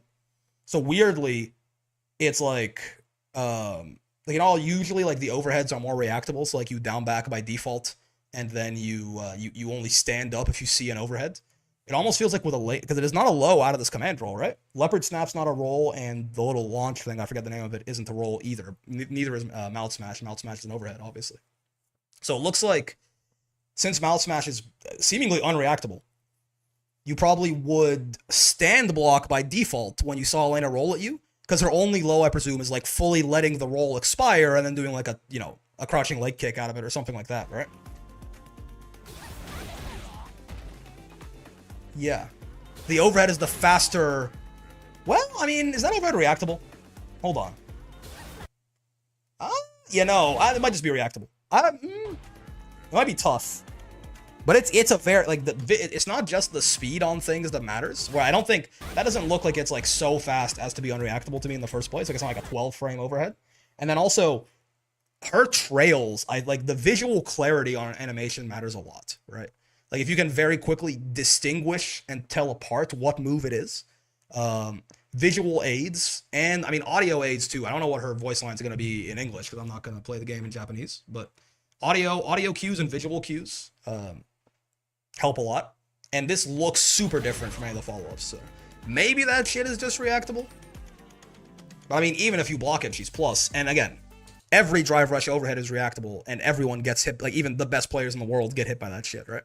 At the end of the day, reactable doesn't mean it's worthless. It just means that there's going to be mental stack at play and whether or not it hits. But it's less so that it's like, oh, it's reactable, I guess it's bad. It's more so that if it was unreactable and like real 50-50 mix, that'd be really good, right?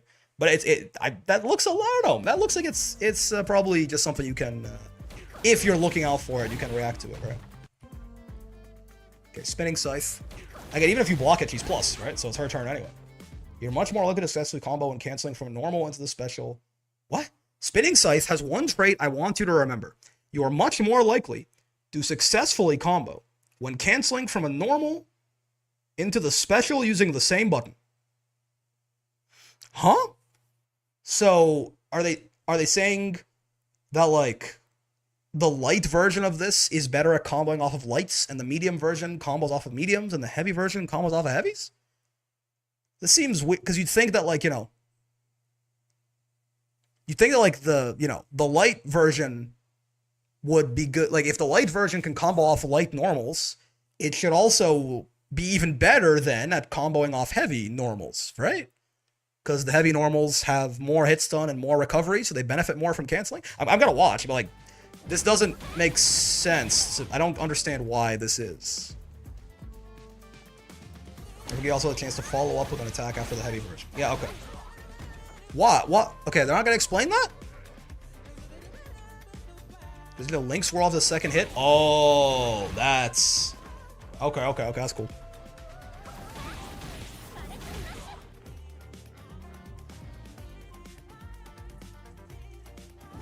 Oh, this misses on crouchers normally. I see. It only hits if it's OD. I'm gonna have to watch this again.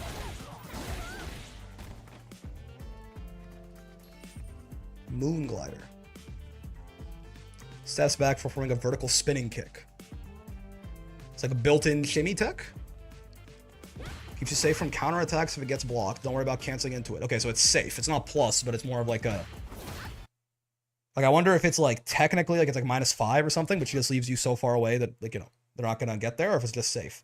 Because they use Akuma's crouching jab there, and they show it whiffing, but don't worry about canceling into it. You also have longer than normal to follow up, so you have time to decide if you want to keep pressing. You have longer than normal to follow up? What do you mean by this? You have longer than normal to follow up.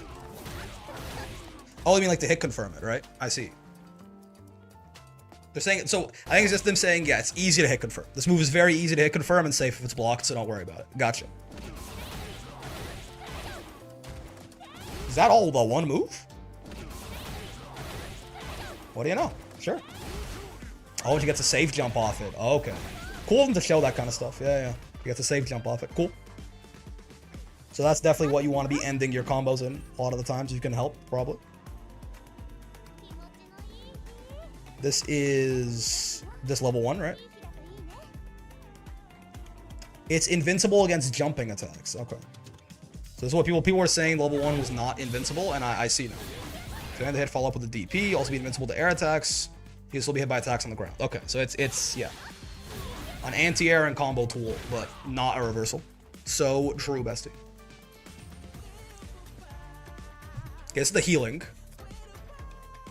After landing the first hit, hold down during the attack to restore vitality. I wonder how much it is. I still don't know how much she heals. Okay, so that's the normal version, and then you can also do the healing. It's projectile invuln. I mean, this is probably just a full reversal, right?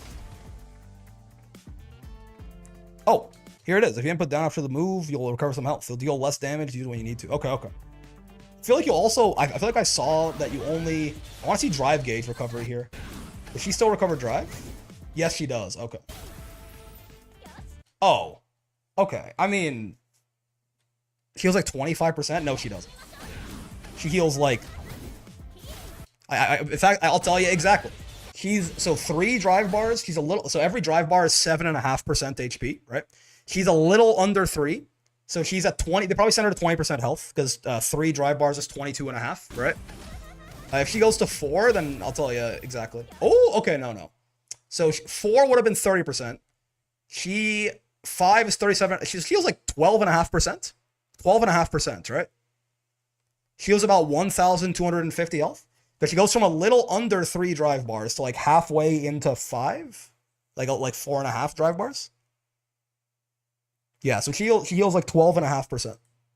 I mean, that's not nothing, certainly, but again, I think the fact that 1, she doesn't just get to do it in neutral, she has to hit you with it. 2, the super does how much less damage? Oh, it's hard to tell because they comp it into it. The super does not a lot of... Oh, they still take a little damage when they land, yes. It does not a lot of damage at all, right? And again, you don't gain as much meter by... You don't gain as much meter by getting hit as you did Ultra, as far as I can tell in SF4, so... I think that the healing is cool. I don't think it's going to be... I don't think... You know, maybe this ages horribly, but I'd be very surprised if it's like... Elena is an absolute terror because of her healing.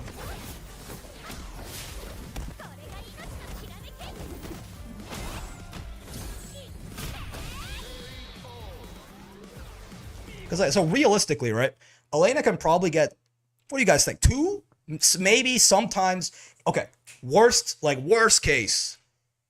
Elena could probably get 3 of these off in a set if it goes 3 rounds, right? They changed her outfit at the end there. If she went back to the classic one, right? Yeah. They sent her back to the classic outfit for the CA. She can probably get 3 of these, right? If she builds 2 meter every round and it goes 3 rounds, and you know every time she spends it on level 2, she can get 3 of these. So that's a lot of fucking health, right? Like that is effectively, if you think like over the course of that set, she turns into Zangief. Basically, has a little bit more health than Geef, right? Because Geef has 11,000 health. This looks like it heals her, just, you know, for the sake of assuming it's a round number, it looks like it heals her like 1,250 health. It didn't quite look like 1,500, maybe it's 1,500. Bro, Ryu's individual face hairs, yeah. So like, in that case, best case scenario for her, she gets to play as like even tankier Geef for that whole set, which is very good. Like if she has like say it's 1,500. Let's say worst case scenario for everything, right? Say it's 1,500 health. So if she just effectively runs with 11,500 health for the whole set, that's nuts. That's really strong, right? However, this is basically at the cost of having a super, right? Like she just because level 2 does very little damage if you don't heal. So like she just doesn't get to use her level 3 or her level 1. She doesn't get, you know, she can use this as a reversal, so that's fair, right?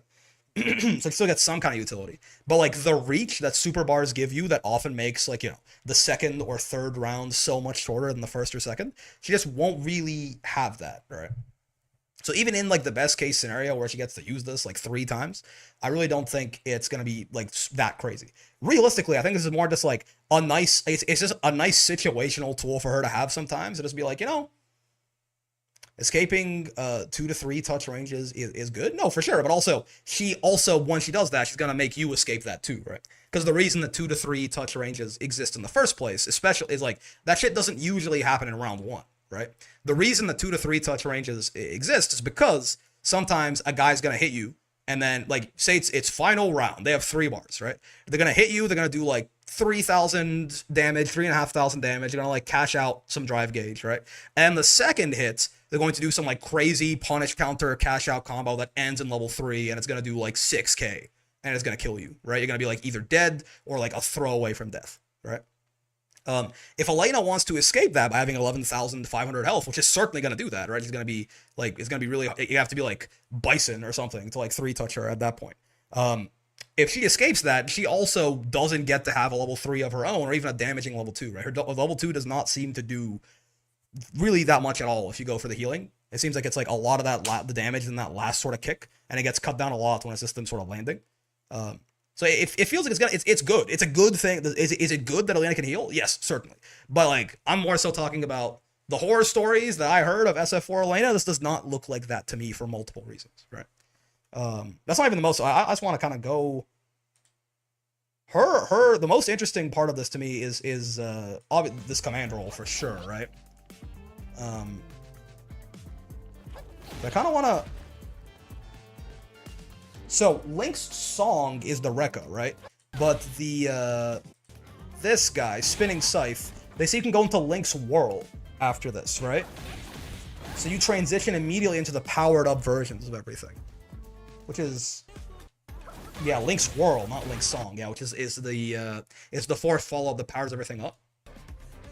So again, you're gonna be able to catch people sleeping with her a lot, certainly, right? Yeah, it's just like that's not that long. Like honest.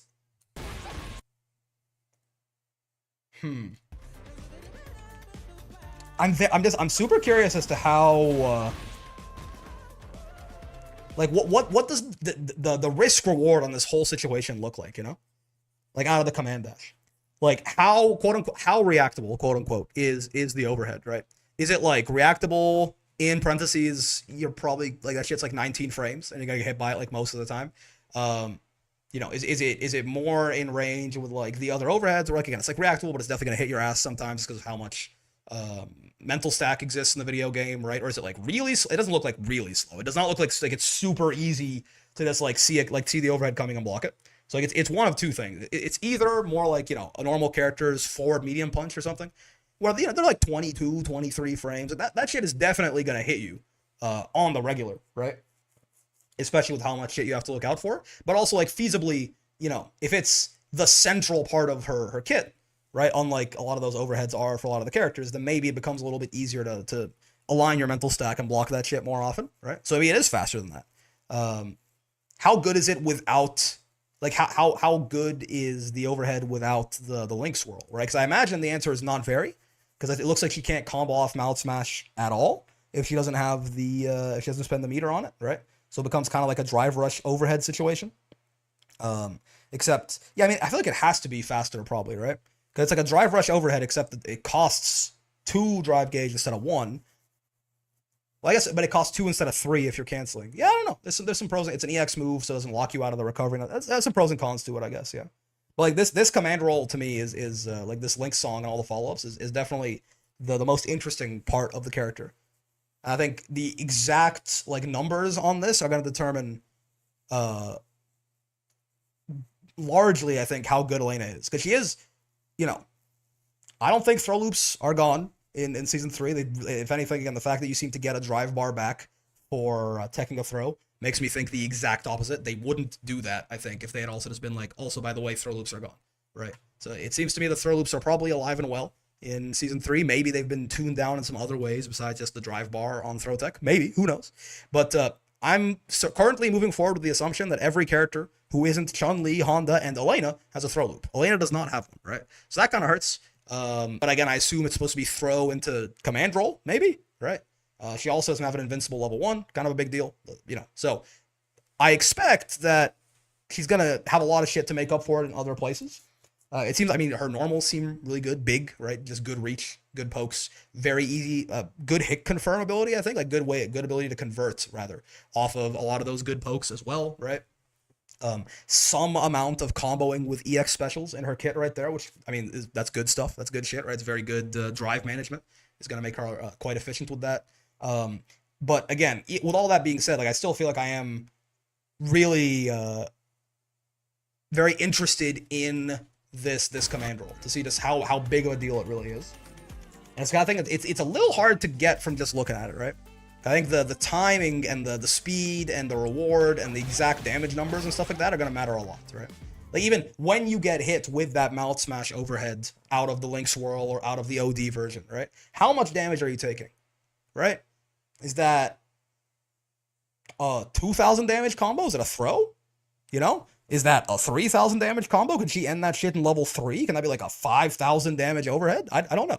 My guess is probably no on like that last bit, but you know, maybe. It looked like she was comboing off lights, right? Like when they showed us the OD, or no, not the OD version, the Link Swirl version. It looked like she did lights after mouth smash, right? Did yeah, it's plus, which, I mean, that's, again, the fact that the risk for her seems, I mean, low out of the OD version, right? Because in the non-OD version, if you want to get these, you have to put a huge gap in the Rekka, so you're just probably getting fuzzy, at worst, getting fuzzy matched to death. At best, you're getting reacted to and matched every time, right? But yeah, this, that looks like, I mean, that looks like a light of sorts, right? Light. Yeah, I mean, that could probably be kind of expensive, but I imagine that right there where she put the spinning scythe right there, right? You probably go OD here into a super, right? Probably do a 5k overhead. Yeah, it'll probably be a little resource intensive, because you probably want to start off with the OD version, because that's going to be the one that's going to be the most like real for those mixed situations. That's 2 drive. You overhead them, then you do some lights into another OD, because I don't think the lights will convert off into heavy spinning scythe, right? So you do another OD spinning scythe after, or you'll do OD Link Song, Mouth Smash, OD spinning scythe, and then probably you can, she can DP off that, I assume. If she can DP off it, she should be able to level 3 off it as well, right? So that probably does end up being, yeah, like a 5, like resource intensive as fuck, right? Like 4 drive and 3 super or something. But it is also like an overhead that does like, you know, 5.5k, that's also plus on block or something. But then, see, when I say it like that, I'm like, well, I mean, this guy can just do that too, right? He can just drive rush. So there's got to be something. I mean, I know her command dash is also anti-projectile. I know it's got the other follow-ups and stuff like that. Well, I'm like, this guy can just drive rush overhead and do the same shit anyway, right? You can drive rush overhead into mediums, into extensions, into drive rush cancel into level 3 and to kill you, right? So it does. Yeah, it does make me, again, I'm very interested in that, and if not that command roll, I guess to put it in a very mean way, but this is not at all, again, it's way too early to talk about anything like this seriously, but I guess I'm looking for what is special about her, right? Because I'm not so certain it's the healing. I don't think that's the thing the character is built around, right? And I don't think it's just that she's like a Shoto that can do everything, right? Because she definitely seems rush down skewed. She doesn't have a fireball. She's missing some defensive tools, right? She doesn't have a throw loop. So I don't think it's just that she's like, because the thing that makes like Ken or Akuma them is that they do everything really fucking well, right? So she doesn't seem to be that kind of character. And I don't think she's healing the character. I don't think so. I could just be wrong. Maybe that's what it is. And when I think about, like, even if she is doing like a 5k overhead that costs a shit ton of resource, I'm like, well, I mean, like, is that special in this game? Right? Yeah, the Rekka is certainly what I'm looking at to be the thing that defines her character, but I'm trying to figure out like how that would be as it currently stands, right? I do wonder if maybe it's just, I'm like, well, maybe she just has really good normals and a really good ability to convert off those normals even from very far distance. Like, maybe she is kind of like a weird, like a footsies character, actually, who just has like good, like she's a footsies character who has a good anti-fireball move because she can't really fight fireballs in the mid-range with her own projectile, right? Because her back walk speed, again, I'm not sure if I'm just being like tricked by the fact that it was really big steps, but her back walk speed seemed very fast. Her normals seem big, and it seems like she can convert off them very well, right? So maybe that's what it is. Like, maybe I'm looking too much into her being like a mix-up character, and that's not necessarily what she is at all. It's just more so that, like, she can get some nice Oki and some nice pressure with that command dash. I'm not sure. Big normals? Yeah, so, like, maybe I'm looking in the entirely wrong place, being like, I'm looking to the Rekka to, like, define this character for me. And not every character is, like, defined by one move, I know. I'm saying, like, what is the thing people are going to complain about with Elena? You know what I mean? And right now, I'm not entirely certain that I see it yet. But it could be something either that's already been shown that I'm missing, or again, it could be something a little bit more intangible, like just, really good normals, really good conversion ability, and if she just feels very suffocating to try to do anything against in neutral, right?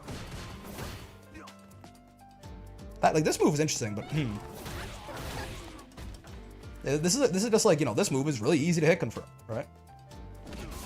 This kind of make me think if that's like her whole thing. I wonder if all her shit connects from all distances. Yeah, I don't know. I'm very curious about it. Like, the character guide showed me some stuff I didn't know, but I am still very interested to see her in action, I think. I don't quite get it yet. I don't quite get it. The sway might be fucked up. Yeah. Look how close they are when they hit Akuma. True. Maybe she doesn't confirm from like max range on her shit. I don't know. We're gonna have to see, right? This is not me saying that I think that she's weak or anything like that. Far from it. Because again, anyone's gonna say that watching the fucking character guide? I haven't even, like, she was available to playtest. Maybe some of those guys could at least have a better idea. I got nothing. I'm just saying that she doesn't jump off the page to me as it currently stands. But maybe that's just me being stupid, right? Maybe I'm downplaying the healing. I'm downplaying the command roll. Who knows? All I know for sure is I'm very interested to see her once she actually gets in game. My God, still 2 weeks from now. Jesus Christ, June 5th is so far away when they announce some of those trailers. She's still 2 weeks out from launch. I was like, yeah, like next week. Nope, June 5th. Yeah, I'm very excited to see her when she actually gets in game to try and, figure out what her deal is, what her thing is, Because I don't think it's that. That's good, but I don't think it's that. Maybe I'm wrong. Anyway, the thing I've been saying since the trailer, since the gameplay, like the little mirror match and this too, she looks great. She looks great, right? She like her animations look cool. At the very least, her gameplay looks dynamic and fun. No matter like how it might be broken, it might be mid, it might be bad, who knows? But it looks fun and different, right? She's not just like not quote unquote just another Shoto, right? Just well animated. The stage doesn't give me vertigo anymore. I think she's gonna be a good addition to the game. I'm very excited for her to come out. I'm just curious to figure out more about her mechanically. She looks fun though, regardless. Yeah, exactly. Also, what's going on, Edward? My God is back. Hello. Look, a lot of fun. I think they did a good job translating her from SF3 to N4. Yeah, I think so. That's again, at the end of the day, this is the most important part. And she looks fun as fuck. There's also a lot of great frames to pause on in the character guide, so we take those. Cool. Awesome. Elena. Still 2 fucking weeks away. Jesus Christ. It's crazy that the trailer came out in like April. And they were like, June 5th. Because now like everything, my whole timeline is thrown off. I can't believe she's still like 13, 15 days away, something like that. But yeah. Song of the Grasslands. Anyways, fellas, I guess that is probably gonna do it for today. All for that Switch 2 release. Yeah, dude, when I pick my category in Twitch now, there's Street Fighter 6 2023 and Street Fighter 6 2025 Nintendo Switch. Why did Twitch give it another, like, a second category? It doesn't make any sense. Like, it's still the same game. Why are they acting like it's like a different video game? Like it's like a different release. That's solid. I'm like, why is it Street Fighter 6 2025? What are you talking about? Very, very, very odd, the whole thing. But you know, almost there. Only 2 weeks away. We get there. We get there. I'm pretty sure it'll have crossplay too, so I don't know. Oh, better. I mean, I hope so. Oh god, people. Oh god, wait. I just realized. Maybe I don't hope so. People playing their fucking Switch in the McDonald's. The McDonald's Wi-Fi is gonna be real, man. You can bring your Switch to the McDonald's. Maybe it shouldn't have crossplay. I don't know. But yeah, fellas, Wall Brawl tomorrow. Don't forget. I think I put the links up when I was in Japan.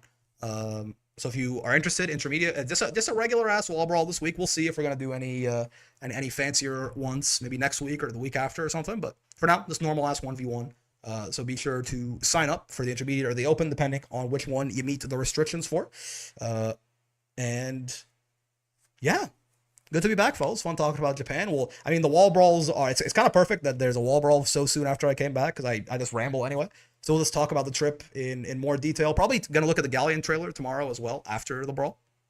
For now, though, thank you all for coming. Nice to be back, man. Honestly, I did, it was nice to be on vacation for 2 weeks, but I like streaming, man. Streaming does not feel like work. This is not the kind of thing I would need a vacation from. So, yeah, fun times. Hope you guys all have a wonderful rest of your day, and I'll see you tomorrow for the Brawl. Bye-bye.